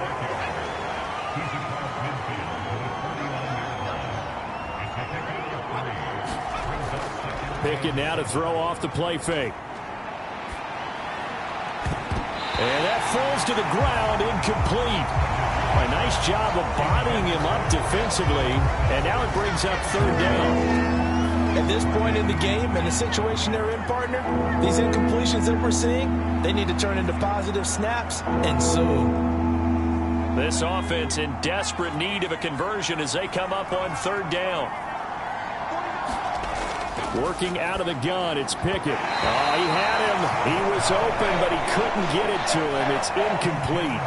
The Steelers send out their punter now as he'll punt it away for the 4th time today. And he'll get this away into the icy winter air. And this will be out of bounds at the what here? The 12-yard line. And now here come the Ravens.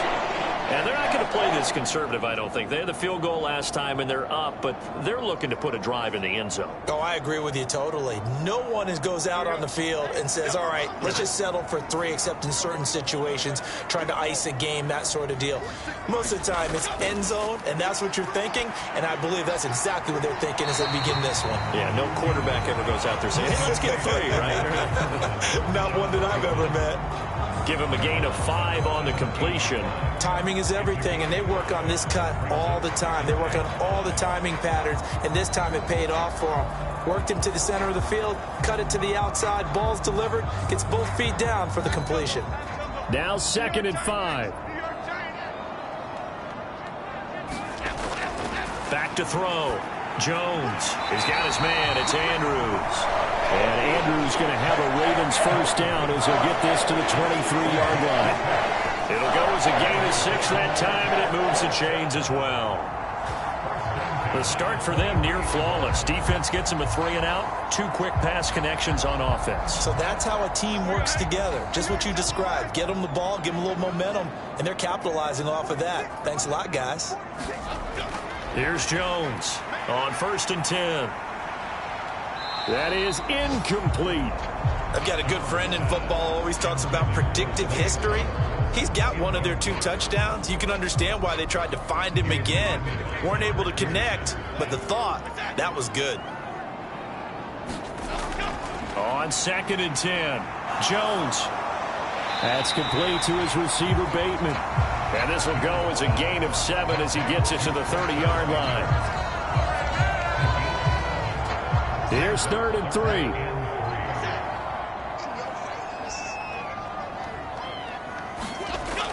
They'll look to throw again. He's got his target. That's complete. And he will have a Ravens 1st down as they're able to get the 3rd down conversion. That's what we're used to seeing from him right there. Plays like that, why he's number 4 in the league in terms of receiving yardage. Able to make adjustments all along the way. Doesn't matter where he lines up, where he releases from.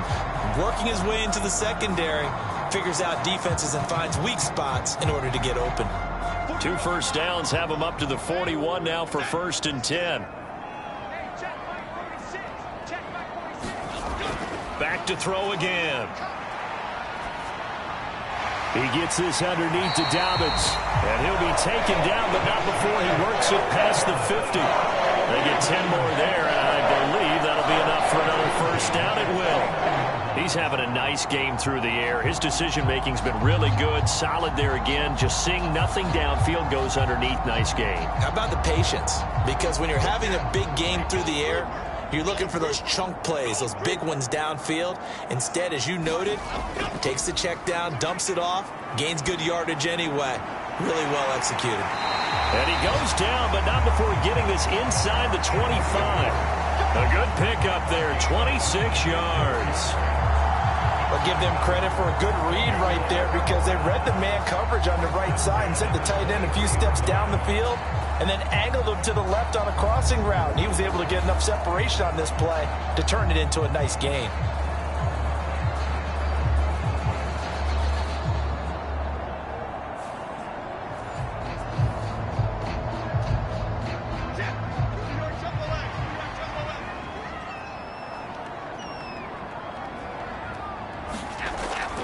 On 1st and 10, it's Dobbins. And he can only manage to get a couple. 2nd and 8 coming up.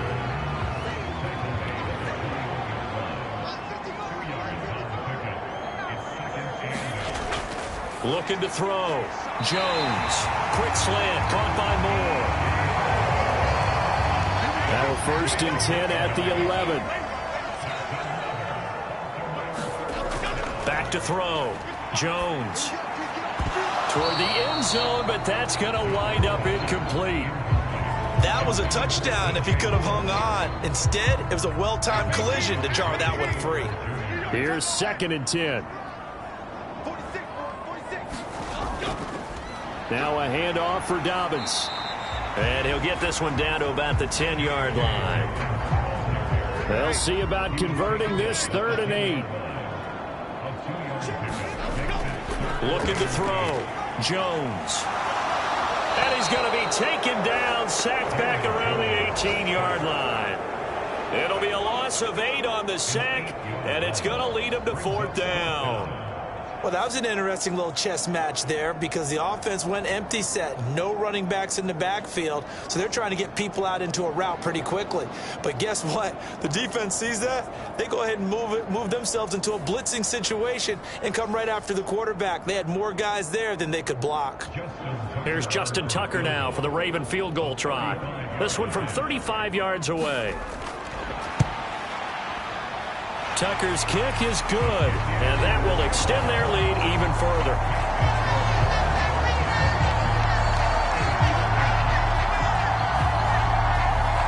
So yet another field goal to end a drive. That has been a very common theme. He's now hit 5 of them in this game. Yeah, Brandon, as an offense, you hate that you've had to call on your kicker so often, but you have to love the fact that time and time again, he's come through. No run back here for Hall, and this will come out to the 25. And Pittsburgh getting set to take the field. I kind of feel like they've reached a do-or-die point in this game, Charles. If they're going to try to pull off an impressive comeback, it has to start right here, right now. Yeah, now they've got a final chance to get out of this situation, but they also understand they've got to move the ball and move it fast. In addition, they need to save as much time so they can get 2 more possessions. Here's 2nd and 7 now from the 28. They run the play fake. Here's Pickett. And this one incomplete. Too much contact to hold on to that one, and it's 3rd down. Another attempt, another incompletion, and when I look at the scoreboard and where we are in this game, it comes to mind that they have to start getting the ball in the hands of their playmakers. Throw it to the guys that maybe can take a short pass and turn it into a long gain or make people miss downfield. They've got to have points, and the guys who can put the ball in the end zone, they're the ones that need to touch the ball. The Steelers send out their punter now as he's on for the 5th time here today.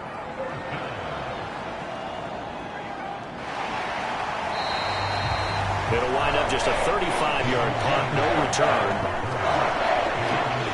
Going to look at Mark Andrews as he and his Ravens offense set to begin another series. And the previous drive put him up over 1,000 yards for the season. So now it's what you like to refer to, my friend, as gravy time, right? It is. I mean, he's done it, right? He's accomplished the goal. So the good players, they relax a little. They bask in it. They think this is okay. We've done. Jones in trouble here, and down he goes. DeMarvin Leal fighting through to bring him down that time. And this dominant defensive performance continued on that play. This poor quarterback, he's not received the protection he needs and has had to pick himself up off the turf far too often.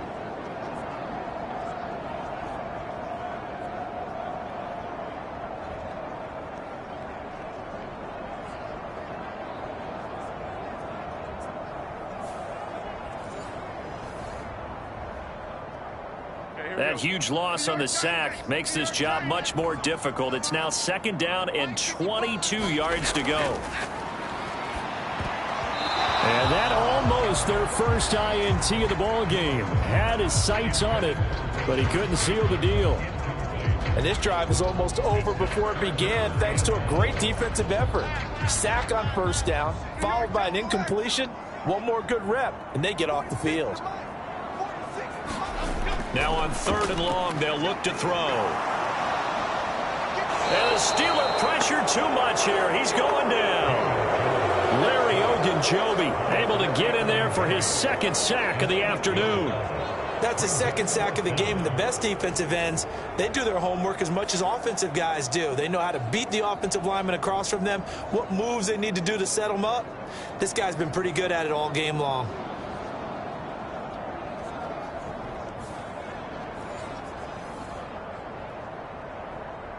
The Ravens send their punter out now. And the way this offense has moved the ball, he hasn't been needed till here in the 3rd. He only punted twice in the win last week as he gets this one away.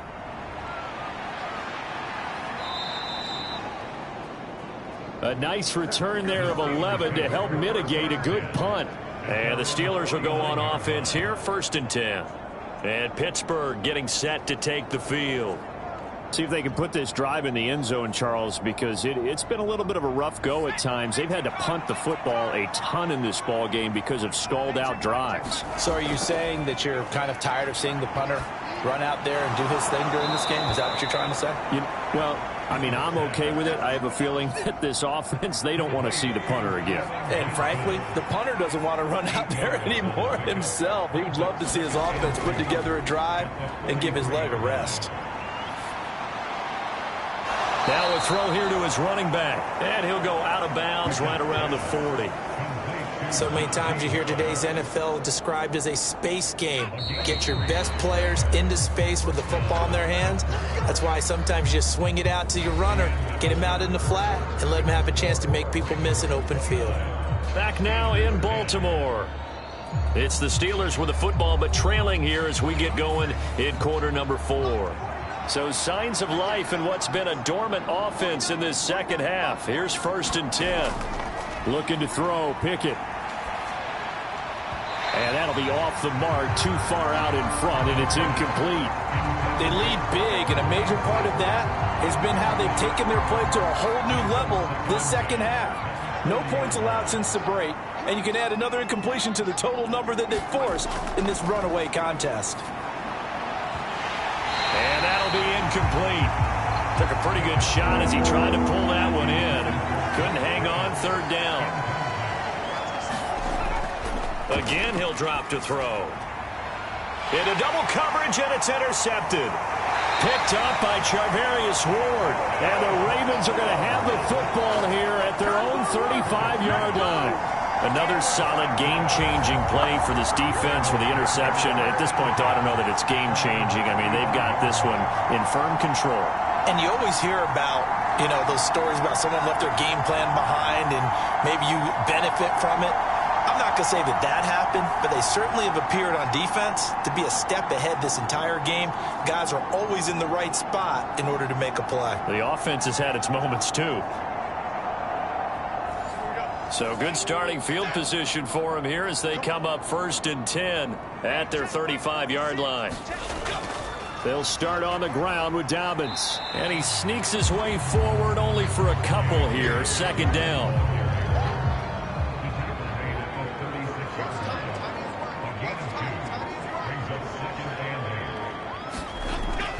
Dobbins running out of the gun. Call it a gain of 5 that time, and they'll be left with a third and about 4.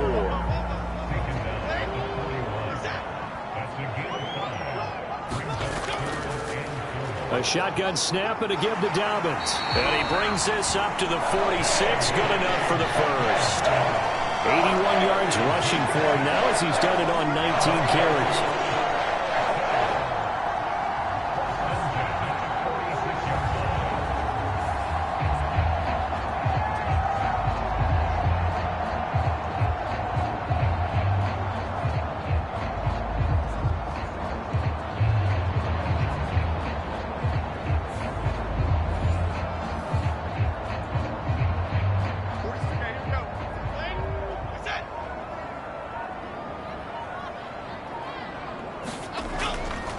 Here's a give to Dobbins.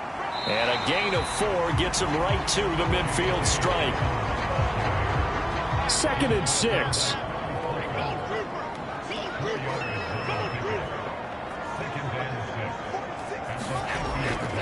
Up the middle, it's Edwards. It's a 5-yard gain, but they'll still be a yard short here with third down now looming.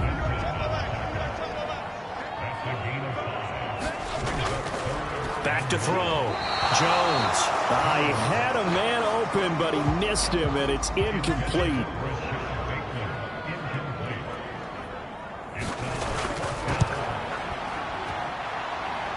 And this is good. It was running out of gas there at the end, but he winds up getting just enough on it. And that will extend their lead even further. Well, I don't know if you ever go into a game expecting to attempt a kick of 62 yards. Charles, not only attempt it, but make it one of the longest kicks that we've ever seen. Yeah, I'm not sure you ever go into a game expecting to kick one of this distance, but all the better kickers, they do dream of it, and they show what they can do in practice and convince their coaches to give them a chance. That one surely paid off. So with the Steeler offense on their way out, let's take a look at the playoff picture of the AFC. And it's all come down to this, hasn't it? Final week of the regular season. As this year's playoffs play out anything like the regular season has gone, could be in for a wild and fun month of January. And we can break the rules because we can look ahead. All right, there's not a coach out there that's ever said to their team, all right, let's look three weeks down the road. It's always right here, right now. Forget that. Think about what the playoffs are going to look like. The teams that we see that are already in, the teams that are trying to get in, we could have some great matchups. To throw again on second down. Pickett. Now a quick throw there, but it's going to be incomplete. The Steelers on third down. As bad as you can be. 0 for 7 thus far. This will be 3rd and 5. Ball had his hands on it. Couldn't bring it in. Pretty symptomatic of how this game's been going. And they're indeed going to go for it here on 4th down. So trailing here in the last quarter. Let's see how this plays out. Work in the middle of the field, and he's got a man complete. And they nearly get this all the way to midfield. Mark him down at the 49. No reason not to try it there, and they do indeed convert on 4th. Felt compelled to go for it there on 4th down, trailing in the 4th quarter. They got it done. And there's always a lot of pressure on a 4th down call. Doesn't matter the distance. You still have to get it done, as you noted, and they did.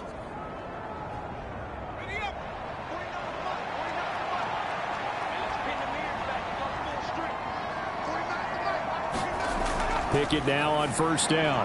A short one there, caught by Granson. And he's going to be stopped up right at the line of scrimmage. So no gain on the play, and it'll be 2nd down.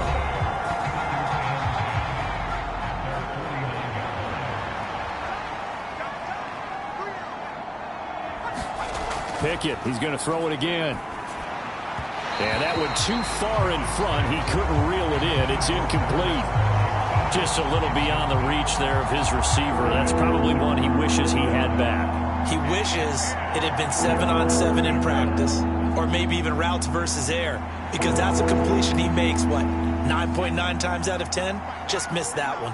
Now play number 7 of the drive as they're looking at a 3rd and 10. They'll stick with the passing game as he looks to throw. And he finds Corey Davis.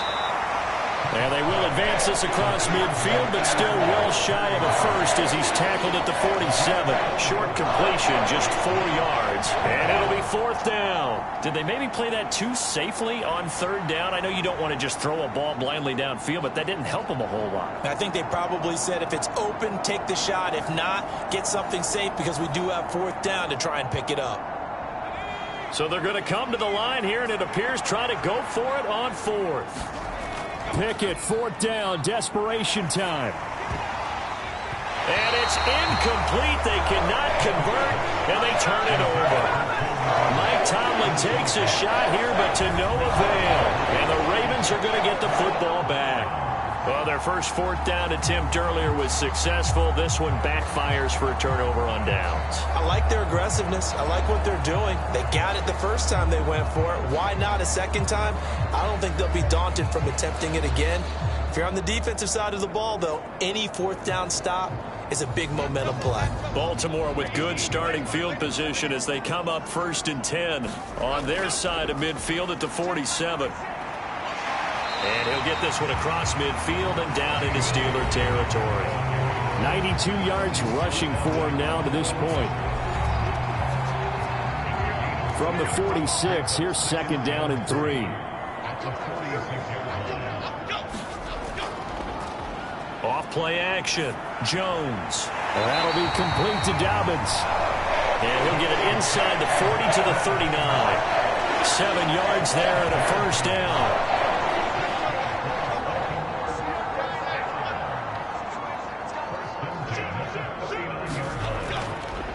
They'll run. It's Dobbins. And he finds a little bit of room, enough for 4 yards.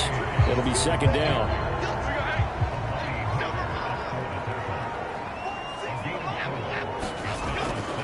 Now a carry for Dobbins.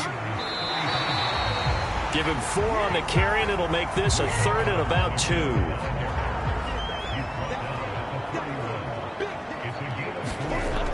Now Jones. Able to find the open man. That's complete. And he'll be taken down, but he does have 1st down yardage. It's a 9-yard gain, and it'll keep the drive moving. He's been the go-to guy. They needed a big play there on 3rd down. Went his way. It worked out. Doesn't matter whether they've scouted it or that they think he's going to get the ball. He has a knack for finding his way open and completing the connection.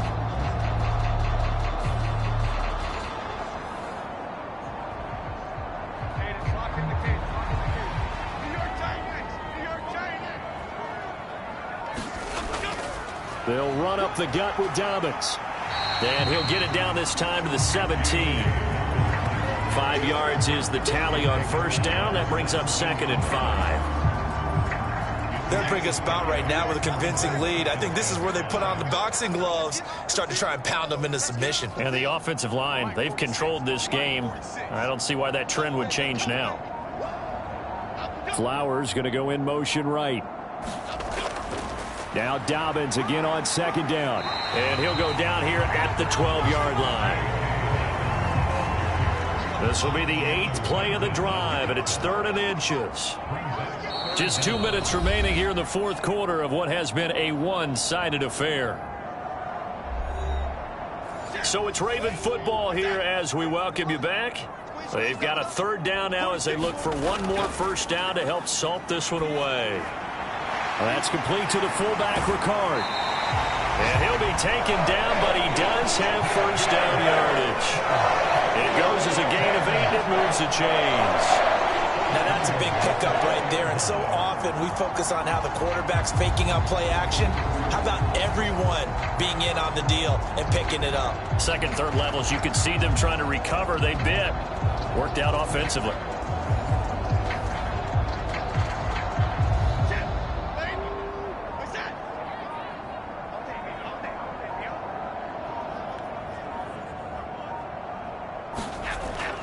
Dobbins. Touchdown, Baltimore.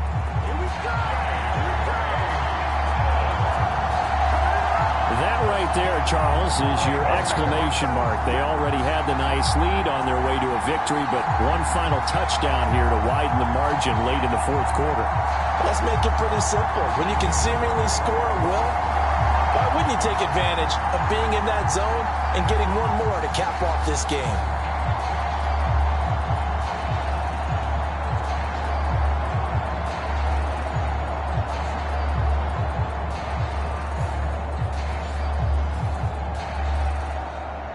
Now Tucker to add the PAT.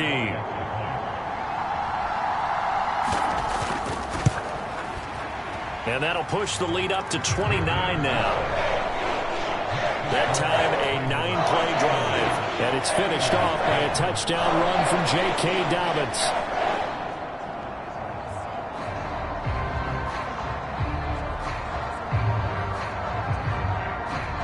Tucker now to kick it away following the touchdown.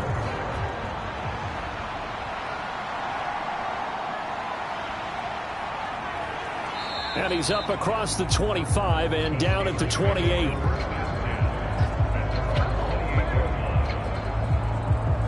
Pittsburgh set to take over again on offense.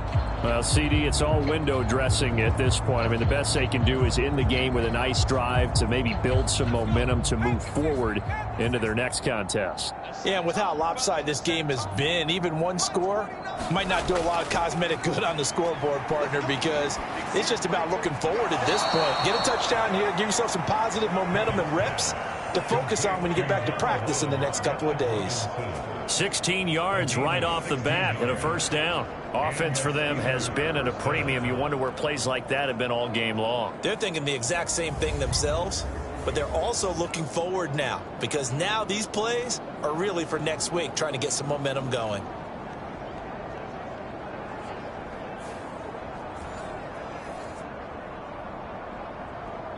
Took just one play to move all the way to the 44 as they try again on first down. Oh, he dropped it. And that's pretty indicative of the way this one's gone. So now 2nd and 10 after the incompletion on first down. Now Pickett. It's brought in by Harris. They do get a couple, but they'll be left staring at a 3rd and 8 coming up.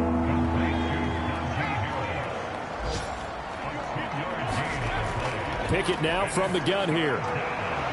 And that will be incomplete. The decision made for them. They've got to go. It's 4th down. As expected, they're going for it to keep the drive alive. And it's incomplete. They cannot convert, and they turn it over. They had to go for it with such little time remaining, and the Ravens get the football back and in great shape.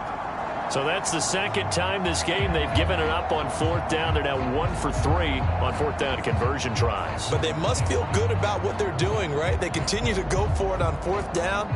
Give the defense a lot of credit, though. They've stopped them 2 out of 3 times. Usually you have 4th down plays that you have dialed up and ready to go and you think are going to be successful. Not so far in this game. And great blocking downfield as he's got this almost to the 35-yard line. 10 yards there, good enough for a Raven first down.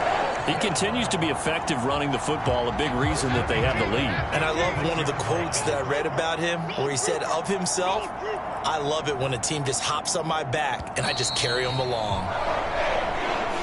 So the final seconds tick away in this Baltimore victory. And it was their defense that really made the statement after the break. They pitched the second-half shutout. Yeah, think about the team that just got vanquished. They did score in the second quarter. Do you think they thought at all that that would be their last points of the game? No, but what a second half. The adjustment, whatever they did in the locker room, it certainly worked. It certainly did, and you're exactly right. Whether it was an adjustment, whether it was just more focus on what they planned to do going in, whether they just played better, whatever it was, it all came together in the second half, and no points were allowed. That's a great way to close them out. So for the Ravens, they do get that 10th win of the year as they finish up at 10-7 overall. And that is maybe not exactly what they were hoping for, but a better than average season nonetheless. Meanwhile, for the Steelers, and they'll limp to the finish line a bit with a final record of 5-12. And with some high picks coming in this spring's draft, it's a team for whom a roster overhaul may be on the way.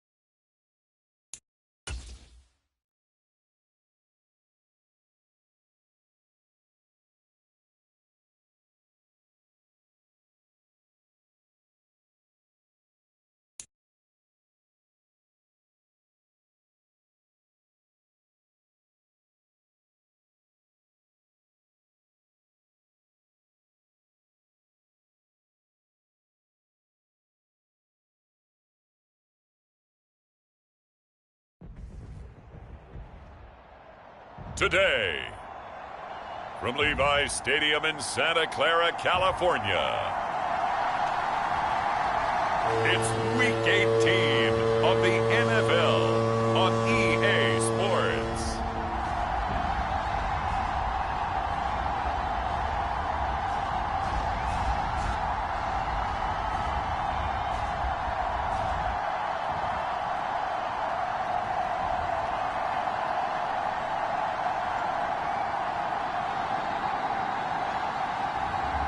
It's the San Francisco 49ers taking on the New England Patriots. EA Sports coverage of the NFL brings us to the so-called Silicon Valley and Levi's Stadium in Santa Clara. It's all about divisional matchups on this final day of the regular season, and we've got a compelling one in store here, as it'll be the New England Patriots taking on the San Francisco 49ers.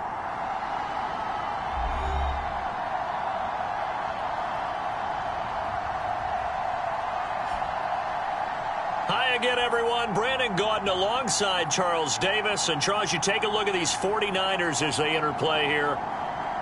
They come in off a loss last time out, but they've been playing better than 500 ball the last couple months. 5 wins in their last 8 games. On the other side of the field for the visiting Patriots, they come in on a good run, winners of 5 of their last 7.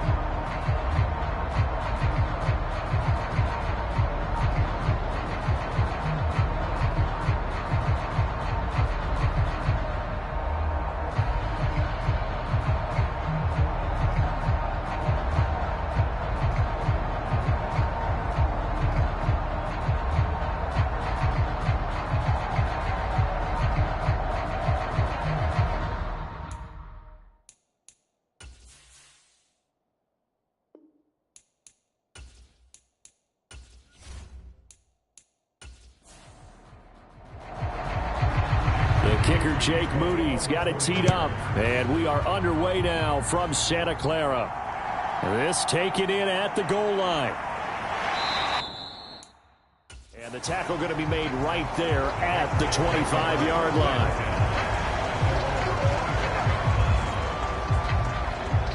So here come the Patriots now on offense. They're led by their quarterback from the University of Alabama, Mac Jones. Mac Jones absolutely believed in himself coming out of high school. Went to Alabama despite the fact there are many high-profile quarterbacks already on the roster, and blossomed into a Heisman Trophy candidate in his final season with 41 touchdowns and only 4 interceptions. Steady, consistent as a passer, doesn't have the biggest cannon for an arm, but can stretch the field and lay those passes in on the deep ball. Now a pass that's taken in by Smith-Schuster. And they work this well upfield across the 45. 23 yards on the play. Certainly no settling into the drive there. They came right out on the first play and attacked the middle of the field for a big gainer and a first down.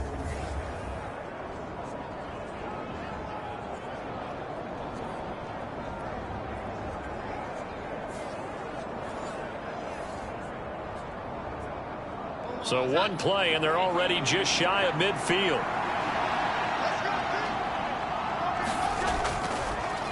They'll run it. This is Ramondre Stevenson. And he's fortunate to get anything from that. Give him a yard up to the 49. Well, just shy of midfield. Here's a 2nd and 9. Throwing Jones.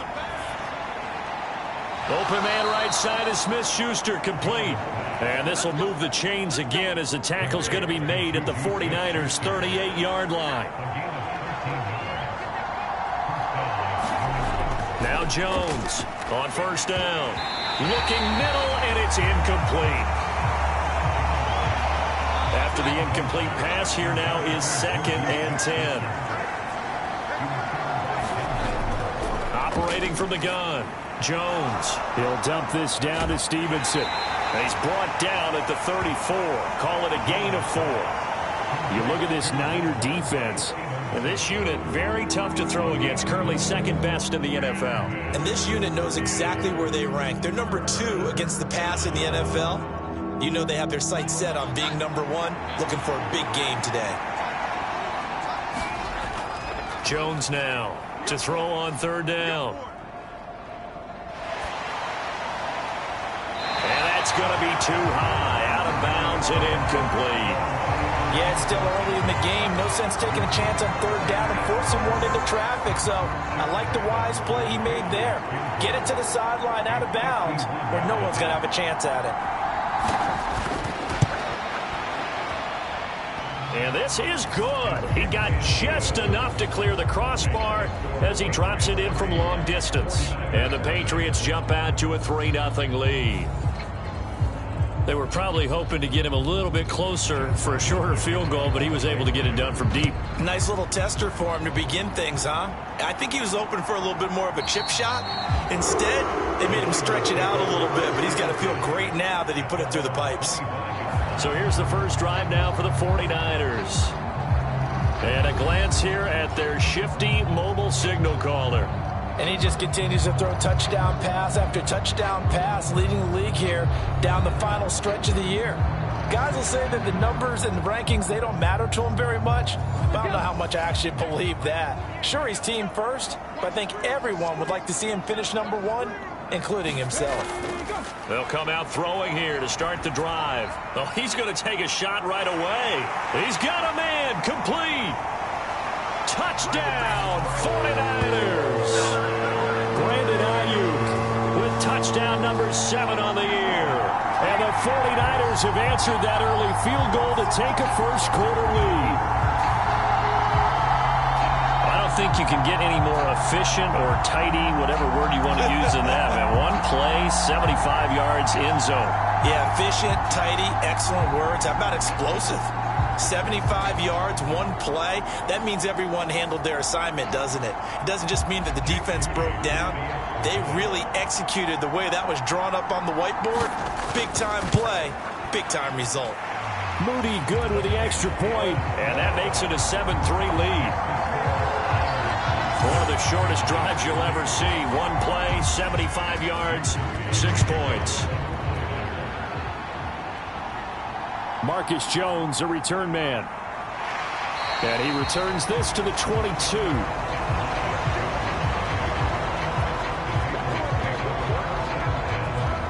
So back onto the field come the Pats for their second drive. You know, in our research packet this week, prepping for the game, so many articles from the local beat writer about the offensive struggles of this team and what will they do this offseason. What do you think they'll do? Well, number one, they'll turn to their self-scouting report. And every team that's any good does this. They have outside groups, check out their team, scout them, and tell you who can play, who can't play, and reasons why. Some of it may just be health. They have to get some guys healthy and back out on the field. But overall, evaluate this squad and make the changes that you need to. Short pass caught by Henry. So 5 yards here, 5 on the play. And that'll bring up what looks to be a 3rd and inches. Can't be more than a half a foot.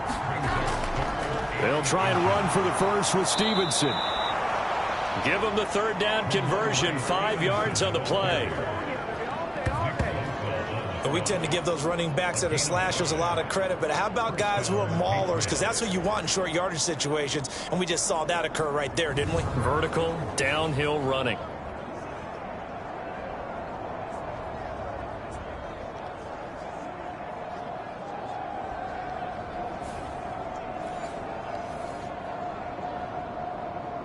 So from the 36 now, 1st and 10.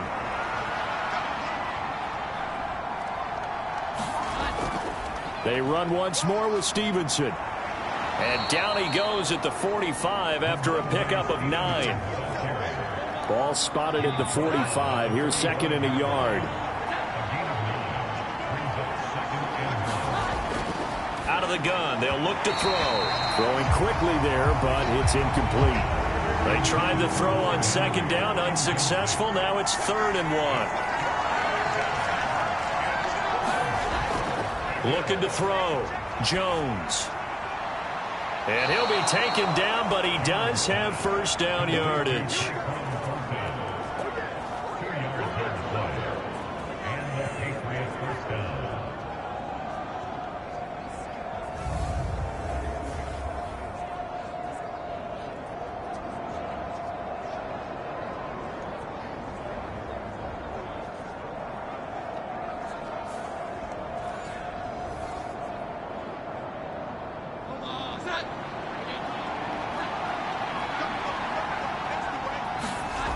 Back to throw. Jones. And the Niners get there and bring him down. Javon Hargrave coming right up the gut. Gets in there for a loss of 9. That's a ball he needs to let go of there. Wasn't the most time in the world to work through his progression, but NFL quarterbacks, they've got to sense the pressure. They've got that internal clock, and the ball has to be gone. And if you're not going to escape and run for it, you have to let it go before the pressure gets to you and puts you on the ground. After the sack, it's 2nd and 19, and the road gets a bit tougher from here. Looking to throw. Jones. The throw complete to the tight end, Tunyon. And he'll be out of bounds after getting this one across the 40. I know sometimes we can get fooled when we watch him make catches, as we just saw him do there, because he really looks like a wide receiver the way he goes about his business. Yeah, 230, 240 range. Yeah, not super huge.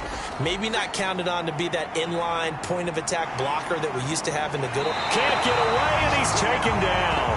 George Karlaftis drops him for a loss of 10, and it's going to be 4th and long. 3rd and long, you knew that he was going to throw it. He just couldn't find anybody to throw it to. Yeah, and it shouldn't have been a surprise, but that was perfect execution of their nickel defense. That 5th defensive back, the extra defender, he really tightened up things downfield in coverage, and they were able to get to him in the pocket. So on 4th down, here's Bryce Behringer on to punt for the Patriots. And the win last week punted 4 times as this one's away. Call it 46 yards on the punt, just a single yard on the return as he was covered quickly. And the Niners will go on offense, 1st and 10. The 49er offense, they're coming back out onto the field, and we're going to give you a look at the playoff picture now into the weekend in the NFC. And what they do know is that they'll be playing at home come January, at least for one game, as they have locked up the NFC West. And everyone wants that top spot, partner. We know that because that guarantees you home field advantage throughout the playoffs. But whether or not that's in the cards or not, you have to be impressed with how this team is played. And he'll get this up past the 25 before he's out of bounds. Give him 10 that time, escaping the danger, running with it, and picking up a 1st down. Partner, the good ones have a clock running in their head, okay? Because it says something like this: I've got this many seconds to find a target. After that, I have to tuck it and try and get some yardage on this 1st down snap. He doesn't just get some yards, though. He gets a big gain, and they'll come right back with another 1st and 10. First carry for Christian McCaffrey. And he's going to lose yardage and be backed up to the 25. 2 yards the loss, 2nd and 12. Well, this defense very strong in that victory from a week ago. But we certainly had a nice conversation with the defensive coordinator, didn't we? And what we heard, I like what we did, but we definitely need more pressure on the quarterback this week.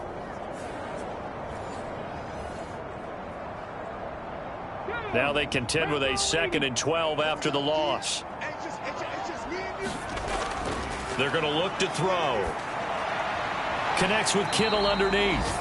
And he'll be upended at the 28-yard line. Just a 3-yard gain there. They'll come up now 3rd and 9. Looking to throw. Throw left side. McCaffrey's got it. And they're going to get him down well short of the first as he can only get this to the 30. That's going to bring up 4th down. Only a gain of 2 there. One hallmark of good defenses is understanding the game, understanding positioning, and tackling immediately in the secondary after catches. I think we just saw that on display right there. Got to him before he ever had a chance to think about turning it upfield.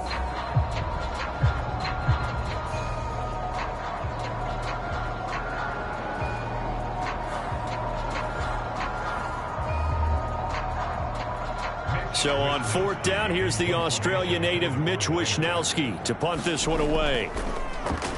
He punted 3 times in the loss last week as he sends this one away. It's taken to the 26. It'll be a 41-yard punt, give him 5 on the return. And the Patriots take over. New England's offense set to go. The crowd may be losing just a little bit of the edge after back-to-back punts.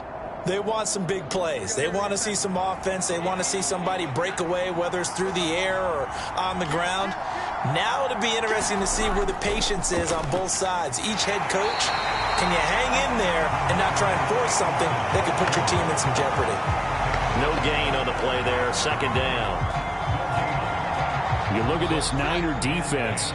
And this unit, very tough to throw against. Currently 2nd best in the NFL. And since this is such a good unit of covering passes downfield, I think that last play is typical of what we might see. A lot of short passes, see if they can generate some run after the catch, but nothing doing on that one.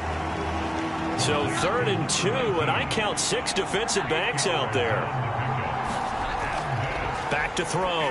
Jones got his man complete over the middle. That's Burns. And he will have a Patriots 1st down as they're able to get the 3rd down conversion. That play might not seem like much yardage-wise, but when you look at it maybe having to go 3 and out and punt the football again, it becomes an important conversion. Now the question, can they keep it going from here?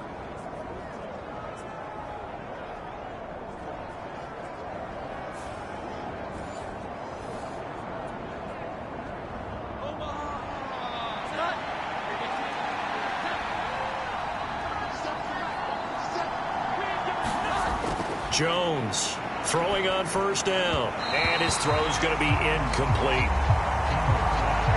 An incomplete pass on 1st down. That leads to a 2nd and 10. Throwing again. Jones. A quick throw there is incomplete. He was looking for his tight end, Hunter Henry. And it's 3rd down.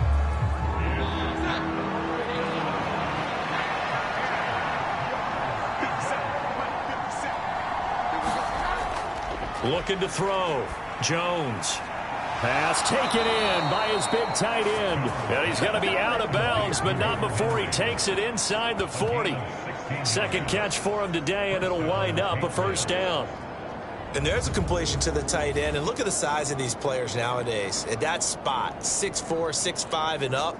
A lot of guys used to be basketball players, somehow came back to football. And that's really good for the game of football. You're getting better athleticism, great hand-eye coordination, guys who know how to control their bodies when they run their routes. Stevenson now on 1st and 10. Give him 5 on the carry there, and it'll be 2nd down. I think we can safely say that those types of plays are the backbone of this offense. We know not every run's going to be a big hitter, but you know they'll take that type of result on each and every attempt.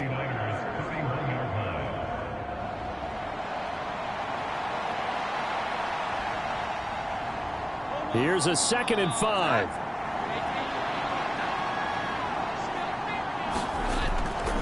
Off the play fake. Jones. He's going to look downfield for Henry. And that is incomplete.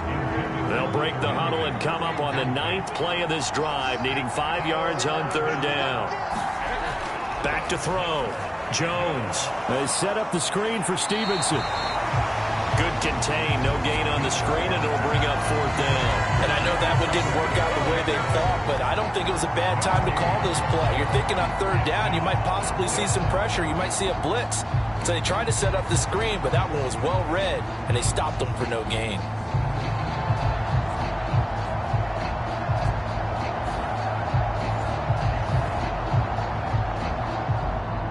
Here's Chad Ryland now on for the field goal. He hit his first. Now this one from 48 yards away. And this one is right through. And they'll get it back within a point at 7-6. So 2 first-quarter field goal attempts for him, and he's converted on both. I like the positive right there. 2 for 2. Got the points on the board. The negative side is they didn't score touchdowns. And, of course, going forward in this game, that's going to be the aim. And hopefully he'll be kicking extra points instead. After one, a 1-point game, 7-6. The 49ers with the football here to begin the second quarter. The 49er offense set to get this drive underway. No points last time out. They were forced to punt, if you remember, but no time to dwell on that. They've still got the lead here and a chance to add to that here. 1st and 10 as this new drive starts. The ball on the 32. It's 2nd and 2. Now back to throw. Over the middle, that's complete to McCaffrey. And he'll be brought down shy of the 40 at the 38-yard line. 7 yards there and a first down. We often talk about understanding the playbook, understanding progressions, and understanding what the defense is doing. We saw all of that on that play. Great recognition and understood where his running back was going to be. Found a way to have him leak out underneath, hit him with the football, and they picked up the first down. On first down, this is McCaffrey. Shifts past him at the 45. And he takes this up right near the 45-yard line. Now 2nd and 3.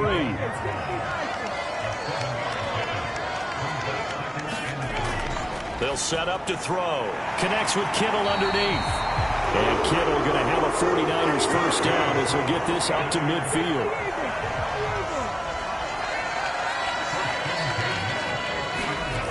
From the midfield stripe, they'll look to throw. And he gets this inside the 35-yard line. It'll go as a first down for San Francisco and a pickup of 16. You can see the time and effort and thought that they put into their passing game because it was evident right there. It looks like a simple pitch and catch, but you and I both know that they have planned for this and worked hard to make it happen. From the 34 now, here's 1st and 10.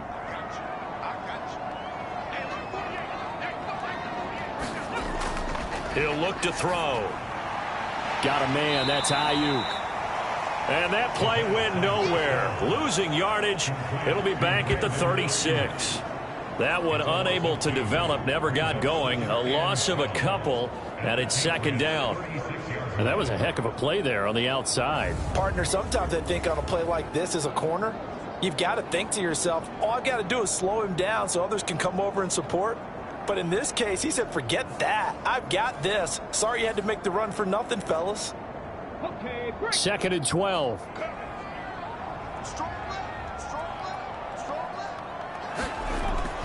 From the shotgun to McCaffrey. Trying to run inside, but nothing there. Maybe a gain of a yard that time, but from the spot, actually no gain. So 3rd and long. This ball is caught. He's got Debo. And he's got another first down as the tackle's going to be made at the Patriots' 20-yard line.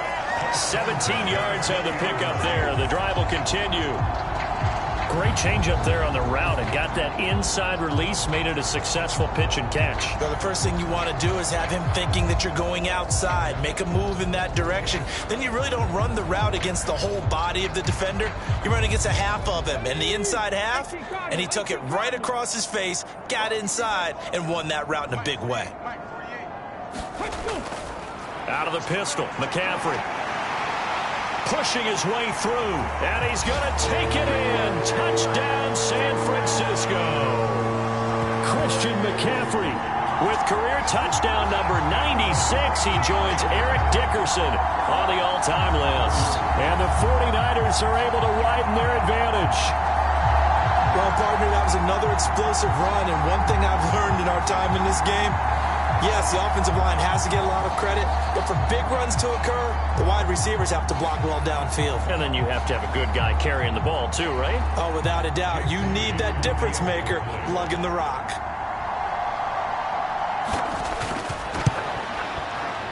Moody good with the extra point. And the lead is up to 8. So that drive consumes 9 plays all told. And the last play on the drive, the touchdown run from Christian McCaffrey.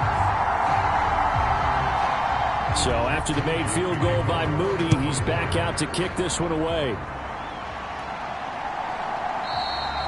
And this will come out to the 25 as Jones elects for the touchback. And now out come the Patriots. Now they're about to come up on drive number 4, but so far just 2 field goals on drives 1 through 3. Wondering if the head coach has talked with his offense coordinator and said, look, let's go ahead and press this a little bit. I'm giving you 4 downs on just about every occasion to try and get this offense kick-started and have it culminate in touchdowns. You know, maybe someday to press it a little bit. This might be the case. Here's 2nd and 7 now from the 28. Straight ahead at Stevenson.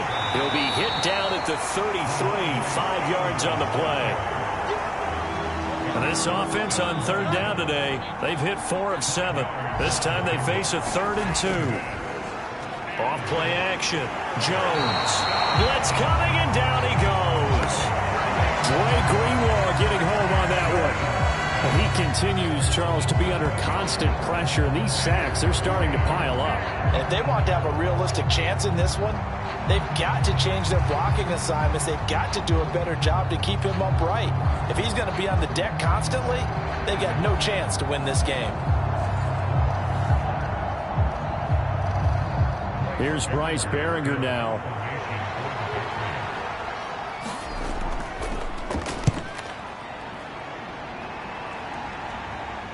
Fair catch signaled for and taken just shy of the 30-yard line. A 41-yard punt there with no return. And they will take over 1st and 10. Christian McCaffrey and his 49er teammates back onto the field. So the really nice long touchdown run there last drive on 4 carries, and defensively probably some adjustments that need to be made. Yeah, I like that. Way to break it down. Really dynamite drop in, right? Yeah. Captain Obvious. But you're right about it, though. And the adjustments sometimes aren't wholesale. It isn't, hey, we got to change our defenses. Maybe you just need to play your gaps better, your assignments better. You know, maybe they're just getting beat to the punch right now. But mainly the guy in the middle, the guy's got that headset in his helmet from the defensive coaches, he may be making the adjustments on the fly in order to try and slow down their run game.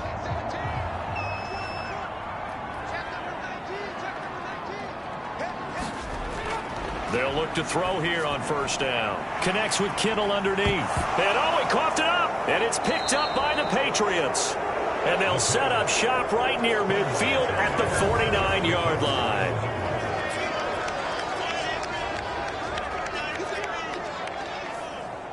Out comes the New England offense to see what they can do this time.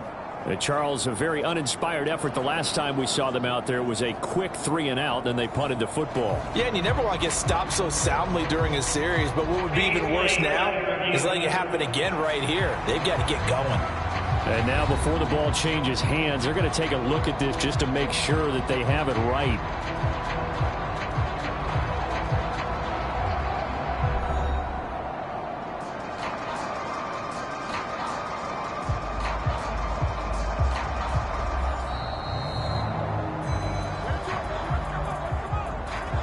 So that one overturned. They say the knee was down, and that will not be ruled a fumble.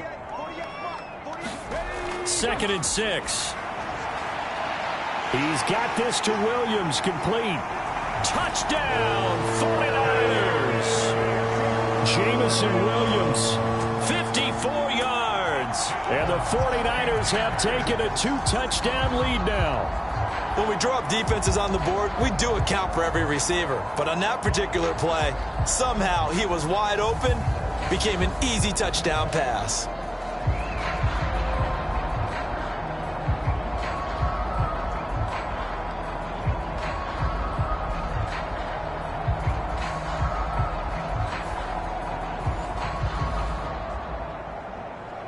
Now Moody for the PAT.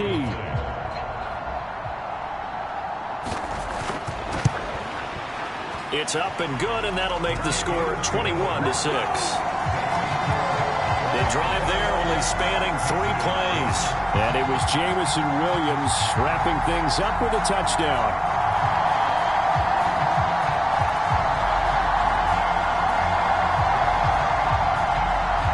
So here's Moody back out there now to send this one away. Taken at the goal line. And able to get this across the 20, but not much further as he's dropped at the 23-yard line. Now the Patriot offense set to take over again. Over on the sideline, hoping to hit that reset button between possessions. Last time out, they had to punt it away. This time hoping to finish this thing off in the end zone. And the drive starts with a carry by Stevenson. And this will go as a gain of 7 as he gets it to the 30-yard line.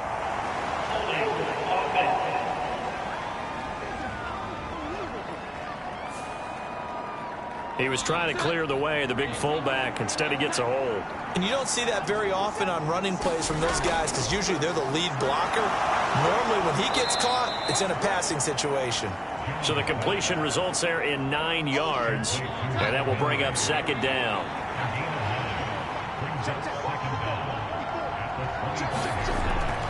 Operating from the gun, Jones. He finds his man, complete. It's Burns. He's upended after a gain of 2 out to the 27. Now a 3rd and 6. Looking to throw. Jones. And that is incomplete. Well, it's looking like another 3 and out here, and at some point, you got to be able to put together a drive to keep your defense from having to go right back out on the field. I feel like things are starting to unravel a little bit, and we're not even at halftime. Brown with his stick skills. We'll call that a punt of 38 yards officially. And it will be 1st and 10 as they take over. And San Francisco gets set to go here. This drive here beginning probably with a pair of motivated groups. Remember, the offense scored a touchdown on their last time out, looking to repeat that in Charles's defense. They were very frustrated after giving up 6 the last time on the field. And frankly, it's just a battle of wills in a lot of ways because you know they're both motivated. They both game plan for this drive, and they both have specific outcomes in mind. To me, it just comes down to who can execute better and which side can step up and assert its will over the other. How about the job there on the outside? Shed the wide receiver and was able to make the tackle on the perimeter.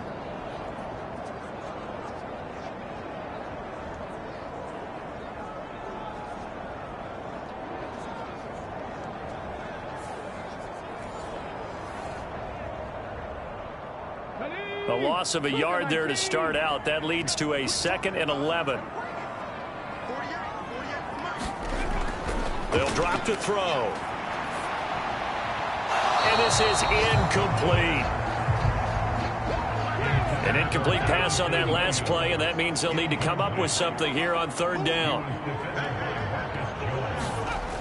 Back to throw here. He's going to drop this down to McCaffrey. And he'll only get this to the 47. He needed a few more yards to pick up the 1st. So the completion results there in 9 yards. And that's going to make it 4th down. Brandon, it certainly looked like they had that play defended well, but it still almost worked. Got it to the running back. He wound up getting really good yardage out of it. But it was 3rd and long, and they were able to rally and stop it before he could get to the marker. Here's Mitch Wishnowsky now.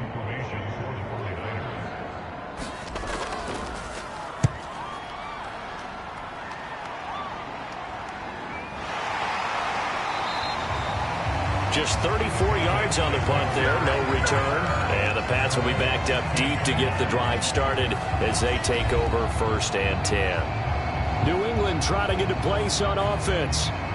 Defense got the better of them last series, forcing a punt. See if they make a few changes in the game plan here and try to get points out of this drive. 1st and 10. Here's Jones on 1st and 10. This one complete to Tunyon underneath.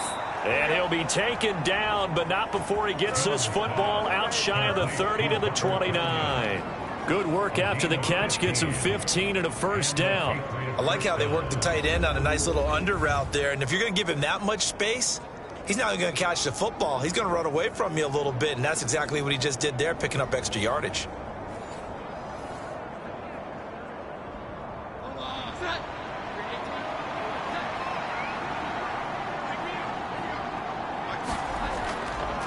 Running left is Stevenson. And he's going to lose yardage and be backed up to the 25. That's going to go as a loss of 4, and it'll be second down.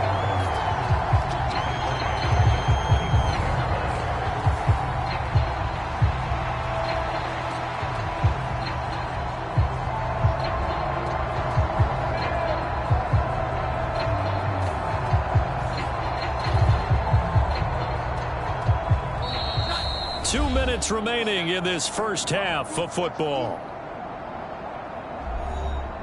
Coming up at halftime, I'll go from one personality, that's you, Charles Davis, to another one in Orlando, the coach. He'll have stats and scores from around the NFL. You and Jonathan Coachman, both larger than life. No doubt about it. But you're stuck with me in this booth, yes, and he's miles away and smiling. And happy. First down now, but that clock rolling. He's going to air one out. And a penalty flag comes in as that one winds up incomplete, but the contact is going to move the ball well downfield. So the ball's moved to about the 1 after the penalty, first and goal. Stevenson is into the end zone. Touchdown, New England. Well, nothing fancy there, Charles. You had 3 tight ends on the field. They were going to run the football. The defense knew it, but the defense couldn't stop them. And I haven't met an offensive line yet that doesn't get more satisfaction out of running the football into the end zone than pass protecting. They had determination on their side, and they got it done.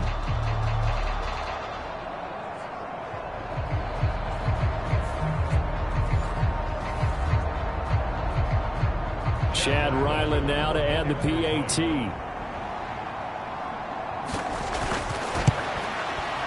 He's got it. They're back within a score. It's 8, 21-13. So that drive, 4 plays. And it was polished off by a Ramondre Stevenson touchdown run. Ryland now following the touchdown, back out to kick it away. From the end zone, here comes Williams.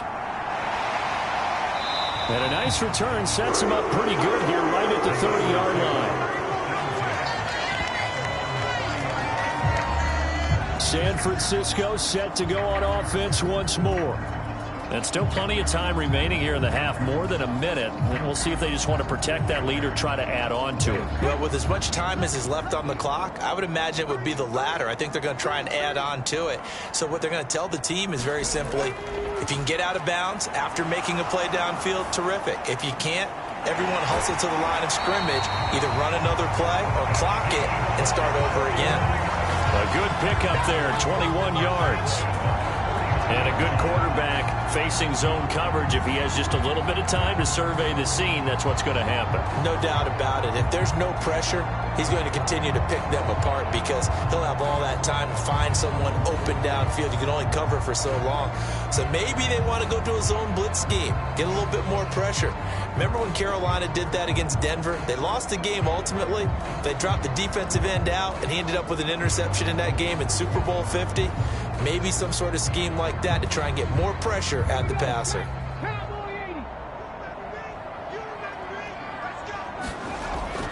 Back to throw now on first down. This one hauled in by Sample. That's good. The completion there for 7 yards, and it'll be second down. Nice rhythm throw there on first down. He located his tight end, made a nice easy pitch and catch. Hoping he can break a tackle or two. Wasn't able to do that there, but still good yardage. Here's 2nd and 3.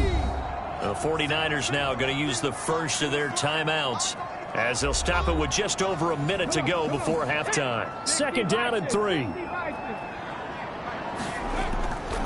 He'll drop to throw. Drops this underneath. It's Mitchell. Now San Francisco going to call their second timeout, as the stoppage will come with a little under a minute to go in this first half. So from the 39 now, they'll come up on a 1st and 10. They'll look to throw again.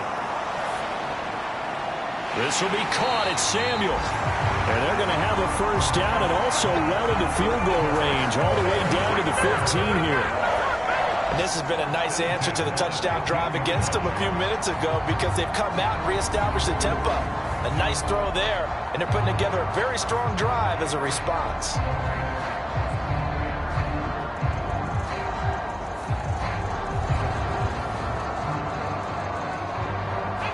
Line of scrimmage, the 15. It's 1st and 10. Back to throw again. Complete to the tight end, Kittle, over the middle of the field. So the completion good for 7 there, and it's 2nd down. Well, that tight end position, it just seems to continue to evolve every year in the NFL. Yeah, you're getting really terrific athletes. A lot of them maybe were wide receivers at one point. They continue to give you speed, great hands, and big bodies, which make them excellent targets for quarterbacks. 2nd and 3. That'll be caught by Ayuk. Touchdown, 49ers. Brandon Ayuk, as the first half is winding down, and the 49ers will extend their lead here just before halftime. And this drive, Charles, very well timed as they score with very little time remaining in this first half. And I'm reminded that they get the second half kickoff as well, so they can break this one wide open before the other guys have a chance to possess the football. The extra point try now for Moody.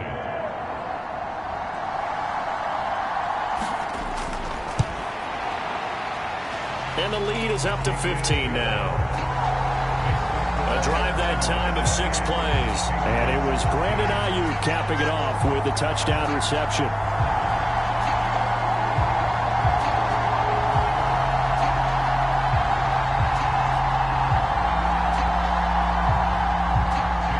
So not much time to speak of remaining in this first half as the kick's away.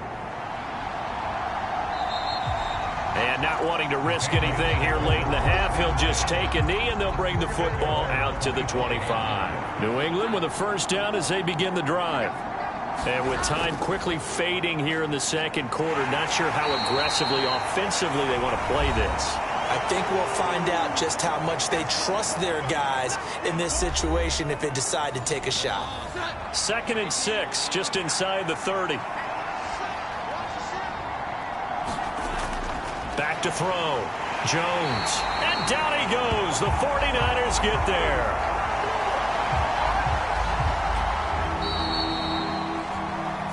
So we've hit halftime here in Santa Clara with the 49ers out in front.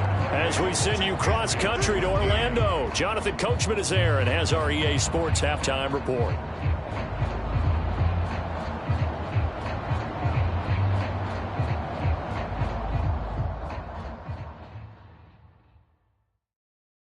All right, Brandon, thanks very much. It's all down to this. Week 18 of the NFL regular season. Lots to be decided, so let's get right to it. We'll start up in the Pacific Northwest at Lumen Field in Seattle. And it's the Giants who have the lead as they approach halftime. 2 touchdown passes there for Anthony Richardson. From there, we move to Arrowhead Stadium in Kansas City to see what's going on with the Chiefs. And they've got the lead over the visiting Denver Broncos. Patrick Mahomes looking good. 2 touchdown passes.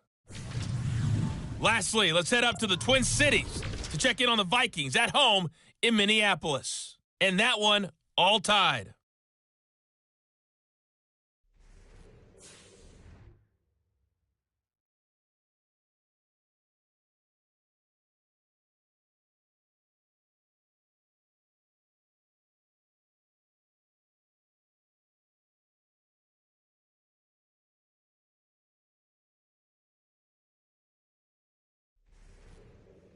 All right, Coach, thank you very much as we welcome you back for quarter number 3. It's the 49ers out in front, and they will get the football first as well as we are back and started in the second half. And he'll go down as this drive will start at the 25-yard line. There's receiver Brandon Ayuk as San Francisco's offense returns to the field. He's having a day here in quarter number 3. Over 100 yards, couple touchdowns. Every receiver's hope for when they head into that game in the National Football League. And his team is loving what he's giving them. Of course, the yardage is terrific, but I think it's what you mentioned, the 2 touchdowns. That's the big one because he's paying off his results downfield. And still more time here, third quarter. We'll see what else he has in store for us. Here's a 2nd and 7. That's complete to the tight end Sample. And he'll be out of bounds across the 30-yard line.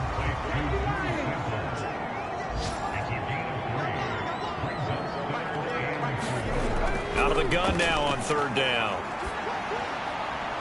That is caught. And he'll be taken down, but not before they work it across midfield. 2 catches in the first half. Now he's got a 3rd here, and it's good for a first.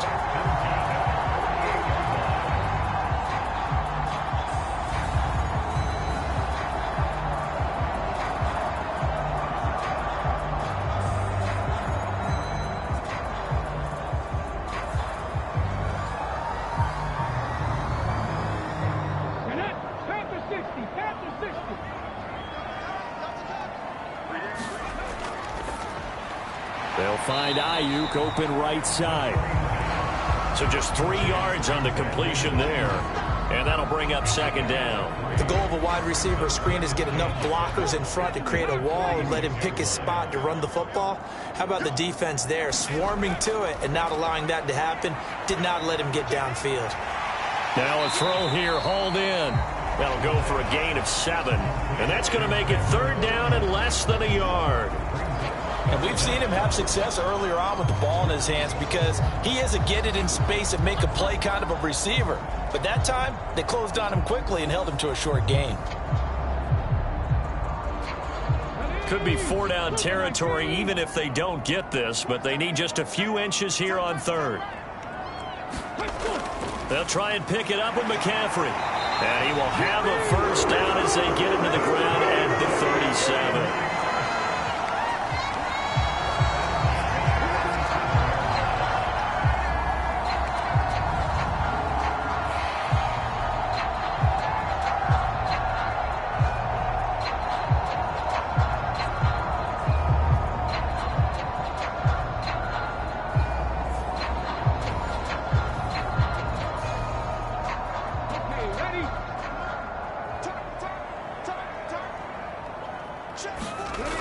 They'll look to throw. Flushed out right. It won't be a sack, but it's no gain, and it brings up 2nd down.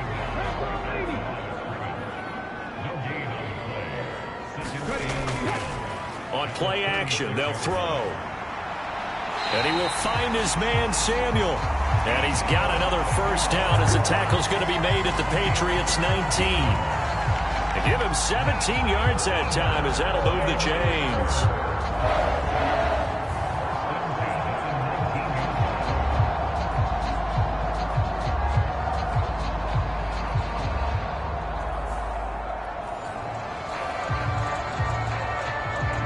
So here's a 1st and 10 now down inside the 20.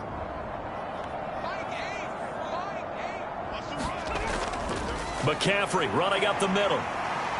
And he'll get this one down to about the 17. So from the 17, here's 2nd and 7.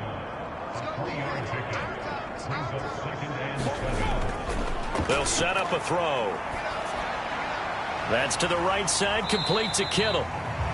So the completion good for just 3. And it brings up 3rd and 5 now.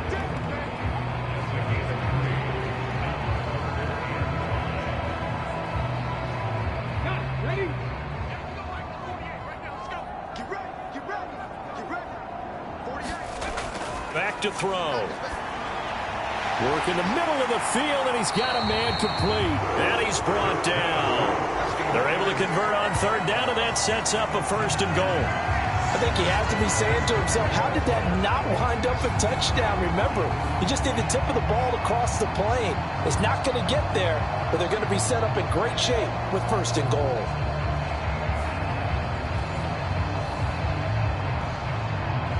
So another 3rd down conversion, and now they've got a 1st and goal. He'll look to throw.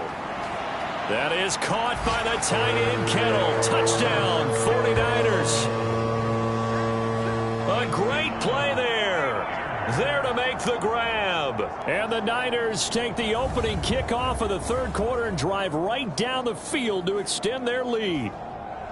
Boy, he has been fun to watch throwing the football in this one. It's certainly not fun for that defense, though, Charles. Now up to 4 touchdown passes in this ball game. Yeah, we're supposed to be neutral, but I'm feeling their pain right now because he has absolutely carved up this secondary. A clinic on how to attack a defense and take them out of the game. Moody good with the extra point. And the lead opens up now to 22 points. So following the touchdown, here's Moody back out to send it away. This fielded right at the goal line. And not much happening on the return as he'll get this to about the 23. The Patriot offense heading back out as we take a look at the playoff picture in the AFC. Well, here we sit, week 17. Just one more week in the regular season after this one. So if you're one of these teams trying to make a move and improve your spot or jump in from the outside, Charles, you better make that move now. And these final games are often a good barometer for all those teams fighting for position or a wild card spot. They have to be able to get the job done these last 2 weeks before things get even tougher when the playoffs officially begin. They'd love to just strike back with a touchdown right here, and if it's a long play, so be it. But the main goal, get a couple of 1st downs, run some plays, run some clock, allow their defense to get a chance to catch their breath, settle down, and relax a little bit after they just gave up a score. And he's going to have a Patriots 1st down as he's able to get this up to the 37-yard line.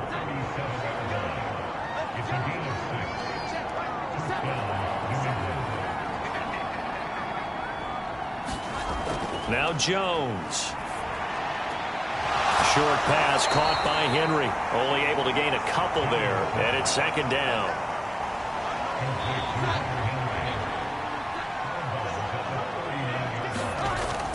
Looking to throw. Jones. This one complete to Tunyon underneath. 9 yards to pick up there, and it's a 1st down.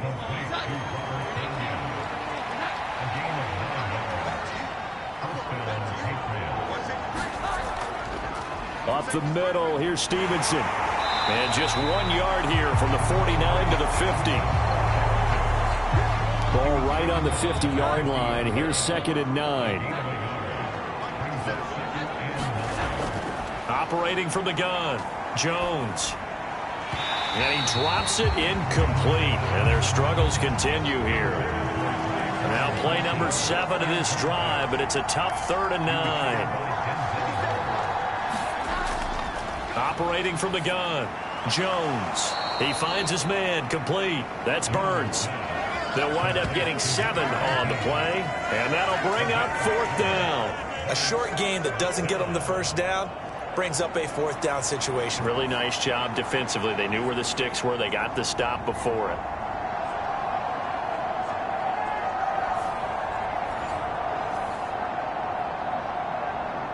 The Patriots send out their punter as he'll punt it away for the 4th time today.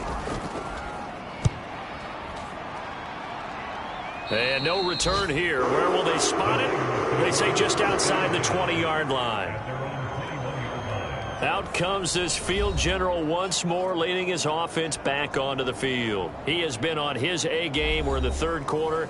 He's already in search of touchdown pass number 5. He's played so well that it's hard for me to take my eyes off of him, even when he's not on the field. I keep finding my eyes finding him on the bench in between series, wondering what he's going to do next. This has been a blast to watch him play the position. And he's been spectacular with those 4 touchdown passes. Line of scrimmage, the 31 now on 1st and 10. Up the gut, McCaffrey. And he went backwards. He'll be down at the 30.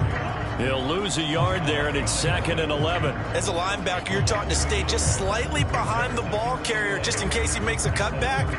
But when you find the gap, shoot it. And he found it all right. Took it straight into the backfield and made the tackle for a loss.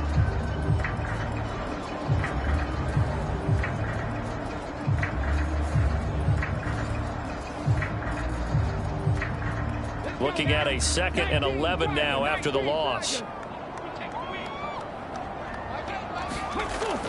From the shotgun, he'll look to throw. Man open, that's Ray McLeod.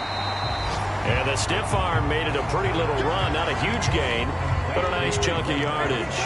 A couple extra tight ends in the formation here as they line up 3rd and 2. They'll give it up to McCaffrey. And boy, he is very close to a first down, but from where they're spotting that football, he's going to be a foot or so short. From this vantage point, they've got the lead here, so for me, that'd be enough to go ahead and punt the football and let my defense defend the long field. If you go for it, you don't get it, then you really put your defense in a tight spot. Yeah, but we never know what people ultimately will decide to do here on 4th and inches. Here comes the 49ers punter now, as he'll come on to kick this one away.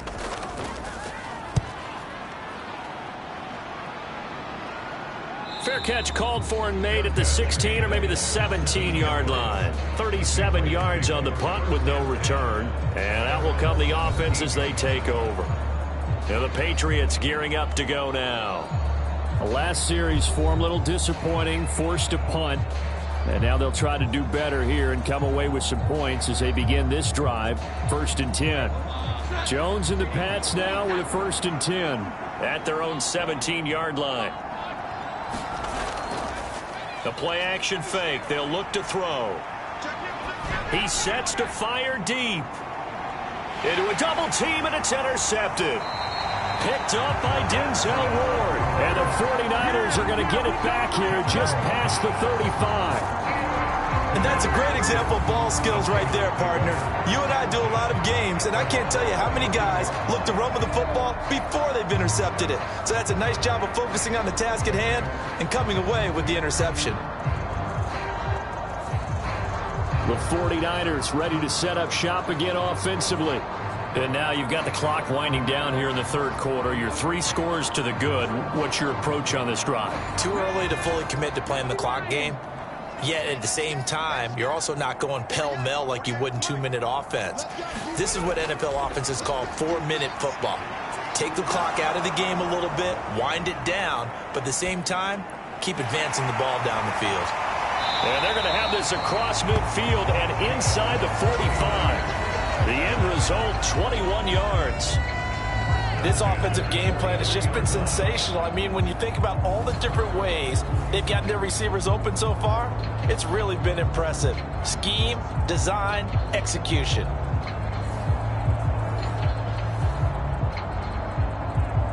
So 1st and 10, and if they score on this drive, might have to start digging into our second half blowout material.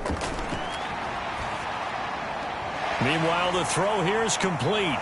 And he's corralled, but not before getting it inside the 35. 1 quarter remains here as the regular season starts to wind down. This is the National Football League on EA Sports. Back now here in Santa Clara. Back-to-back good plays have them on the move on 1st down. A lot of happy faces in the crowd at this point as their guys have a big lead here to start quarter number 4. Christian Gonzalez up to make the play. Ball on the 27. Here's 2nd and 5. They stay on the ground. McCaffrey again. And he's able to get it to the edge of the red zone at the 20-yard line. 7 yards there and a 1st down. I know at times today's NFL sure feels like everything's about the guy throwing the football. But when you got a guy who can run it and move it and gain this type of yardage, you'll take him each and every time. Now a toss left side into the hands of his tight end. The result, only 4 yards there on the play. And that's going to bring up second down. They'll look to throw here. And that almost their first INT of the ball game. Had his sights on it, but he couldn't seal the deal. This offense so far on third down, they've hit 4 of 7. This will be 3rd and 6. Now they'll throw here out of the gun. Able to find the open man. That's complete. And the 49ers are going to have 1st and goal as they try to finish off this drive with 6 points. Charles, he's now over 400 yards passing in this one. It feels like he has a zillion completions. Just a very memorable effort from a guy that we thought could be in line for a big game, and he has exceeded our expectations. That he has, and I'm not really surprised at all because when you look at this offensive unit, they are loaded across the board. And, of course, the guy throwing them, he's a big-time player himself. They brought it from start to finish and really helped get the better of the opposing secondary. And he is going to be stopped cold behind the line of scrimmage. That's going to go as a loss of a yard, and it'll be second down. Collectively, great defense. It takes all 11, especially down here toward the goal line. The call comes in, and the call essentially says all 11 have to make a play here. You have to show toughness. We just saw it there. From back at the 4, here's 2nd and goal. Ayuk goes in motion. Again, McCaffrey. And across the goal line into the end zone. Touchdown 49ers. Christian McCaffrey with touchdown number 27. That ties Priest Holmes for the 3rd most in a single year. And the 49ers look like they're going to get back in the win column as they extend their lead here in this 4th quarter. They were able to push him backwards on 1st down, but this time he forces his way in. I wonder if he went back to the huddle and said, guys, just a little bit more help, and I can get it done on this one. Maybe even overruled the play call from the sideline, just feeling like he had that opportunity, and he wanted to cash it in. Now Moody for the PAT.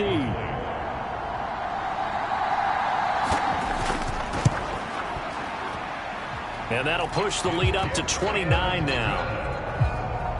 A good drive that time as they go 9 plays in all. And the last play on the drive, the touchdown run from Christian McCaffrey.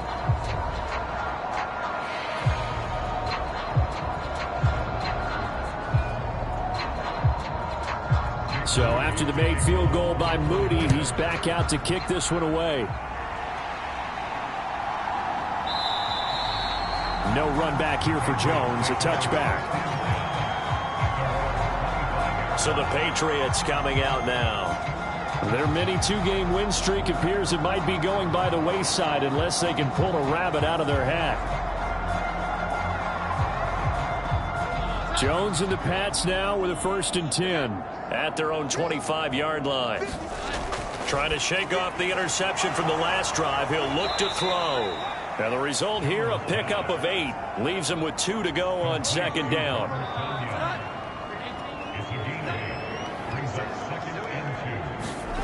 Throwing Jones. Now a quick throw there, but it's going to be incomplete. After the incompletion, here now, 3rd and 2. Operating from the gun, Jones. He's going to get that to his running back out of the backfield. And he'll be out of bounds, but able to get it up past the 45. That one good for 13 at a New England 1st down. Short yardage situation. You have to wonder if they thought that they were just going to run it inside. But you have to be cognizant of the back slipping out of the backfield trying to find some open space. And that's exactly what he does to the tune of a 1st down. So signs of life in what's been a dormant offense in this 2nd half. Here's 1st and 10. They'll stick with the passing game as he looks to throw. A quick throw knocked away. It's incomplete. 2nd and 10. Again, he'll drop to throw. Over the middle, complete. It's Stevenson. And taking it across midfield and just shy of the 40. The Patriot passing game is rolling. They've got another first down.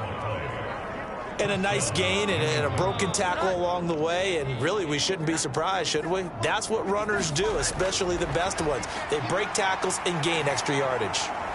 Now a dump off here complete. Call it a gain of 3 on the play. And it'll be second down.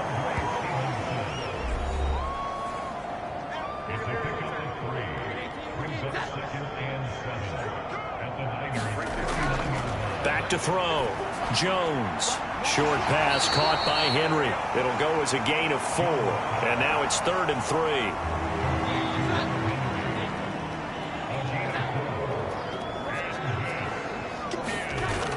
3. Looking to throw.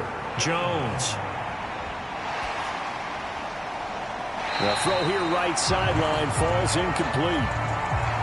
All right, they're going to try and keep hope alive here on 4th down. They're going for it.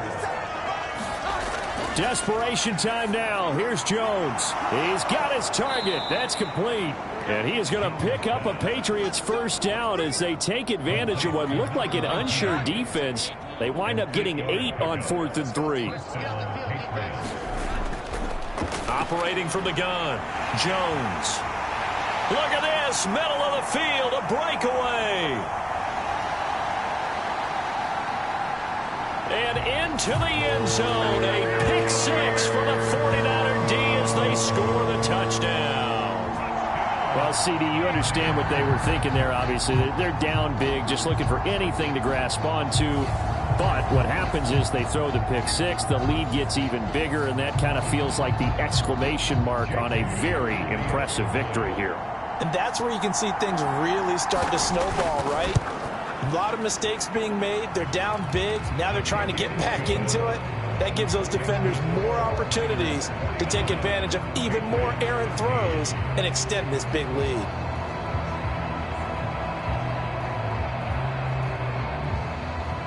So they throw the pick 6. They'll get another shot at it now as this one's in the air. On the return, Marcus Jones from the end zone. And he'll get it up past the 20 to about the 22.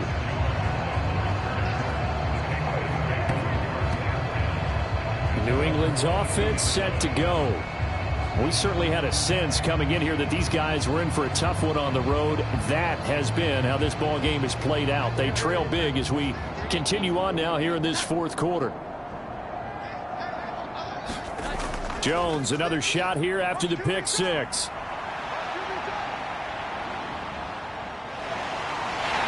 In trouble here, and down he goes. Back at the 8-yard line. The defense rising to the challenge and setting him back on the sack. But when this game is done, the credit will go to the consistent pressure on the quarterback as a huge cause of this win. Most teams are happy if they get a few of these games per year. You know they're going to watch this tape over and over, try to identify what's working and keep it going. On 2nd down, it's Stevenson. And he's going to be taken down shy of the 10, right around the 9-yard line. And they only get a yard back there. They'll be left with a 3rd down and long.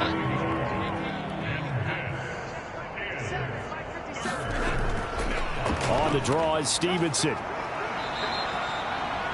Call it a gain of 5. 4th down now. We often talk of situational football. Let's just call it team football. The defense did their job, got off the field, brought the punting situation, so they're turning the ball back over to their offense. You think those guys will get along very well right now? Of course they will. Defense helped the offense. Now it's their turn to take it downfield. The Patriots send out their punter as the drive goes backwards, so he's on to punt it away. Now a fair catch signaled for and made right about the 43-yard line. It'll be a 39-yard punt, no return. The 49ers offense making its way back out there. And this crowd has certainly liked what they've seen. Their guys fully expected to win this one coming in, and they have not disappointed as they've got the big lead here in the 4th. They start on the ground with McCaffrey. And he's going to be met at the line of scrimmage and taken down. Here's 2nd and 10.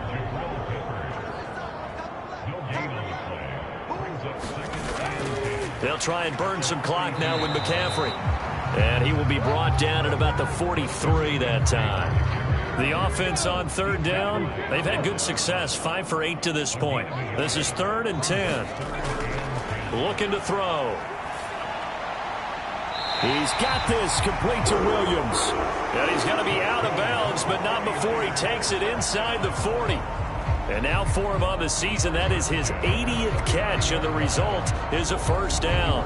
Partner, I have to tell you, just one word keeps coming to mind from watching them this afternoon, and that's impressive. They have been impressive from the opening kickoff, and they haven't let up here even into the 4th quarter. So from the 39 now, they'll come up on a 1st and 10. Mike 17. Mike 17. Here we go, G. This is McCaffrey on the give. And he edges forward, but only gets a pair of yards out of it. And it's 2nd down.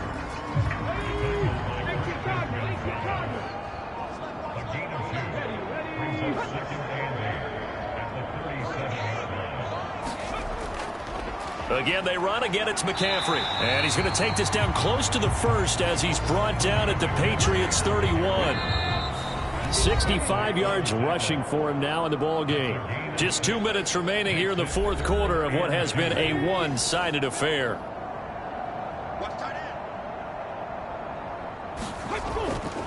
3rd down. Here's McCaffrey.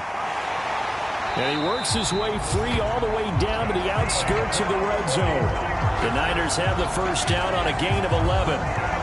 Blocking at the point of attack there was very strong. He had a couple of running lanes. And I never want to overlook the offensive line, but that's what they get paid to do. How about the quarterback? Everyone thinks all he's going to do is throw the football. His movement and deception can help a running game as well.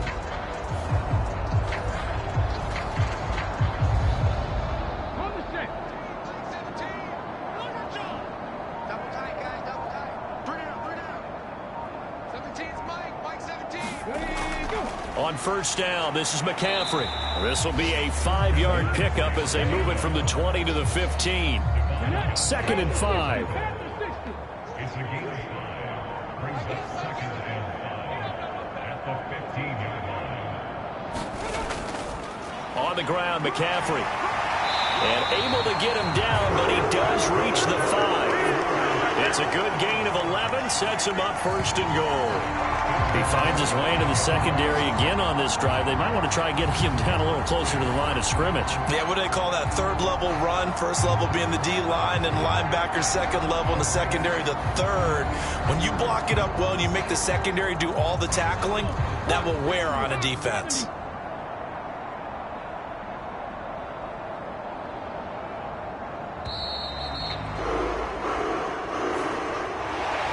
Charles, a lot of happy faces heading into the tunnel as this one ends, and understandably so. Not only did they get the win, but, boy, their offense was on fire in this ball game. And, partner, I have no idea what the top speed is on one of those high-end sports cars. What's the top gear you can get into? This offense, they certainly were there in this one, huh? Everything clicking for them in this contest, the kind of performance that they're going to cherish. So for San Francisco, a win here in Week 18 means they'll finish off the regular season at a very strong 12-5. And now they'll await the final seeding for the playoffs ahead. Meanwhile, for the Patriots, they'll finish a less than stellar campaign with a mark of 6-11. And this is a team that has a few good pieces in place, but could stand to get deeper and younger all around. That'll do it for us. For Charles Davis and all our hardworking crew, I'm Brandon Gaudin. You've been watching the NFL on EA Sports. For more, find us on Twitter at EA Madden NFL. The 49ers get the win here at home as we say so long from Santa Clara.